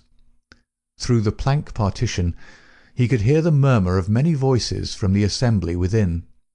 Once or twice he caught the sound of his own name, and he knew that they were discussing his candidacy. Then there entered an inner guard with a green and gold sash across his chest. "The Bodymaster orders that he shall be trussed, blinded, and entered," said he. The 3 of them removed his coat, turned up the sleeve of his right arm, and finally passed a rope around above the elbows and made it fast. They next placed a thick black cap right over his head and the upper part of his face, so that he could see nothing. He was then led into the assembly hall. It was pitch dark, and very oppressive under his hood. He heard the rustle and murmur of the people round him, and then the voice of McGinty sounded dull and distant through the covering of his ears. "John McMurdo," said the voice, "are you already a member of the ancient order of freemen?" He bowed his assent. "Is your lodge number 29, Chicago?" He bowed again. "Dark nights are unpleasant," said the voice. "Yes, for strangers to travel," he answered. "The clouds are heavy." "Yes, a storm is approaching." "Are the brethren satisfied?" asked the Bodymaster. There was a general murmur of assent. "We know, brother, by your sign and by your countersign, that you are indeed one of us," said McGinty. "We would have you know, however, that in this county and in other counties of these parts we have certain rights, and also certain duties of our own which call for good men. Are you ready to be tested?" I am. Are you of stout heart? I am. Take a stride forward to prove it. As the words were said, he felt two hard points in front of his eyes, pressing upon them, so that it appeared as if he could not move forward without a danger of losing them. None the less, he nerved himself to step resolutely out, and as he did so the pressure melted away. There was a low murmur of applause. "He is of a stout heart," said the voice. "Can you bear pain?" "As well as another," he answered. "Test him." It was all he could do to keep himself from screaming out, for an agonizing pain shot through his forearm. He nearly fainted at the sudden shock of it, but he bit his lip and clenched his hands to hide his agony. "I can take more than that," said he. This time there was loud applause. A finer first appearance had never been made in the lodge. Hands clapped him on the back, and the hood was plucked from his head. He stood blinking and smiling amid the congratulations of the brothers. "One last word, Brother McMurdo," said McGinty. "You have already sworn the oath of secrecy and fidelity, and you are aware that the punishment for any breach of it is instant and inevitable death." "I am," said McMurdo. "And you accept the rule of the Bodymaster, for the time being under all circumstances?" "I do." "Then, in the name of Lodge 341 Vermissa, I welcome you to its privileges and debates. You will put the liquor on the table, Brother Scanlon, and we will drink to our worthy brother." McMurdo's coat had been brought to him, but before putting it on, he examined his right arm, which still smarted heavily. There on the flesh of the forearm was a circle with a triangle within it, deep and red as the branding iron had left it. One of the two of his neighbours pulled up their sleeves and showed their own lodge marks. "We've all had it," said one, "but not all as brave as you over it." "Tut, it was nothing," said he, but it burned and ached all the same. When the drinks which followed the ceremony of initiation had all been disposed of, the business of the lodge proceeded. McMurdo, accustomed only to the prosaic performances of Chicago, listened with open ears and more surprise than he ventured to show to what followed. "The first business on the agenda paper," said McGinty, "is to read the following letter from Division Master Windle of Merton County Lodge 249. He says, 'Dear Sir, there is a job to be done on Andrew Ray of Ray and Sturmish, coal owners near this place. You will remember that your lodge owes us a return, having had the service of two brethren in the matter of the patrolman last fall. You will send 2 good men. They will be taken charge of by Treasurer Higgins of this lodge, whose address you know. He will show them when to act and where. Yours in freedom, J. W. Windle, D.M.A.O.F. Windle has never refused us when we have had occasion to ask for the loan of a man or two, and it's not for us to refuse him." McGinty paused and looked round the room with his dull, malevolent eyes. "Who will volunteer for the job?" Several young fellows held up their hands. The Bodymaster looked at them with an approving smile. "You'll do, Tiger Cormac. If you handle it as well as you did the last, you won't be wrong. And you, Wilson." "I've no pistol," said the volunteer, a mere boy in his teens. "It's your first, is it not? Well, you have to be blooded sometime. It'll be a great start for you. As to the pistol, you'll find it waiting for you, or I'm mistaken. If you report yourselves on Monday, it'll be time enough. You'll get a great welcome when you return." "Any reward this time?" asked Cormac, a thick-set, dark-faced, brutal-looking young man whose ferocity had earned him the nickname of Tiger. "Never mind the reward. You just do it for the honour of the thing. Maybe when it's done there'll be a few odd dollars at the bottom of the box." "What has the man done?" asked the young Wilson. "Sure, it's not for the likes of you to ask what the man has done. He's been judged over there. That's no business of ours. All we have to do is to carry it out for them, same as they would for us. Speaking of that, 2 brothers from the Merton Lodge are coming over to us next week to do some business in this quarter." "Who are they?" asked someone. "Faith, it is wiser not to ask. If you know nothing, you can testify nothing, and no trouble can come of it. But they are men who will make a clean job when they're about it." "And time too," cried Ted Baldwin.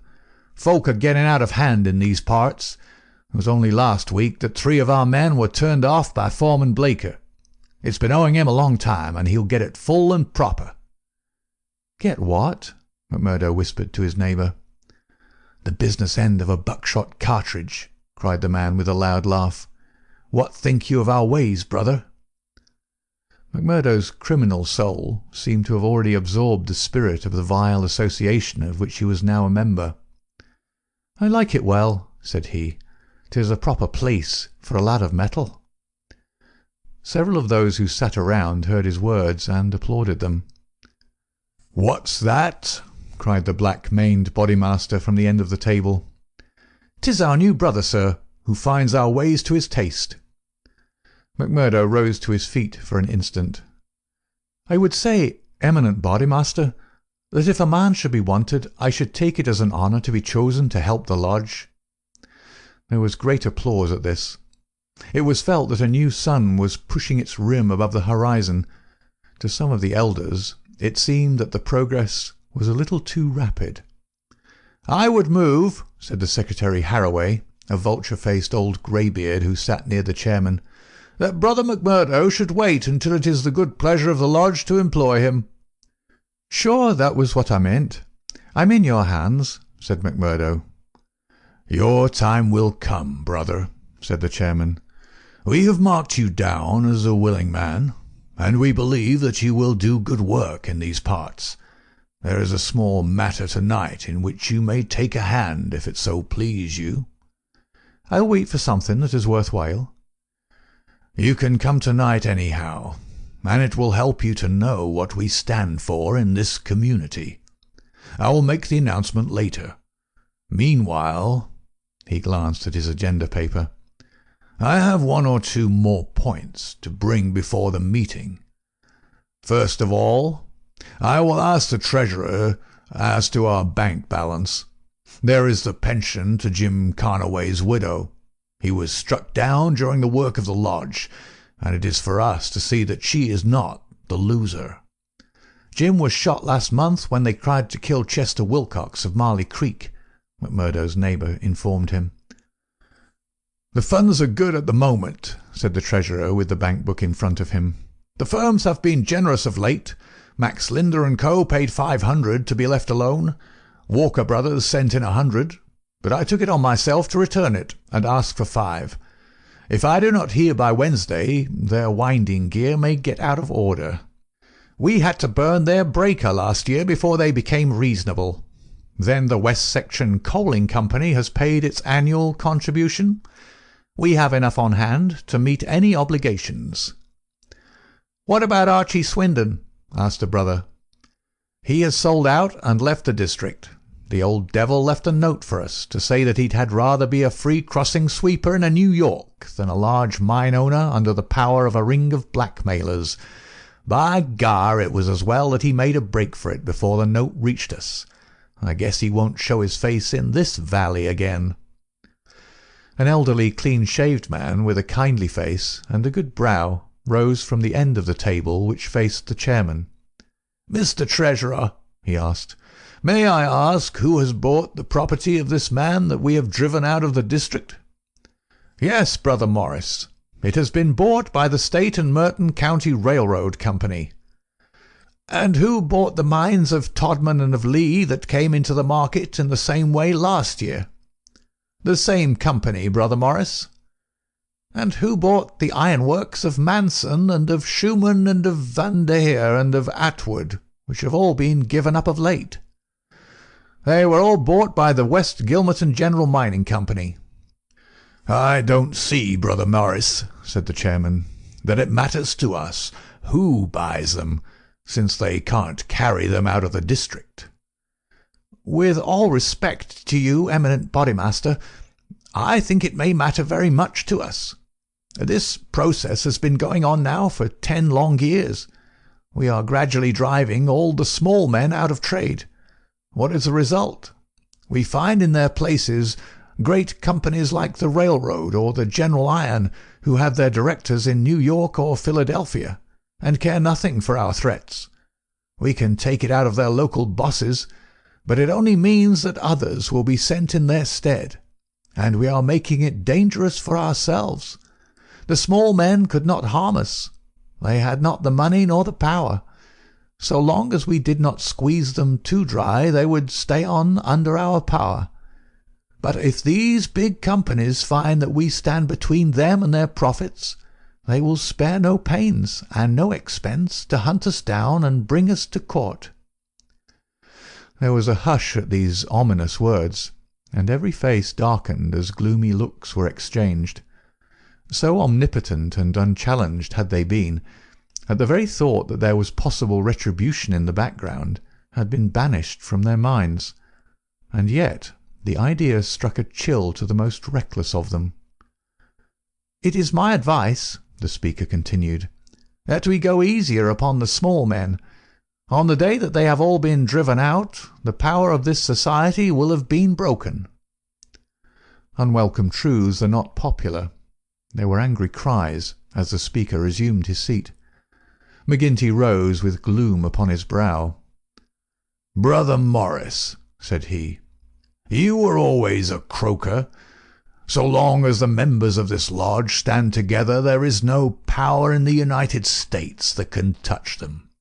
Sure, have we not tried it often enough in the law courts? I expect the big companies will find it easier to pay than to fight, same as the little companies do. And now, brethren," McGinty took off his black velvet cap and his stole as he spoke, "this lodge has finished its business for the evening, save for one small matter which may be mentioned when we are parting. The time has now come for fraternal refreshment and for harmony." Strange indeed is human nature. Here were these men, to whom murder was familiar, who again and again had struck down the father of the family, some man against whom they had no personal feeling, without one thought of compunction or of compassion for his weeping wife or helpless children, and yet the tender or pathetic in music could move them to tears. McMurdo had a fine tenor voice, and if he had failed to gain the goodwill of the lodge before, it could no longer have been withheld after he had thrilled them with "I am sitting on the stile Mary" and "On the banks of Allan Water." In his very first night, the new recruit had made himself one of the most popular of the brethren, marked already for advancement and high office. There were other qualities needed, however, besides those of good fellowship, to make a worthy freeman, and of these he was given an example before the evening was over. The whisky bottle had passed round many times, and the men were flushed and ripe for mischief when their Bodymaster rose once more to address them. "Boys," said he, "there's one man in this town that wants trimming up, and it's for you to see that he gets it. I'm speaking of James Stanger of the Herald. You seen how he's been opening his mouth against us again?" There was a murmur of assent, with many a muttered oath. McGinty took a slip of paper from his waistcoat pocket. "Law and order. That's how he heads it. Reign of terror in the coal and iron district. 12 years have now elapsed since the first assassinations which prove the existence of a criminal organization in our midst. From that day these outrages have never ceased, until now they have reached a pitch which makes us the opprobrium of the civilized world. Is it for such results as this that our great country welcomes to its bosom the alien who flies from the despotisms of Europe? Is it that they shall themselves become tyrants over the very men who have given them shelter, and that a state of terrorism and lawlessness should be established under the very shadow of the sacred folds of the starry flag of freedom, which would raise horror in our minds if we read of it as existing under the most effete monarchy of the East? The men are known. The organisation is patent and public. How long are we to endure it? Can we forever live? Sure, I've read enough of the slush, cried the chairman, tossing the paper down upon the table. That's what he says of us. The question I'm asking is, what shall we say to him? Kill him! Cried a dozen fierce voices. I protest against that, said Brother Morris, the man of the good brow and shaved face. I tell you, brethren, that our hand is too heavy in this valley, and that there will come a point where in self-defence every man will unite to crush us out. James Stanger is an old man. He is respected in the township and the district. His paper stands for all that is solid in the valley. If that man is struck down, there will be a stir through this state that will only end with our destruction. And how would they bring about our destruction, Mr. Standback? Cried McGinty. Is it by the police? Sure, half of them are in our pay, and half of them are afraid of us. Or is it by the law courts and the judge? Haven't we tried that before now, and whatever came of it? There is a Judge Lynch that might try the case, said Brother Morris. A general shout of anger greeted the suggestion. I have but to raise my finger, cried McGinty, and I could put 200 men into this town that would clear it out from end to end. Then suddenly raising his voice and bending his huge black brows into a terrible frown, See here, Brother Morris, I have my eye on you, and have had for some time. You've no heart yourself, and you try to take the heart out of others. It will be an ill day for you, Brother Morris, when your own name comes on our agenda paper, and I'm thinking that it's just there that I ought to place it. Morris had turned deadly pale, and his knees seemed to give way under him as he fell back into his chair.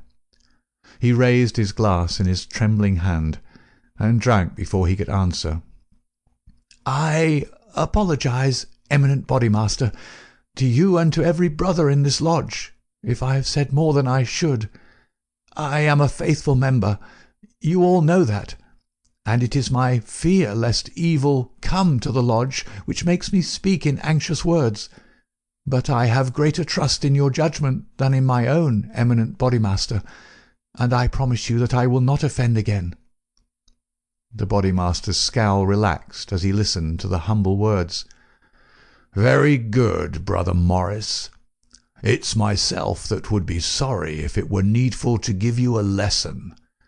But so long as I am in this chair, we shall be a united lodge in word and in deed. And now, boys, he continued, looking round at the company, I'll say this much, that if Stanger got his full deserts, there would be more trouble than we need ask for. These editors hang together, and every journal in the state would be crying out for police and troops. But I guess you can give him a pretty severe warning. Will you fix it, Brother Baldwin? Sure, said the young man eagerly. How many will you take? 6, and 2 to guard the door. You'll come, Gower, and you, Mansell, and you, Scanlon, and the 2 Willoughbys. I promised the new brother he should go, said the chairman. Ted Baldwin looked at McMurdo with eyes which showed that he had not forgotten nor forgiven. Well, he can come if he wants, he said in a surly voice. That's enough. The sooner we get to work, the better.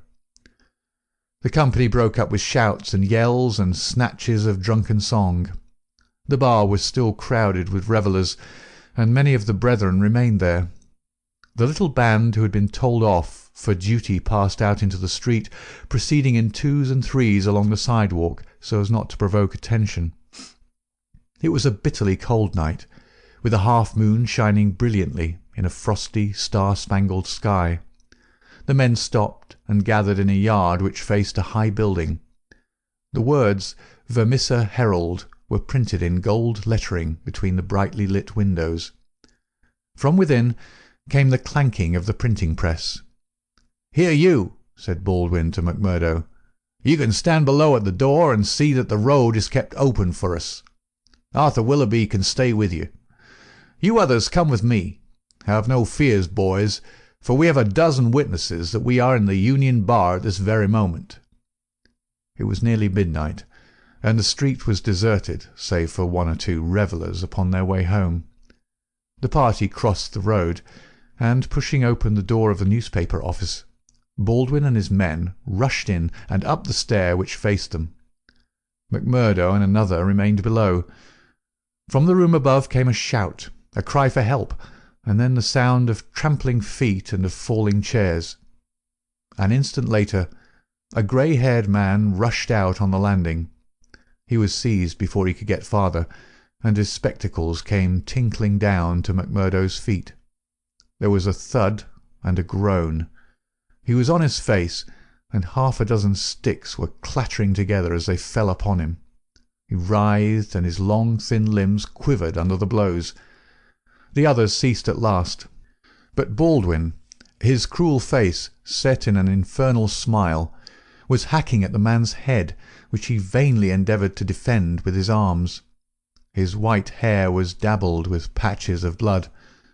Baldwin was still stooping over his victim, putting in a short, vicious blow whenever he could see a part exposed, when McMurdo dashed up the stair and pushed him back. "You'll kill the man," said he. "Drop it."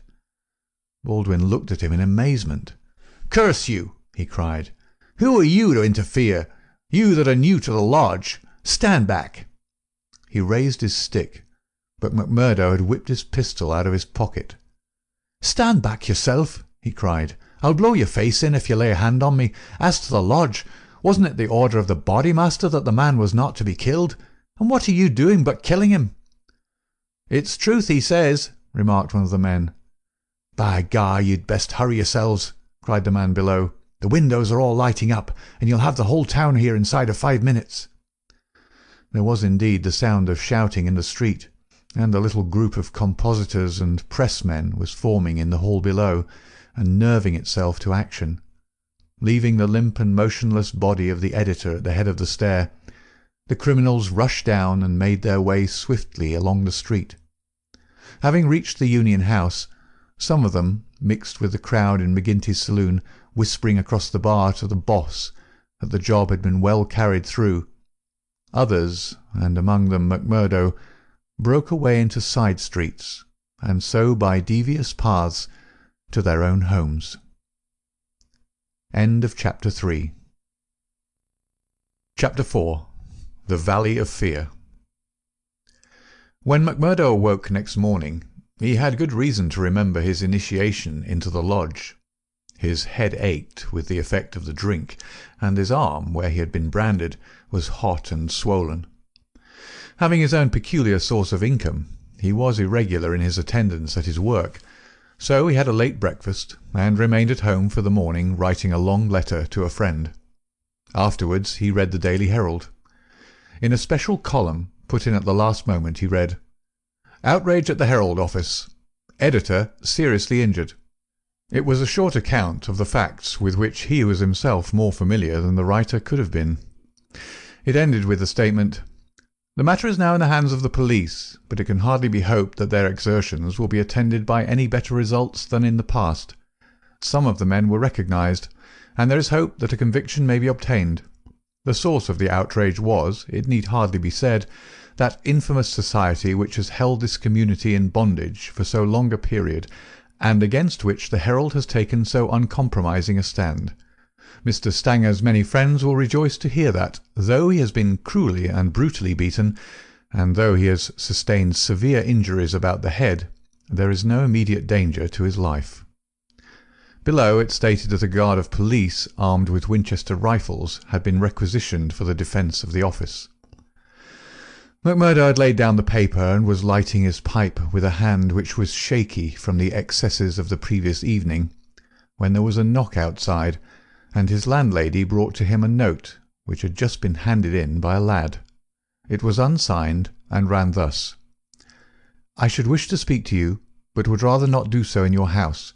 You will find me beside the flagstaff upon Miller Hill. If you will come there now, I have something which is important for you to hear and for me to say."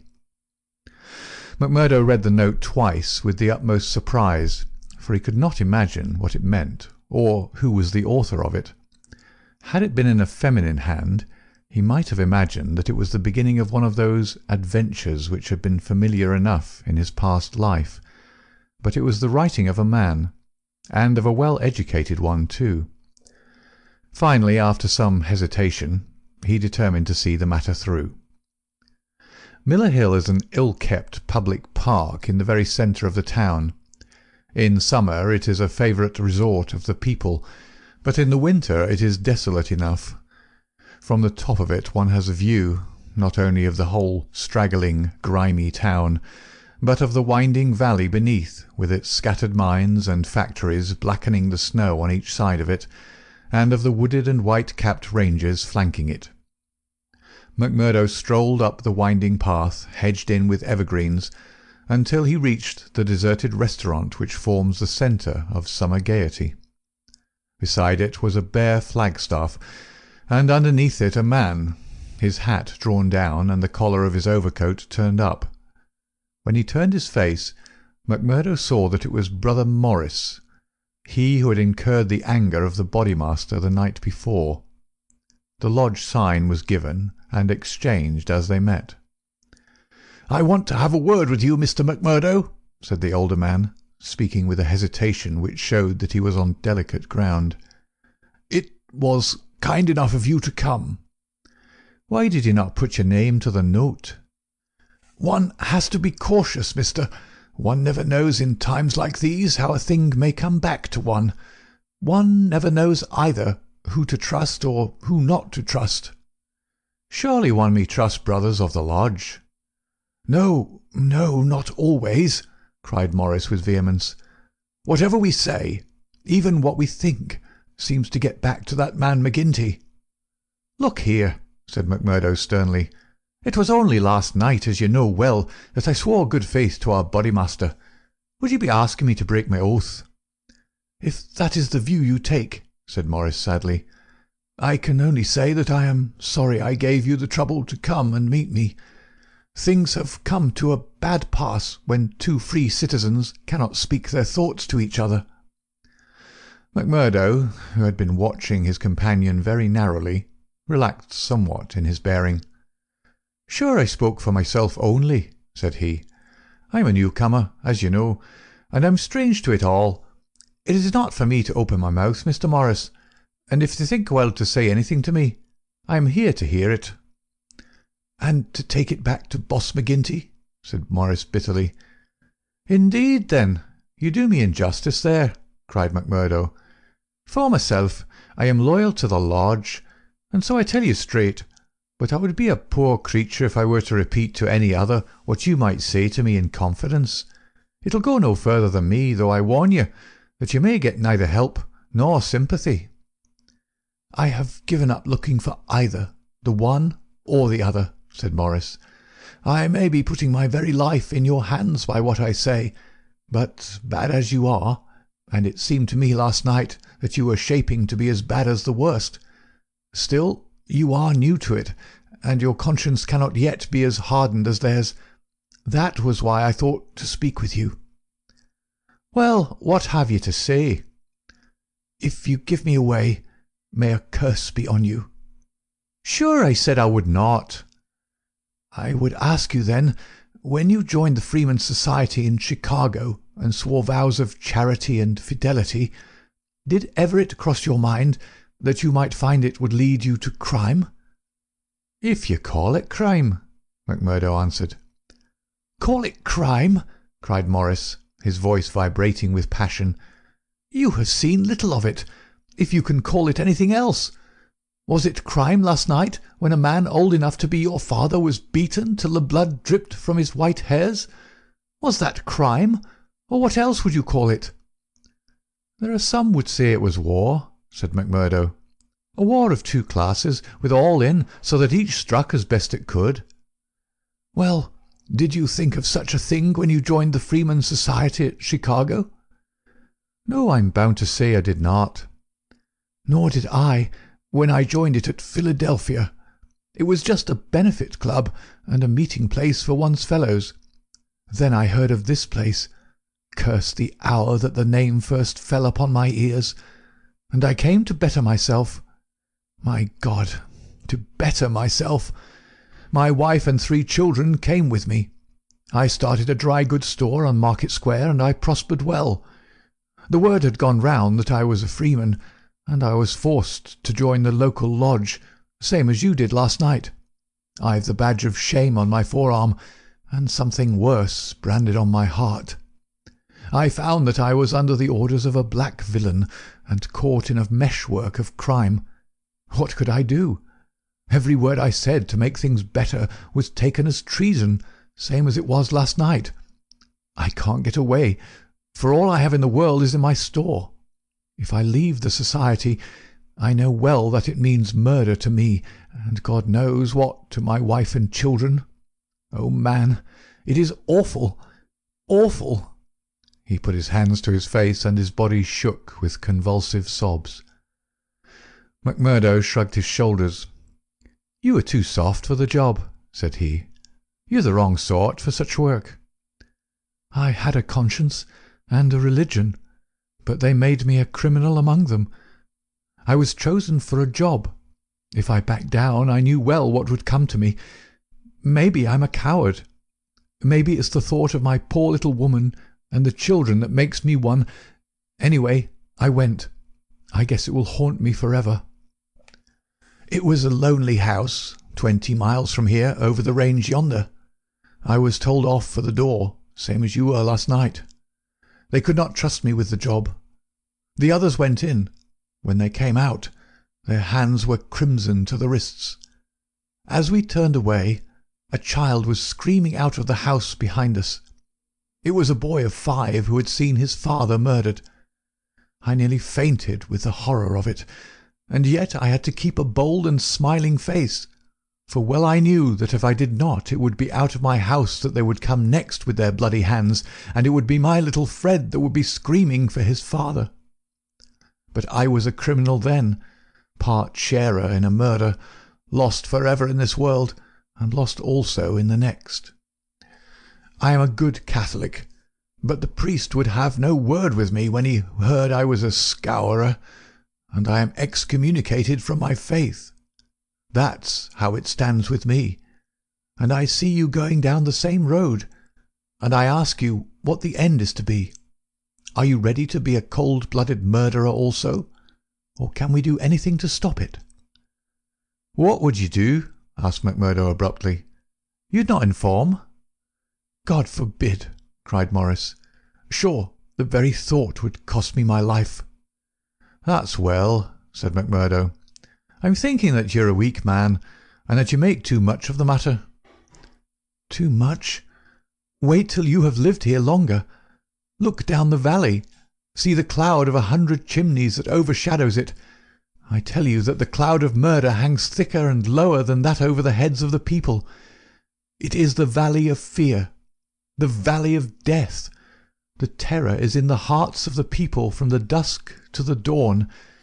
Wait, young man, and you will learn for yourself." "Well, I'll let you know what I think when I have seen more," said McMurdo carelessly. "What is very clear is that you are not the man for the place, and that the sooner you sell out, if you only get a dime a dollar for what the business is worth, the better it'll be for you. What you've said is safe with me, but by gar, if I thought you were an informer—" "No, no!" cried Morris piteously. "Well, let it rest at that. I'll bear what you've said in mind, and maybe some day I'll come back to it. I expect you meant kindly by speaking to me like this. Now I'll be getting home." "One word before you go," said Morris. "We may have been seen together. They may want to know what we have spoken about." "Ah, that's well thought of." "I offer you a clerkship in my store." "And I refuse it. That's our business. Well, so long, Brother Morris, and may you find things go better with you in the future." That same afternoon, as McMurdo sat smoking, lost in thought beside the stove of his sitting-room, the door swung open and its framework was filled with the huge figure of Boss McGinty. He passed the sign, and then, seating himself opposite to the young man, he looked at him steadily for some time, a look which was as steadily returned. "I'm not much of a visitor, Brother McMurdo," he said at last. "I guess I'm too busy over the folk that visit me. But I thought I'd stretch a point and drop down to see you in your own house." "I'm proud to see you here, Councillor," McMurdo answered heartily, bringing his whisky bottle out of the cupboard. "It's an honour that I had not expected." "How's the arm?" asked the boss. McMurdo made a wry face. "Well, I'm not forgetting it," he said, "but it's worth it." "Yes, it's worth it," the other answered. "To those that are loyal and go through with it and are a help to the lodge. What were you speaking to Brother Morris about on the Miller Hill this morning?" The question came so suddenly that it was well that he had his answer prepared. He burst into a hearty laugh. "Morris didn't know I could earn a living here at home. He shan't know either, for he's got too much conscience for the likes of me. But he's a good-hearted old chap. It was his idea that I was at a loose end and that he would do me a good turn by offering me a clerkship in a dry goods store." "Oh, that was it?" "Yes, that was it." "And you refused it?" "Sure. Couldn't I earn 10 times as much in my own bedroom with 4 hours' work?" "That's so. But I wouldn't get about too much with Morris." "Why not?" "Well, I guess because I tell you not. That's enough for most folk in these parts." "It may be enough for most folk, but it ain't enough for me, Councillor," said McMurdo boldly. "If you're a judge of men, you'll know that." The swarthy giant glared at him, and his hairy paw closed for an instant round the glass, as though he would hurl it at the head of his companion. Then he laughed in his loud, boisterous, insincere fashion. "Ha! You're a queer card, for sure," said he. "Well, if you want more reasons, I'll give them. Did Morris say nothing to you against the lodge?" "No." "Nor against me?" "No." "Well, that's because he don't trust you. But in his heart he's not a loyal brother. We know that well. So we watch him and we wait for the time to admonish him. I'm thinking that the time is drawing near. There's no room for scabby sheep in our pen.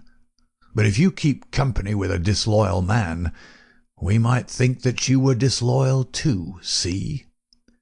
"There's no chance of my keeping company with him, for I dislike the man," McMurdo answered.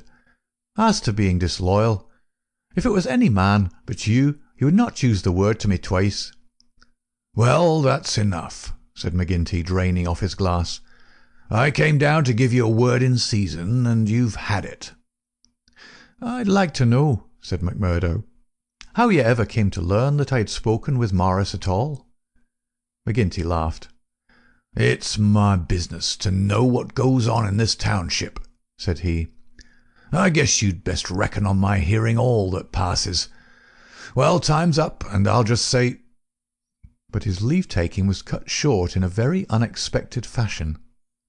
With a sudden crash, the door flew open, and 3 frowning, intent faces glared in at them from under the peaks of police caps. McMurdo sprang to his feet and half drew his revolver, but his arm stopped midway as he became conscious that 2 Winchester rifles were levelled at his head.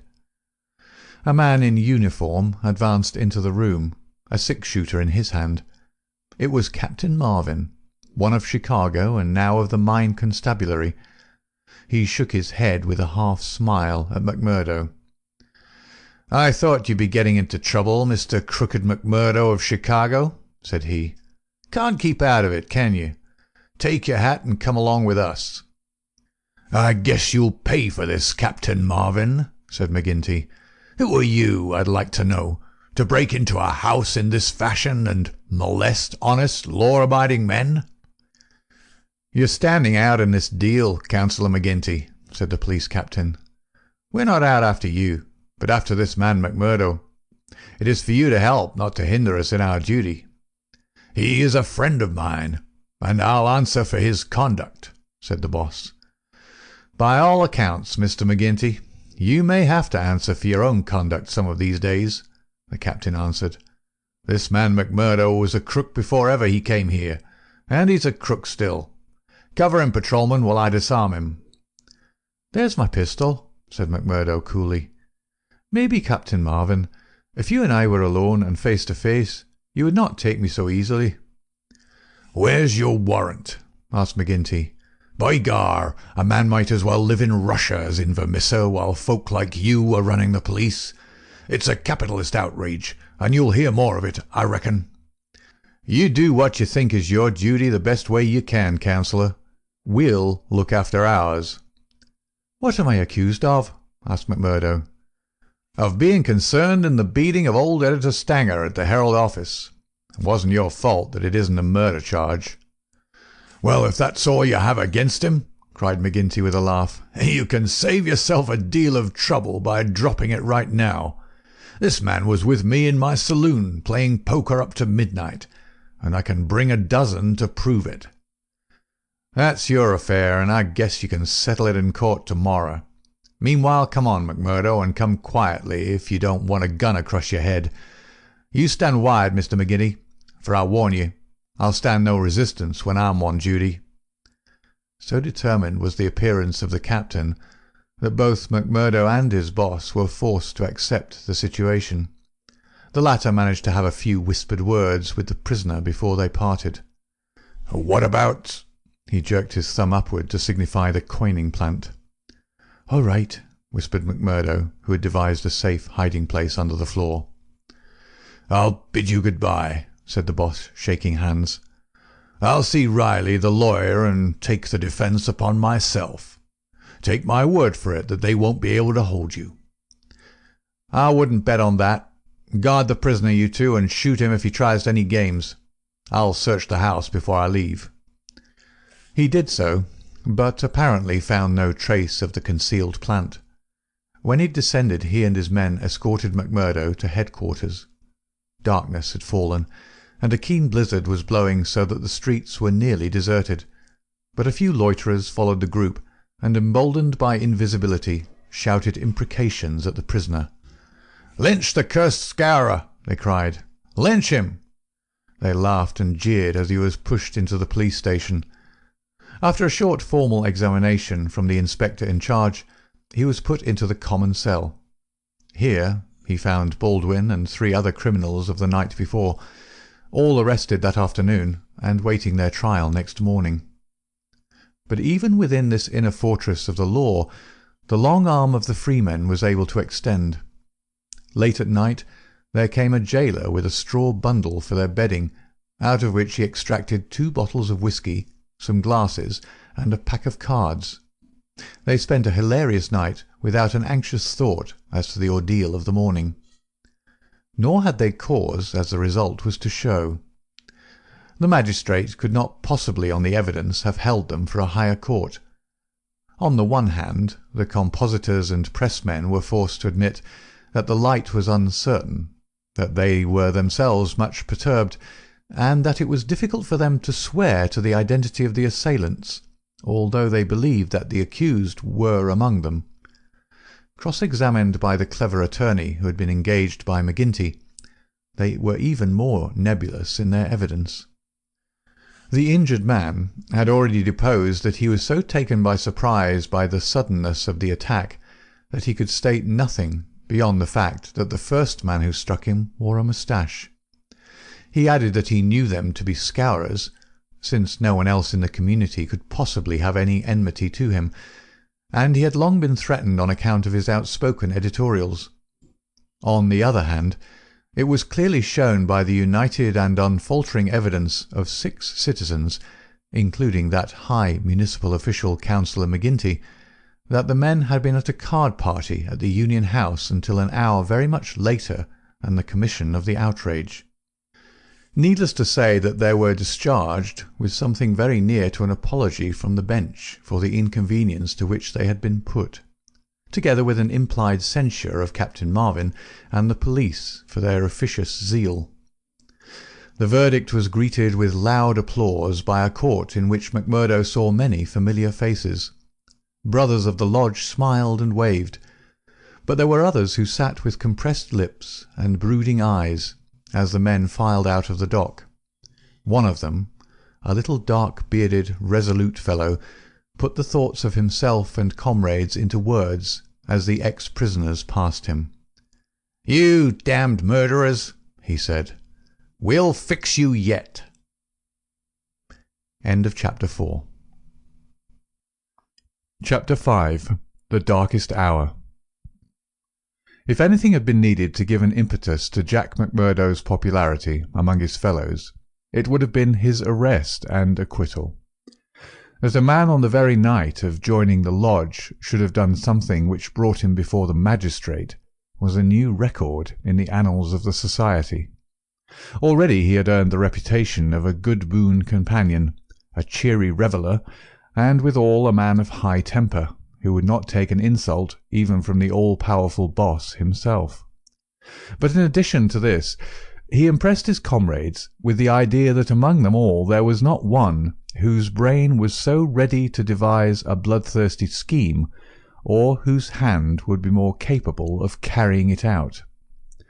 "He'll be the boy for the clean job," said the oldsters to one another, and waited their time until they could set him to his work. McGinty had instruments enough already, but he recognized that this was a supremely able one. He felt like a man holding a fierce bloodhound in leash. There were curs to do the smaller work, but some day he would slip this creature upon its prey.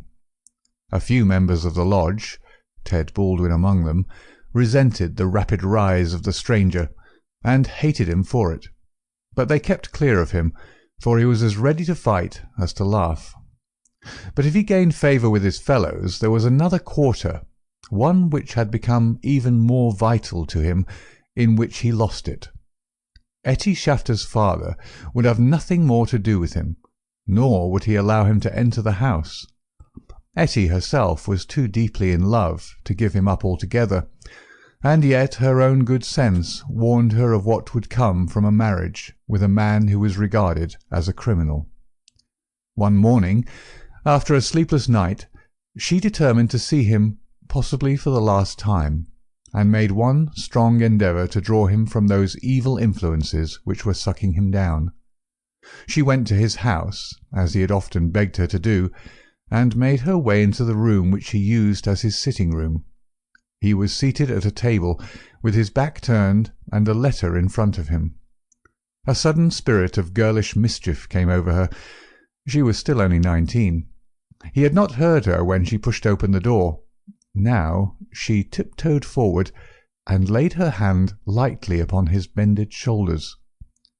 If she had expected to startle him, she certainly succeeded, but only in turn to be startled herself.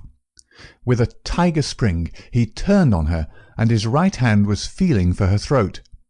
At the same instant, with the other hand, he crumpled up the paper that lay before him. For an instant he stood glaring. Then astonishment and joy took the place of the ferocity which had convulsed his features, a ferocity which had sent her shrinking back in horror as from something which had never before intruded into her gentle life. "It's you," said he, mopping his brow. "And to think that you should come to me, heart of my heart, and I should find nothing better to do than want to strangle you. Come then, darling," and he held out his arms. "Let me make it up to you." But she had not recovered from that sudden glimpse of guilty fear which she had read in the man's face. All her woman's instinct told her that it was not the mere fright of a man who is startled. Guilt. That was it. Guilt and fear. "What's come over you, Jack?" she cried. "Why are you so scared of me? Oh, Jack, if your conscience was at ease, you would not have looked at me like that." "Sure, I was thinking of other things, when you came tripping so lightly on those fairy feet of yours." No, no, it was more than that, Jack." Then a sudden suspicion seized her. "Let me see that letter you were writing." "Ah, Etty, I couldn't do that." Her suspicions became certainties. "It's to another woman," she cried. "I know it. Why else should you hold it from me? Was it to your wife that you were writing? How am I to know that you are not a married man, you a stranger that nobody knows?" "I am not married, Etty. See now, I swear it. You're the only one woman on earth to me. By the cross of Christ, I swear it." He was so white with passionate earnestness that she could not but believe him. "Well then," she cried. "Well then," she cried, "why will you not show me the letter?" "I'll tell you, acushla," said he. "I'm under oath not to show it, and just as I wouldn't break my word to you, so I would keep it to those who hold my promise. It's the business of the lodge, and even to you it's a secret. And if I was scared when a hand fell on me, can't you understand it when it might have been the hand of a detective?" She felt that he was telling the truth. He gathered her into his arms and kissed away her fears and doubts. "Sit by me, then. It's a queer throne for such a queen, but it's the best your poor lover can find. He'll do better for you some of these days, I'm thinking. Now your mind is easy once again, is it not?" "How can it ever be at ease, Jack, when I know that you are a criminal among criminals, when I never know the day that I may hear you're in court for murder? McMurdo the Scowrer, that's what one of the boarders called you yesterday. It went through my heart like a knife." "Sure, hard words break no bones." "But they were true." "Well, dear, it's not so bad as you think. We are but poor men that are trying in our own way to get our rights." Etty threw her arms around her lover's neck. "Give it up, Jack. For my sake, for God's sake, give it up. It was to ask you that I came here today. Oh, Jack, see, I beg it of you on my bended knees, kneeling here before you. I implore you to give it up." He raised her and soothed her with her head against his breast. "Sure, my darling, you don't know what it is you're asking. How could I give it up when it would be to break my oath and to desert my comrades? If you could see how things stand with me, you could never ask it of me. Besides, if I wanted to, how could I do it? You don't suppose that the lodge would let a man go free with all its secrets?" "I've thought of that, Jack. I've planned it all. Father has saved some money. He is weary of this place, where the fear of these people darkens our lives. He is ready to go. We would fly together to Philadelphia or New York, where we would be safe from them." McMurdo laughed. "The lodge has a long arm. Do you think it could not stretch from here to Philadelphia or New York?" "Well then, to the West, or to England, or to Germany, where my father came from. Anywhere to get away from the Valley of Fear." McMurdo thought of old Brother Morris. "Sure, it is the second time I've heard the valley so named," said he. "The shadow does indeed seem to lie heavy on some of you." "It darkens every moment of our lives. Do you suppose that Ted Baldwin has ever forgiven us? If it were not that he fears you, what do you suppose our chances would be? If you saw the look in those dark, hungry eyes of his when they fall on me." "By gar, I'd teach him better manners if I caught him at it. But see here, little girl, I can't leave here, I can't. Take that from me once and for all. But if you'll leave me to find my own way, I will try to prepare a way of getting honourably out of it." "There is no honour in such a matter." Well, well, it's just how you look at it. But if you give me 6 months, I'll work it so that I can leave without being ashamed to look others in the face." The girl laughed with joy. 6 months, she cried. "Is it a promise?" Well, it may be 7 or 8, but within a year at the furthest, we will leave the valley behind us." It was the most that Etty could obtain, and yet it was something. There was this distant light to illuminate the gloom of the immediate future. She returned to her father's house more light-hearted than she had ever been since Jack McMurdo had come into her life. It might be thought that as a member all the doings of the society would be told to him, but he was soon to discover that the organisation was wider and more complex than the simple lodge. Even Boss McGinty was ignorant as to many things, for there was an official named the county delegate living at Hobson's Patch, farther down the line, who had power over several different lodges which he wielded in a sudden and arbitrary way. Only once did McMurdo see him, a sly little grey-haired rat of a man with a slinking gait and a sidelong glance which was charged with malice.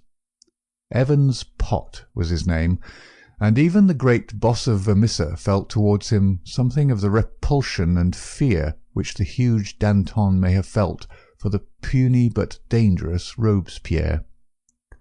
One day Scanlon, who was McMurdo's fellow boarder, received a note from McGinty enclosing one from Evans Pott, which informed him that he was sending over 2 good men, Lawler and Andrews, who had instructions to act in the neighbourhood, though it was best for the cause that no particulars as to their objects should be given. Would the Bodymaster see to it that suitable arrangements be made for their lodgings and comfort until the time for action should arrive? McGinty added that it was impossible for anyone to remain secret at the Union House, and that therefore he would be obliged if McMurdo and Scanlon would put the strangers up for a few days in their boarding-house. The same evening the 2 men arrived, each carrying his gripsack. Lawler was an elderly man, shrewd, silent, and self-contained, clad in an old black frock-coat, which, with his soft felt hat and ragged grizzled beard, gave him a general resemblance to an itinerant preacher. His companion Andrews was little more than a boy, frank-faced and cheerful, with the breezy manner of one who is out for a holiday and means to enjoy every minute of it. Both men were total abstainers, and behaved in all ways as exemplary members of the society, with the one simple exception that they were assassins who had often proved themselves to be most capable instruments for this association of murder. Lawler had already carried out 14 commissions of the kind, and Andrews 3. They were, as McMurdo found, quite ready to converse about their deeds in the past, which they recounted with half-bashful pride of men who had done good and unselfish service for the community. They were reticent, however, as to the immediate job in hand. "They chose us because neither I nor the boy here drink," Lawler explained. "They can count on us saying no more than we should.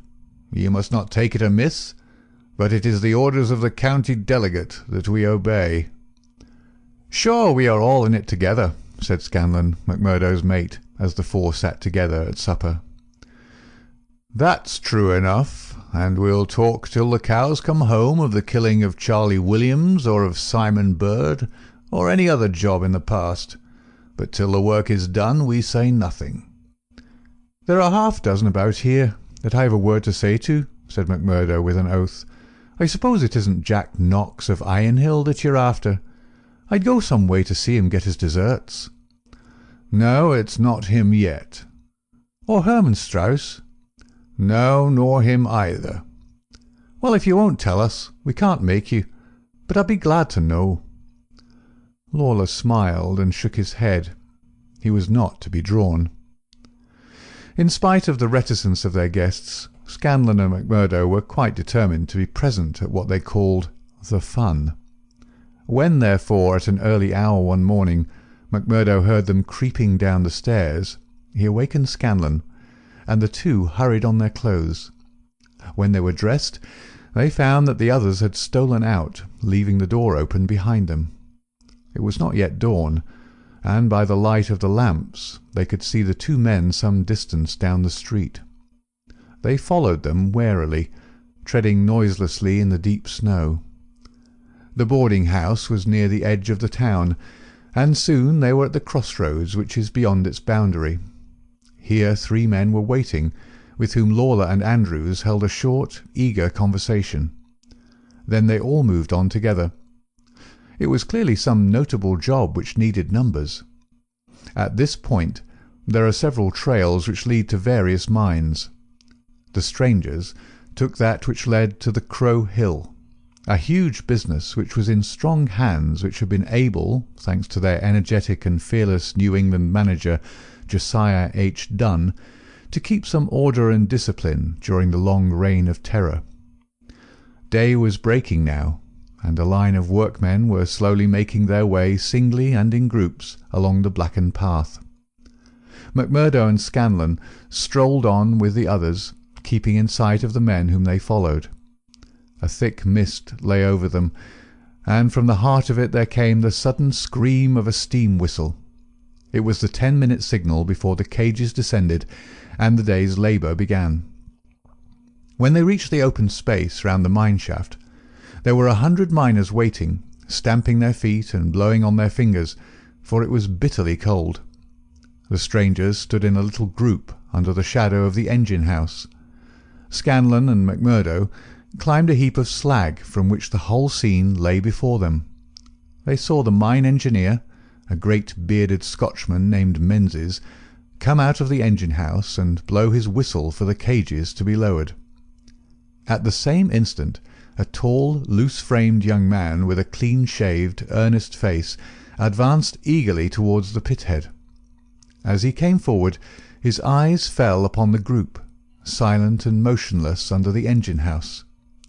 The men had drawn down their hats and turned up their collars to screen their faces.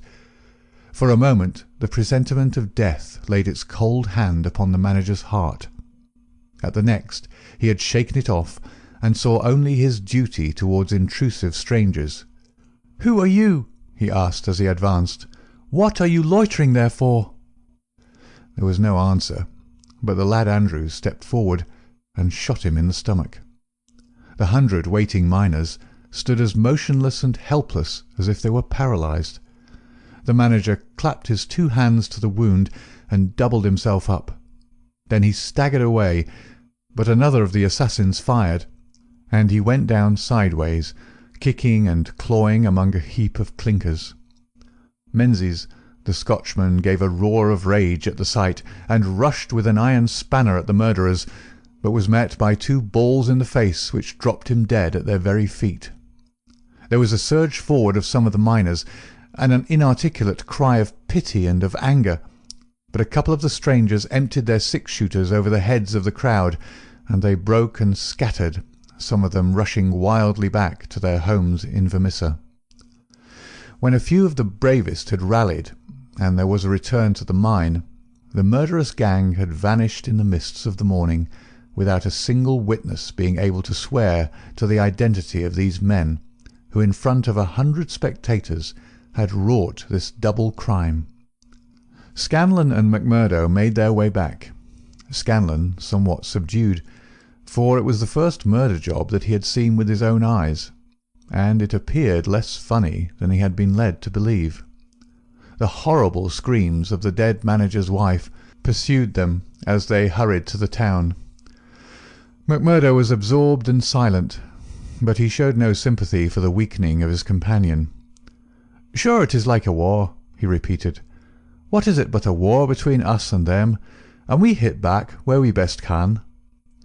There was high revel in the lodge-room at the Union House that night, not only over the killing of the manager and engineer of the Crow Hill mine, which would bring this organisation into line with the other blackmailed and terror-stricken companies of the district, but also over a distant triumph which had been wrought by the hands of the lodge itself.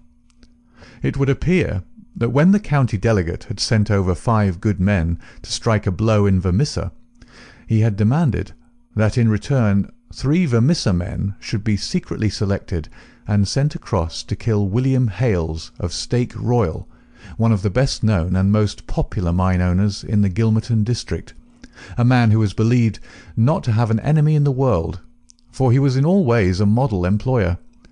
He had insisted, however, upon efficiency in the work, and had therefore paid off certain drunken and idle employees who were members of the all-powerful society. coffin notices hung outside his door had not weakened his resolution, and so in a free, civilized country he found himself condemned to death. The execution had now been duly carried out. Ted Baldwin, who sprawled now in the seat of honour beside the Bodymaster, had been chief of the party. His flushed face and glazed, bloodshot eyes told of the sleeplessness and drink. He and his two comrades had spent the night before among the mountains. They were unkempt and weather-stained. But no heroes, returning from a forlorn hope, could have had a warmer welcome from their comrades. The story was told and retold amid cries of delight and shouts of laughter. They had waited for their man as he drove home at nightfall, taking their station at the top of a steep hill, where his horse must be at a walk. He was so furred to keep out the cold that he could not lay his hand on his pistol. They had pulled him out and shot him again and again. He had screamed for mercy. The screams were repeated for the amusement of the lodge. "Let's hear again how he squealed!" they cried. None of them knew the man, but there is eternal drama in a killing, and they had shown the Scowrers of Gilmerton that the Vermissa men were to be relied upon. There had been one contretemps, for a man and his wife had driven up while they were still emptying their revolvers into the silent body. It had been suggested that they should shoot them both, but they were harmless folk who were not connected with the mines, so they were sternly bidden to drive on and keep silent, lest a worse thing befall them. And so the blood-mottled figure had been left as a warning to all such hard-hearted employers, and the three noble avengers had hurried off into the mountains, where unbroken nature comes down to the very edge of the furnaces and the slag-heaps. Here they were safe and sound, their work well done, and the plaudits of their companions in their ears. It had been a great day for the Scowrers. The shadow had fallen even darker over the valley. But as the wise general chooses the moment of victory in which to redouble his efforts, so that his foes may have no time to steady themselves after disaster, so Boss McGinty, looking out upon the scene of his operations with his brooding and malicious eyes, had devised a new attack upon those who opposed him. That very night, as the half-drunken company broke up, he touched McMurdo on the arm and led him aside into that inner room where they had their first interview. "See here, my lad," said he, "I've got a job that's worthy of you at last. You'll have the doing of it in your own hands."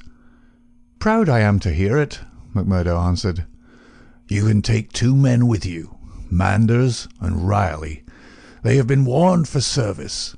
We'll never be right in this district until Chester Wilcox has been settled, and you'll have the thanks of every lodge in the coalfields if you can down him." "I'll do my best, anyhow. Who is he, and where shall I find him?" McGinty took his eternal, half-chewed, half-smoked cigar from the corner of his mouth, and proceeded to draw a rough diagram on a page torn from his notebook. "He's the chief foreman of the Iron Dyke Company. He's a hard citizen, an old colour sergeant of the war, all scars and gristle. We've had 2 tries at him, but had no luck, and Jim Carnaway lost his life over it. Now it's for you to take it over. That's the house, all alone at the Iron Dyke crossroad, same as you see here on the map, without another within earshot. It's no good by day. He's armed and shoots quick and straight, with no questions asked. But at night, well, here he is with his wife, 3 children and a hired help. You can't pick or choose, it's all or none.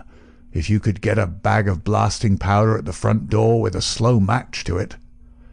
"What's the man done?" "Didn't I tell you he shot Jim Carnaway?" "Why did he shoot him?" "What in thunder has that to do with you? Carnaway was about his house at night, and he shot him. That's enough for me and you. You've got to settle the thing right." "There's these 2 women and the children. Do they go up too?" "They have to. Else how can we get him?" "It seems hard on them, for they've done nothing."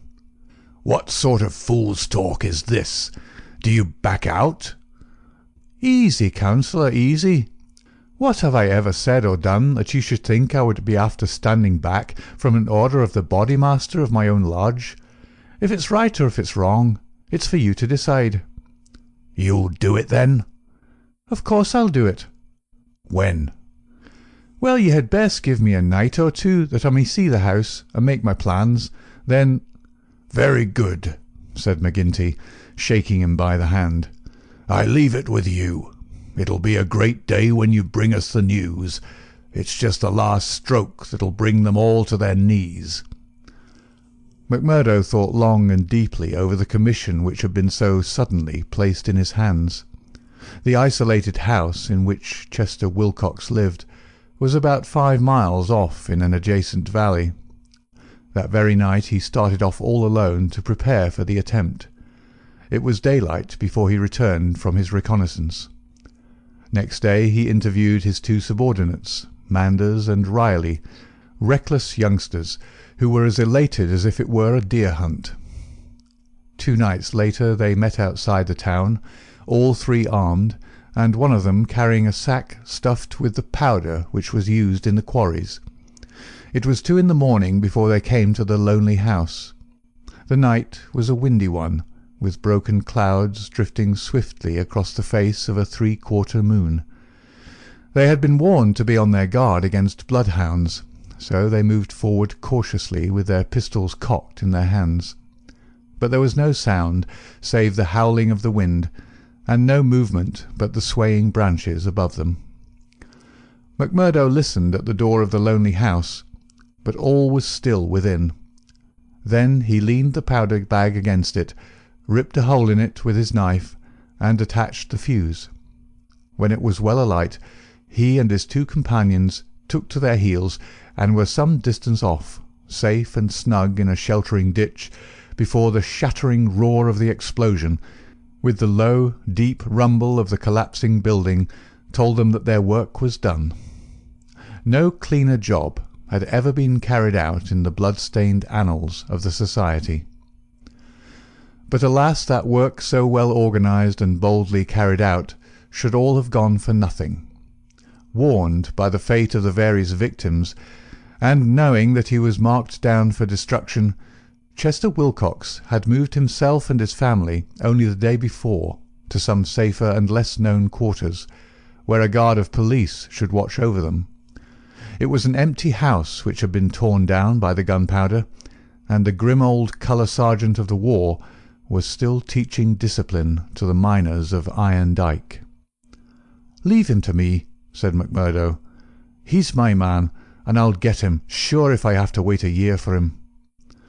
A vote of thanks and confidence was passed in full lodge, and so for the time the matter ended. When a few weeks later it was reported in the papers that Wilcox had been shot at from an ambuscade, it was an open secret that McMurdo was still at work upon his unfinished job. Such were the methods of the Society of Freemen, and such were the deeds of the Scowrers by which they spread their rule of fear over the great and rich district which was for so long a period haunted by their terrible presence. Why should these pages be stained by further crimes? Have I not said enough to show the men and their methods? These deeds are written in history, and their records wherein one may read the details of them. There one may learn of the shooting of policemen Hunt and Evans because they had ventured to arrest 2 members of the Society, a double outrage planned at the Vermissa lodge and carried out in cold blood upon 2 helpless and disarmed men. There also one may read of the shooting of Mrs. Larby when she was nursing her husband who had been beaten almost to death by orders of Boss McGinty, the killing of the elder Jenkins shortly followed by that of his brother, the mutilation of James Murdoch, the blowing up of the Staphouse family, and the murder of the Stendals, all followed hard upon one another in the same terrible winter. Darkly the shadow lay upon the valley of fear. The spring had come with running brooks and blossoming trees. There was hope for all nature bound so long in an iron grip. But nowhere was there any hope for the men and women who lived under the yoke of the terror. Never had the cloud above them been so dark and hopeless as in the early summer of the year 1875. End of Chapter 5. Chapter 6. Danger.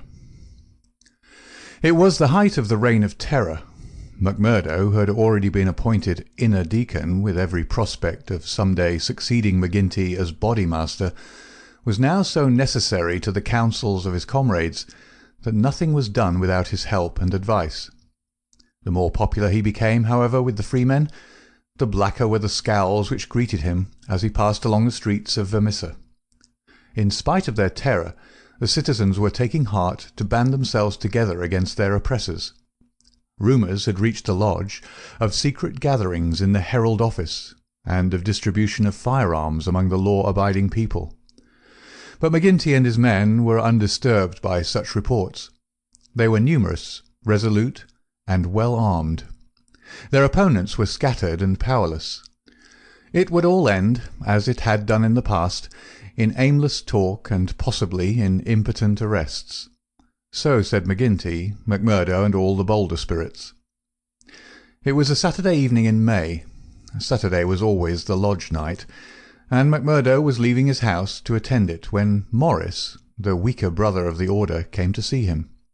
His brow was creased with care, and his kindly face was drawn and haggard. "Can I speak with you freely, Mr. McMurdo?" "Sure." "I can't forget that I spoke my heart to you once, and that you kept it to yourself, even though the boss himself came to ask you about it." "What else could I do if you trusted me? It wasn't that I agreed with what you said." "I know that well, but you are the one that I can speak to and be safe. I've a secret here." He put his hand to his breast. "And it is just burning the life out of me. I wish it had come to any one of you but me. If I tell it, it will mean murder for sure. If I don't, it may bring the end of us all. God help me, but I am near out of my wits over it." McMurdo looked at the man earnestly. He was trembling in every limb. He poured some whisky into a glass and handed it to him. "That's the physic for the likes of you," said he. "Now, let me hear it." Morris drank, and his white face took a tinge of colour. "I can tell it to you all in one sentence," said he. "There's a detective on our trail."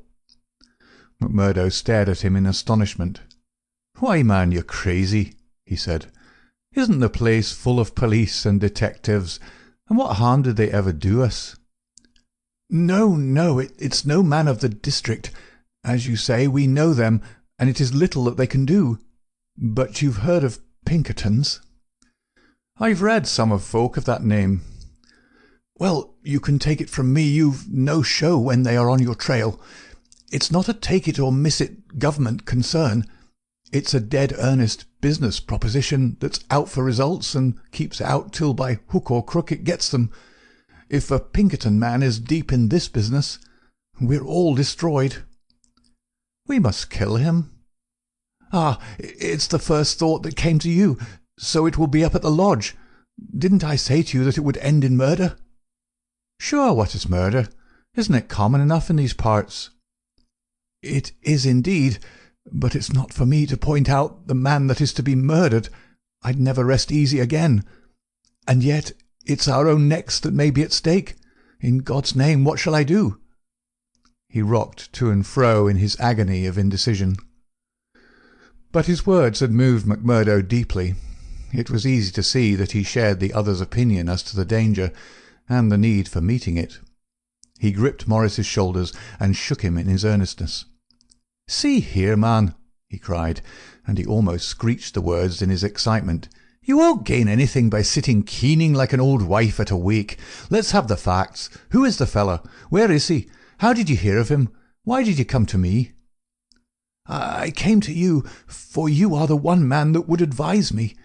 I told you that I had a store in the East before I came here.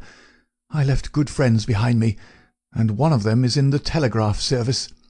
Here's a letter that I had from him yesterday. It's this part from the top of the page. You can read it yourself." This was what McMurdo read. How are the Scowrers getting on in your parts? We read plenty of them in the papers. Between you and me, I expect to hear news from you before long. 5 big corporations and the 2 railroads have taken the thing up in dead earnest. They mean it, and you can bet they'll get there. They are right deep down into it. Pinkerton has taken hold under their orders, and his best man, Birdy Edwards, is operating. The thing has got to be stopped right now. Now, read the postscript. Of course, what I give you is what I learned in business, so it goes no further. It's a queer cipher that you handle by the yard every day and can get no meaning from.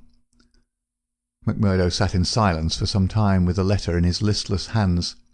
The mist had lifted for a moment, and there was the abyss before him. "Does anyone else know of this?" he asked. "I have told no one else." "But this man, your friend, has he any other person that we would likely write to?" "Well, I dare say he knows 1 or 2 more." "Of the lodge?" "It's likely enough." "I was asking because it is likely that he may have given some description of this fellow Birdy Edwards. Then we could get on his trail." "Well, it's possible, but I shouldn't think he knew him. He's just telling me the news that came to him by way of business. How would he know this Pinkerton man?" McMurdo gave a violent start. "By gar!" he cried. "I've got him! What a fool I was not to know it! Lord, but we're in luck! We'll fix him before he can do any harm. See here, Morris, will you leave this thing in my hands?" "Sure, if you will only take it off mine." "I'll do that. You can stand right back and let me run it. Even your name need not be mentioned. I'll take it all on myself, as if it were to me that this letter has come. Will that content you?" "It's just what I would ask." "Then leave it at that, and keep your head shut. Now I'll get down to the lodge, and we'll soon make old man Pinkerton sorry for himself." "You wouldn't kill this man?" "The less you know, friend Morris, the easier your conscience, and the better you'll sleep. Ask no questions, and let these things settle themselves. I have hold of it now." Morris shook his head sadly as he left. "I feel that his blood is on my hands," he groaned. "Self-protection is no murder, anyhow," said McMurdo, smiling grimly. "It's him or us. I guess this man would destroy us all if we left him long in the valley.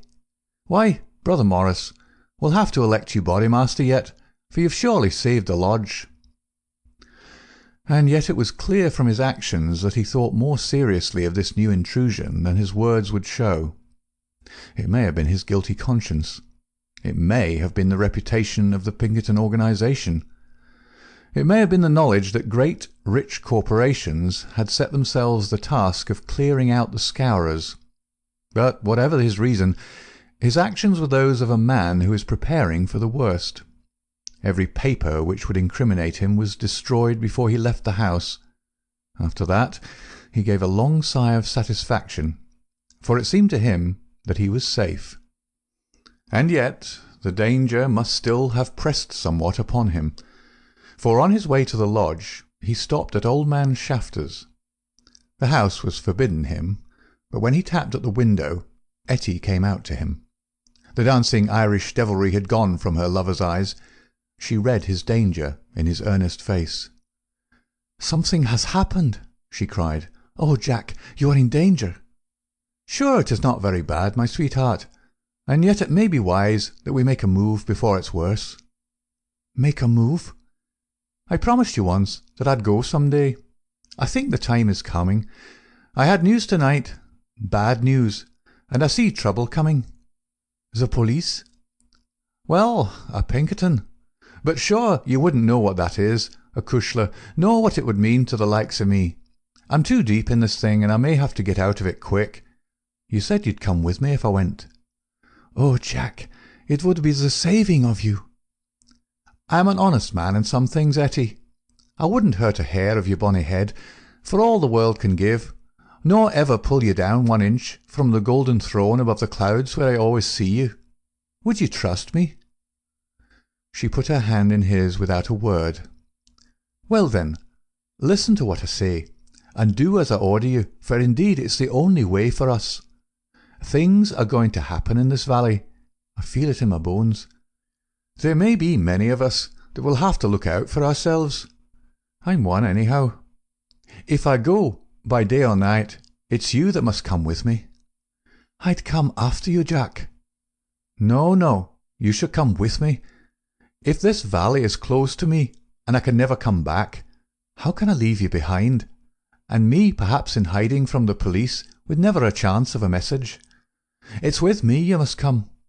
I know a good woman in the place I come from, and it's there I'd leave you till when we get married.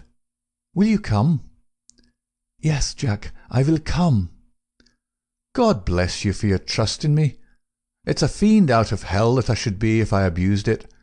Now mark you, Etty.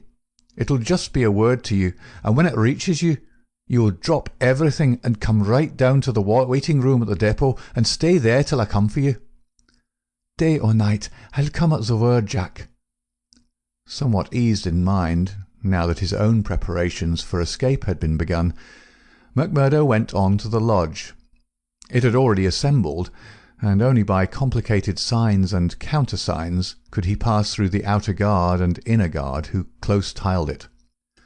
A buzz of pleasure and welcome greeted him as he entered. The long room was crowded, and through the haze of tobacco smoke he saw the tangled black mane of the Bodymaster, the cruel, unfriendly features of Baldwin, the vulture face of Harroway, the secretary, and a dozen more who were among the leaders of the lodge. He rejoiced that they should all be there to take counsel over his news. "Indeed, it's glad we are to see you, brother," cried the chairman. "There's business here that wants a Solomon in judgment to set it right." "It's Lander and Egan," explained his neighbour as he took his seat.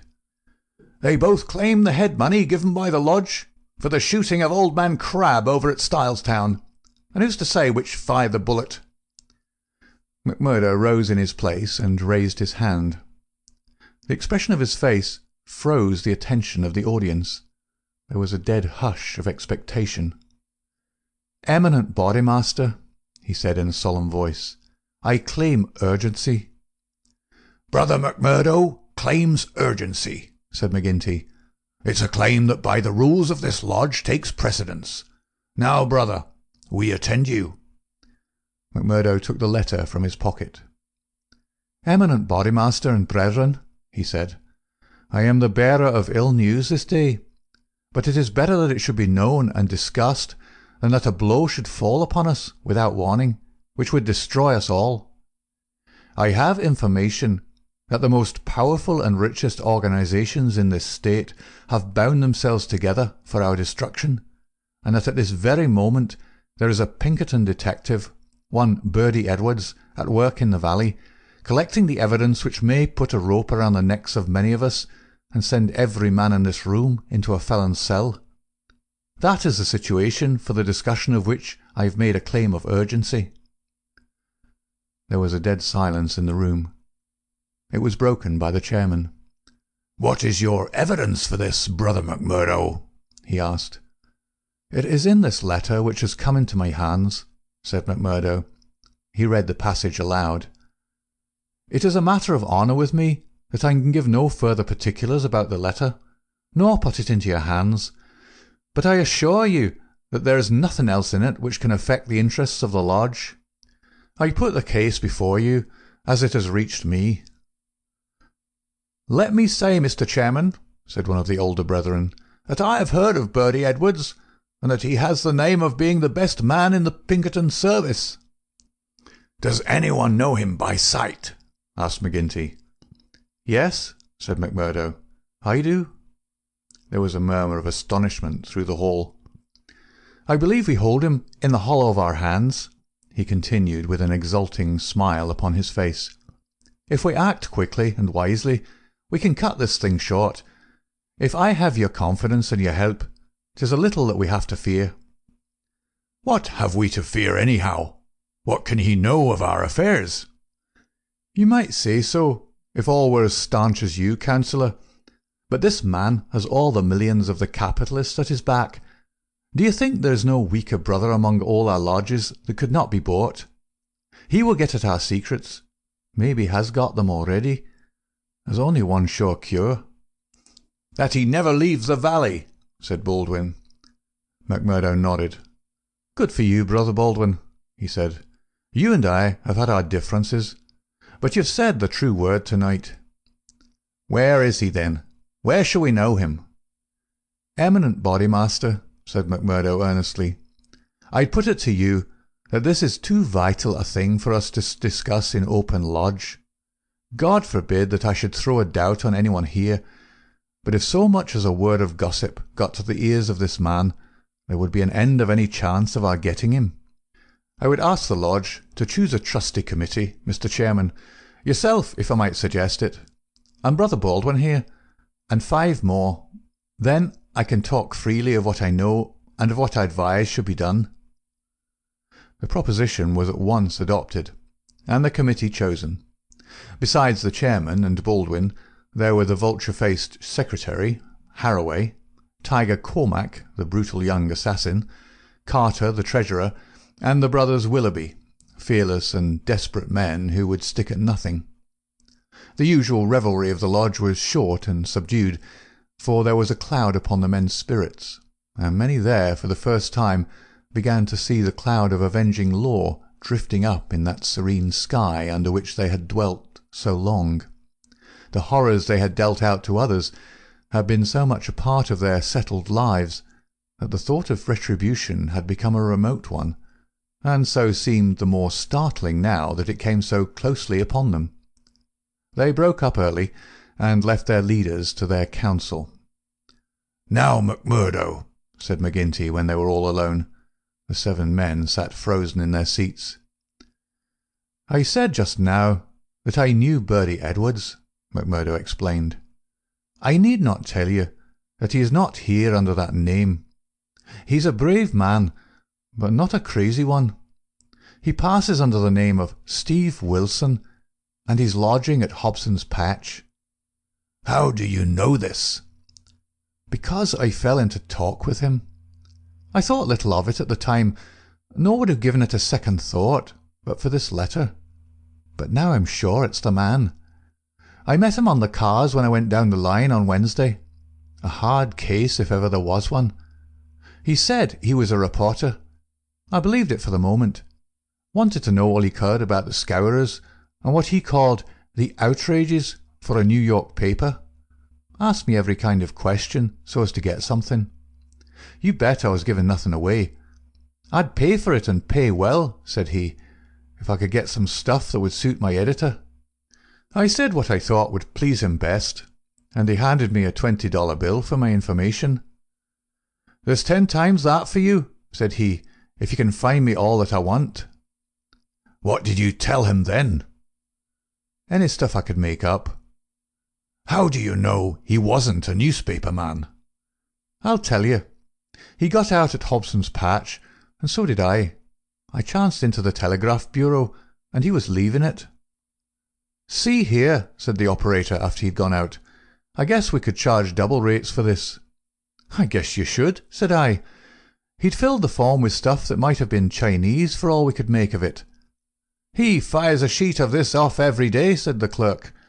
"Yes," said I, "it's special news for his paper, and he's scared that others should tap it."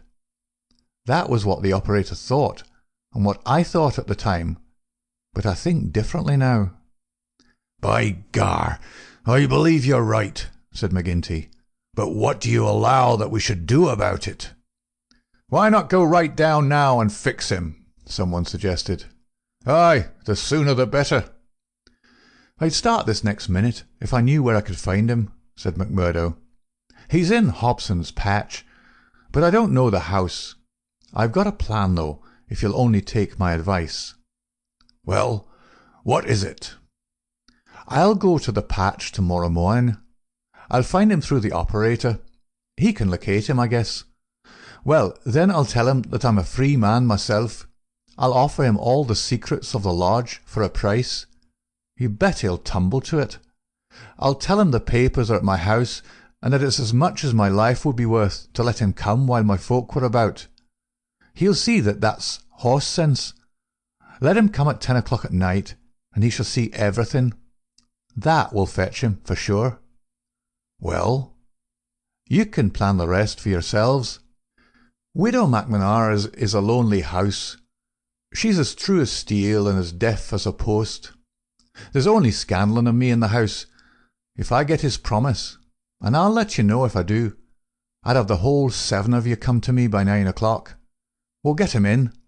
If ever he gets out alive, well, he can talk of Birdy Edwards' luck for the rest of his days. There's going to be a vacancy at Pinkerton's, or I'm mistaken. Leave it at that, McMurdo. At 9 tomorrow we'll be with you. You once get the door shut behind him, and you can leave the rest with us.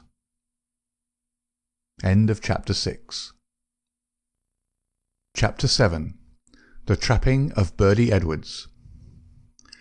As McMurdo had said, the house in which he lived was a lonely one, and very well suited for such a crime as they had planned. It was on the extreme fringe of the town, and stood well back from the road. In any other case, the conspirators would have simply called out their man, as they had many times before, and emptied their pistols into his body. But in this instance, it was very necessary to find out how much he knew, how he knew it, and what had been passed on to his employers. It was possible that they were already too late, and that the work had been done. If that was indeed so, they could at least have their revenge upon the man who had done it. But they were hopeful that nothing of great importance had yet come to the detective's knowledge, as otherwise, they argued, he would not have troubled to write down and forward such trivial information as McMurdo claimed to have given him. However, all this they would learn from his own lips. Once in their power, they would find a way to make him speak.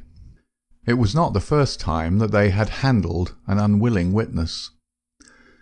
McMurdo went to Hobson's Patch as agreed. The police seemed to take particular interest in him that morning, and Captain Marvin, he who had claimed the old acquaintance with him at Chicago, actually addressed him as he waited at the station. McMurdo turned away and refused to speak with him. He was back from his mission in the afternoon, and saw McGinty at the Union House. "He is coming," he said. "Good," said McGinty. The giant was in his shirt-sleeves, with chains and seals gleaming athwart his ample waistcoat, and a diamond twinkling through the fringe of his bristling beard. Drink and politics had made the boss a very rich as well as powerful man. The more terrible, therefore, seemed that glimpse of the prison or the gallows which had risen before him the night before. "Do you reckon he knows much?" he asked anxiously. McMurdo shook his head gloomily. "He's been here some time. 6 weeks at least. I guess he didn't come into these parts to look at the prospect. If he's been working among us all that time with the railroad money at his back, I should expect that he's got results, and that he's passed them on." "There's not a weak man in the lodge," cried McGinty. "True as steel, every man of them. And yet, by the Lord, there is that skunk Morris. What about him? If any man gives us away, it would be he. I've a mind to send a couple of the boys round before evening to give him a beating up and see what they can get from him." "Well, there would be no harm in that," McMurdo answered. "I won't deny that I have a liking for Morris, and would be sorry to see him come to harm. He has spoken to me once or twice over lodge matters. I know he may not see them the same as you or I. He never seemed the sort that squeals. But still, it is not for me to stand between him and you." "I'll fix the old devil," said McGinty with an oath. "I've had my eye on him this year past." "Well, you know best about that," McMurdo answered. "But whatever you do must be tomorrow. For we must lie low until the Pinkerton affair is settled up. We can't afford to set the police buzzing today of all days." "True for you," said McGinty. "And we'll learn from Birdy Edwards himself where he got his news if we have to cut his heart out first. Did he seem to scent a trap?" McMurdo laughed. "I guess I took him on his weak point," he said. "If he could get on a good trail of the Scowrers, he's ready to follow it into hell. I took his money." McMurdo grinned as he produced a wad of dollar notes. "And as much more when he's seen all my papers." "What papers?" "Well, there are no papers, but I filled him up about constitutions and books of rules and forms of membership. He expects to get right down to the end of everything before he leaves." "Faith, he's right there," said McGinty grimly. "Didn't he ask you why you didn't bring him the papers?" "As if I would carry such things, and me a suspected man, and Captain Marvin after speaking to me this very day at the depot." "Aye, I heard of that," said McGinty.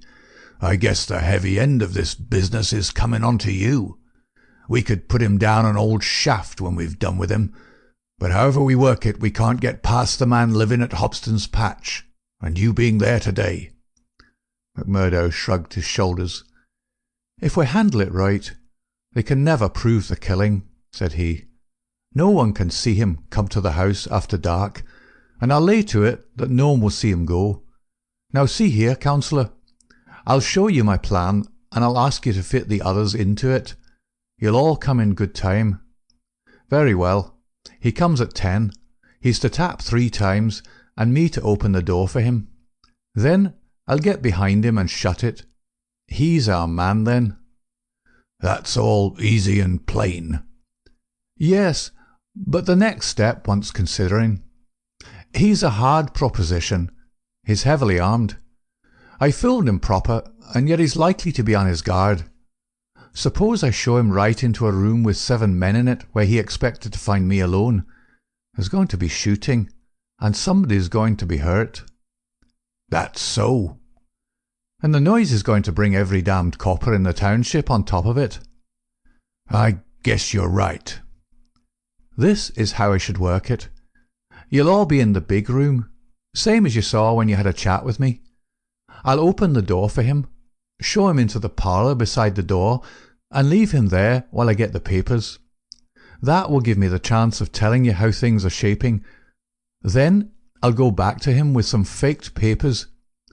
As he's reading them, I'll jump for him and get my grip on his pistol arm. You'll hear me call, and in you'll rush. The quicker the better, for he's as strong a man as I, and I may have more than I can manage. But I allow that I can hold him till you come." "It's a good plan," said McGinty. "The lodge will owe you a debt for this.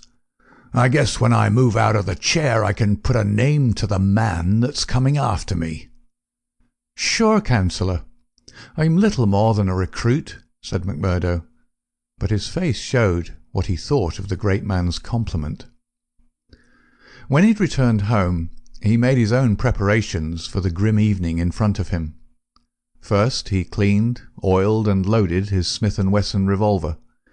Then he surveyed the room in which the detective was to be trapped. It was a large apartment, with a long deal table in the centre, and the big stove at one side. At each of the other sides were windows. There were no shutters on these, only light curtains which drew across. McMurdo examined these attentively. No doubt it must have struck him that the apartment was very exposed for so secret a meeting. Yet its distance from the road made it of less consequence. Finally, he discussed the matter with his fellow lodger. Scanlon, though a Scowrer, was an inoffensive little man who was too weak to stand against the opinion of his comrades, but was secretly horrified by the deeds of blood at which he had sometimes been forced to assist. McMurdo told him shortly what was intended. "And if I were you, Mike Scanlon, I would take a night off and keep clear of it. There'll be bloody work here before morning." "Well, indeed then, Mac," Scanlon answered. "It's not the will, but the nerve that is wanting in me. When I saw Manager Dunn go down at the colliery yonder, it was just more than I could stand. I'm not made for it, same as you or McGinty. If the lodge will think none the worse of me, I'll just do as you advise, and leave you to yourselves for the evening." The men came in good time as arranged. They were outwardly respectable citizens, well clad and cleanly, but a judge of faces would have read little hope for Birdy Edwards in those hard mouths and remorseless eyes. There was not a man in the room whose hands had not been reddened a dozen times before. They were as hardened to human murder as a butcher to sheep. Foremost, of course, both in appearance and in guilt, was the formidable boss. Harroway, the secretary, was a lean, bitter man with a long, scraggy neck and nervous, jerky limbs. A man of incorruptible fidelity where the finances of the order were concerned, and with no notion of justice or honesty to anyone beyond. The treasurer, Carter, was a middle-aged man with an impassive, rather sulky expression and a yellow parchment skin. He was a capable organizer, and the actual details of nearly every outrage had sprung from his plotting brain. The two Willoughbys were men of action, tall, lithe young fellows with determined faces, while their companion, Tiger Cormac, a heavy, dark youth, was feared even by his own comrades for the ferocity of his disposition. These were the men who assembled that night under the roof of McMurdo for the killing of the Pinkerton detective. Their host had placed whisky upon the table, and they had hastened to prime themselves for the work before them. Baldwin and Cormac were already half drunk, and the liquor had brought out all their ferocity. Cormac placed his hands on the stove for an instant. It had been lighted, for the nights were still cold. "That will do," said he with an oath. "Aye," said Baldwin, catching his meaning. "If he is strapped to that, we'll have the truth out of him." "We'll have the truth out of him, never fear," said McMurdo. He had nerves of steel, this man, for though the whole weight of the affair was on him, his manner was as cool and unconcerned as ever. The others marked it and applauded. "You are the one to handle him," said the boss approvingly. "Not a warning will he get till your hand is on his throat. It's a pity there are no shutters to your windows." McMurdo went from one to the other and drew the curtains tighter. "Sure no one can spy upon us now.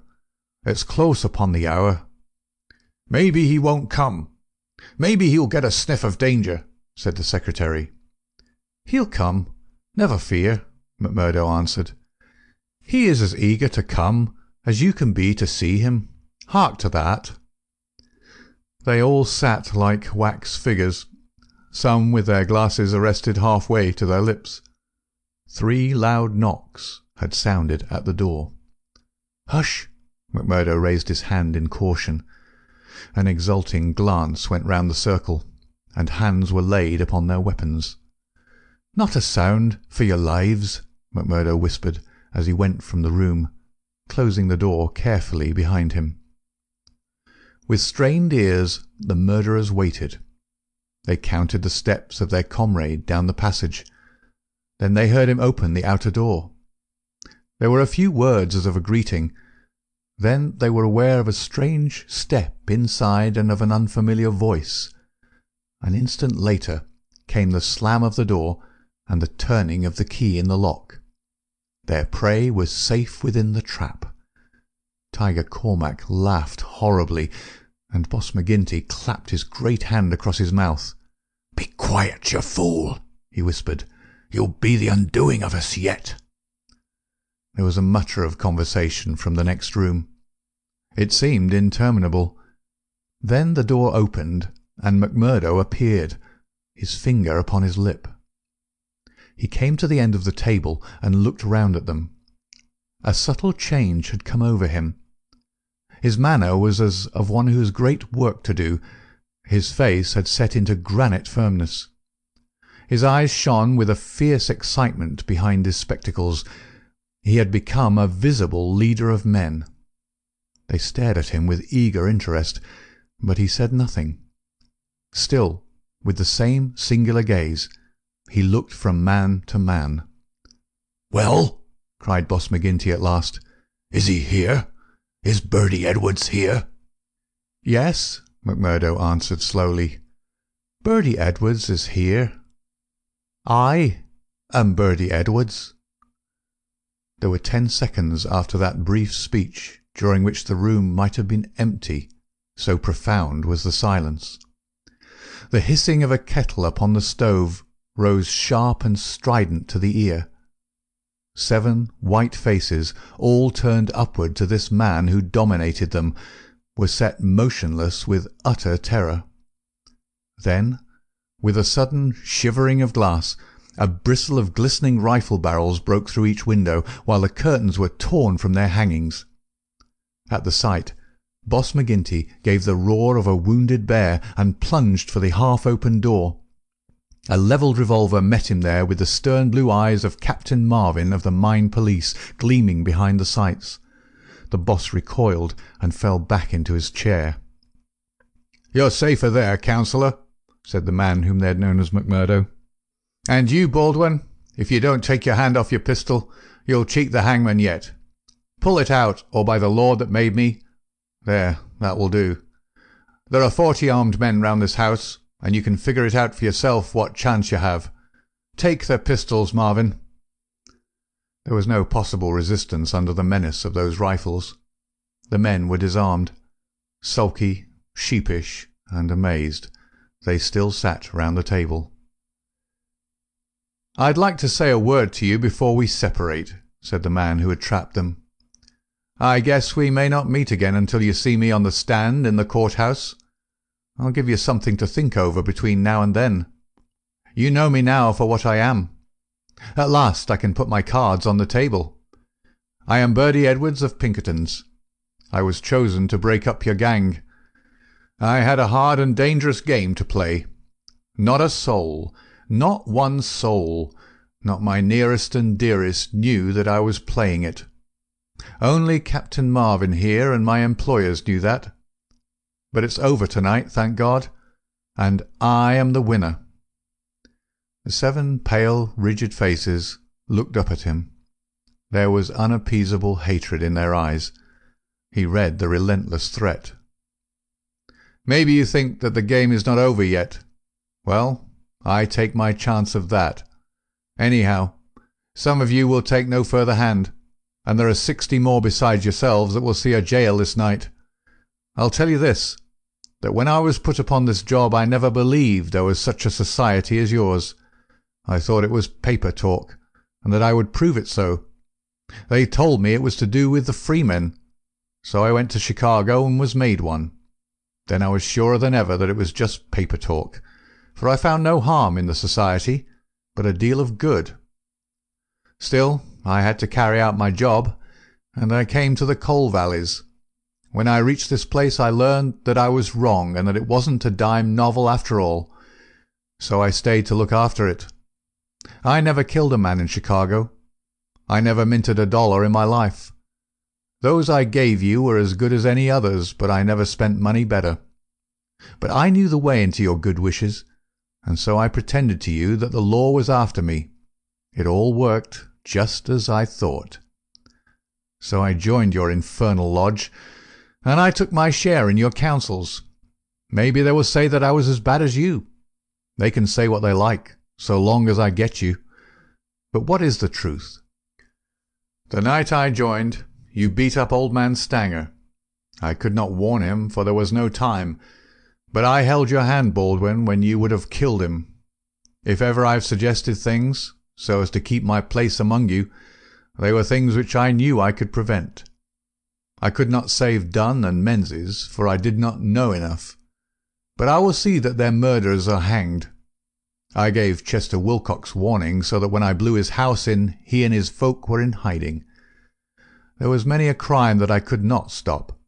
But if you look back and think how often your man came home the other road, or was down in town when you went for him, or stayed indoors when you thought he would come out, you'll see my work." "You blasted traitor!" hissed McGinty through his closed teeth. "Aye, John McGinty, you may call me that if it eases your smart. You and your like have been the enemy of God and man in these parts. It took a man to get between you and the poor devils of men and women that you held under your grip.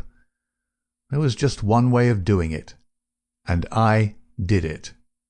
You call me a traitor, but I guess there's many 1,000 will call me a deliverer that went down into hell to save them. I've had 3 months of it. I wouldn't have 3 such months again if they let me loose in the treasury of Washington for it. I had to stay till I had it all, every man and every secret, right here in this hand. I'd have waited a little longer if it hadn't come to my knowledge that my secret was coming out. A letter had come into the town that would have set you wise to it all. Then I had to act, and act quickly. I've nothing more to say to you, except that when my time comes I'll die the easier when I think of the work I've done in this valley. Now, Marvin, I'll keep you no more. Take them in and get it over." There is little more to tell. Scanlon had been given a sealed note to be left at the address of Miss Etty Shafter, a mission which she had accepted with a wink and a knowing smile. In the early hours of the morning, a beautiful woman and a much muffled man boarded a special train which had been sent by the railroad company and made a swift, unbroken journey out of the land of danger. It was the last time that ever either Etty or her lover set foot in the Valley of Fear. 10 days later they were married in Chicago, with old Jacob Shafter as witness of the wedding. The trial of the Scowrers was held far from the place where their adherents might have terrified the guardians of the law. In vain they struggled. In vain the money of the lodge, money squeezed by blackmail out of the whole countryside, was spent like water in the attempt to save them. That cold, clear, unimpassioned statement, from one who knew every detail of their lives, their organisation and their crimes, was unshaken by all the wiles of their defenders. At last, after so many years, they were broken and scattered. The cloud was lifted forever from the valley. McGinty met his fate upon the scaffold, cringing and whining when the last hour came. 8 of his chief followers shared his fate. 50-odd had various degrees of imprisonment. The work of Birdy Edwards was complete. And yet, as he had guessed, the game was not over yet. There was another hand to be played, and yet another and another. Ted Baldwin, for one, had escaped the scaffold. So had the Willoughbys. So had several others of the fiercest spirits of the gang. For 10 years they were out of the world, and then came a day when they were free once more. A day which Edwards, who knew his men, was very sure would be an end of his life of peace. They had sworn an oath on all that they thought holy, to have his blood as a vengeance for their comrades, and well they strove to keep their vow. From Chicago he was chased, after 2 attempts so near success that it was sure that the third would get him.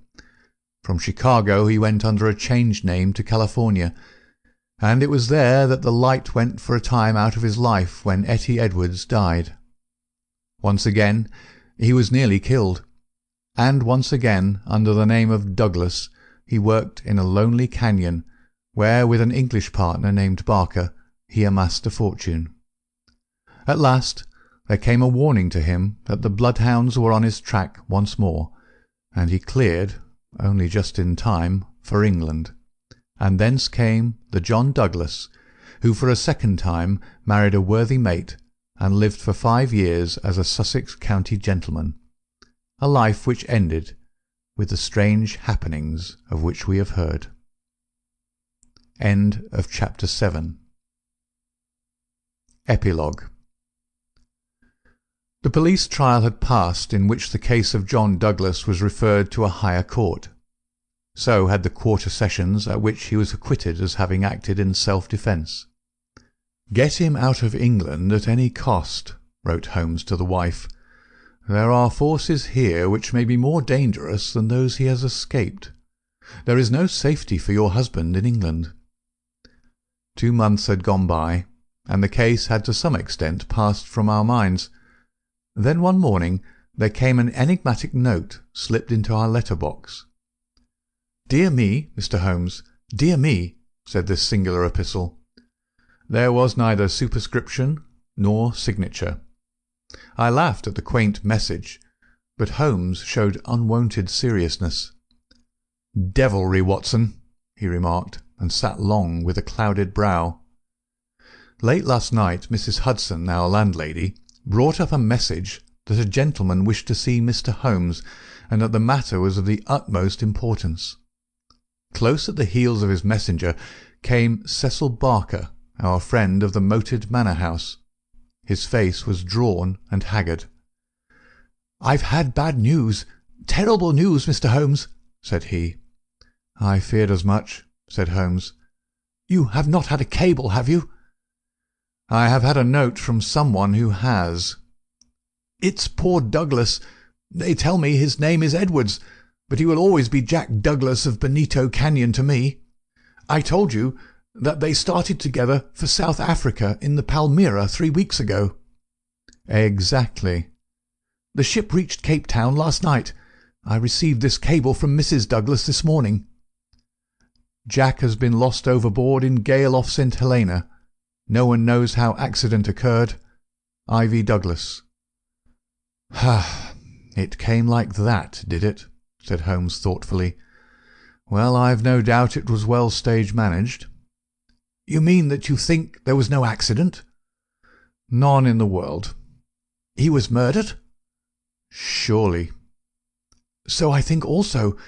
These infernal Scowrers, this cursed vindictive nest of criminals." "No, no, my good sir," said Holmes. "There is a master hand here. It is no case of sawed-off shotguns and clumsy six-shooters. You can tell an old master by the sweep of his brush. I can tell a Moriarty when I see one. This crime is from London, not from America." "But for what motive?" "Because it is done by a man who cannot afford to fail, one whose whole unique position depends upon the fact that all he does must succeed. A great brain and a huge organization have been turned to the extinction of one man. It is crushing the nut with the trip-hammer, an absurd extravagance of energy, but the nut is very effectually crushed all the same." "How came this man to have anything to do with it?" "I can only say that the first word that ever came to us of the business was from one of his lieutenants. These Americans were well advised. Having an English job to do, they took into partnership as any foreign criminal could do, this great consultant in crime. From that moment their man was doomed. At first he would content himself by using his machinery in order to find their victim. Then he would indicate how the matter might be treated. Finally, when he read in the reports of the failure of this agent, he would step in himself with a master touch. You heard me warn this man at Birlstone Manor House that the coming danger was greater than the past. Was I right?" Barker beat his head with his clenched fist in his impotent anger. "Do not tell me that we have to sit down under this. Do you say that no one can ever get level with this king devil?" "No, I don't say that," said Holmes, and his eyes seemed to be looking far into the future. "I don't say that he can't be beat. But you must give me time. You must give me time." We all sat in silence for some minutes, while those fateful eyes still strained to pierce the veil. End of the Epilogue, and end of the Valley of Fear.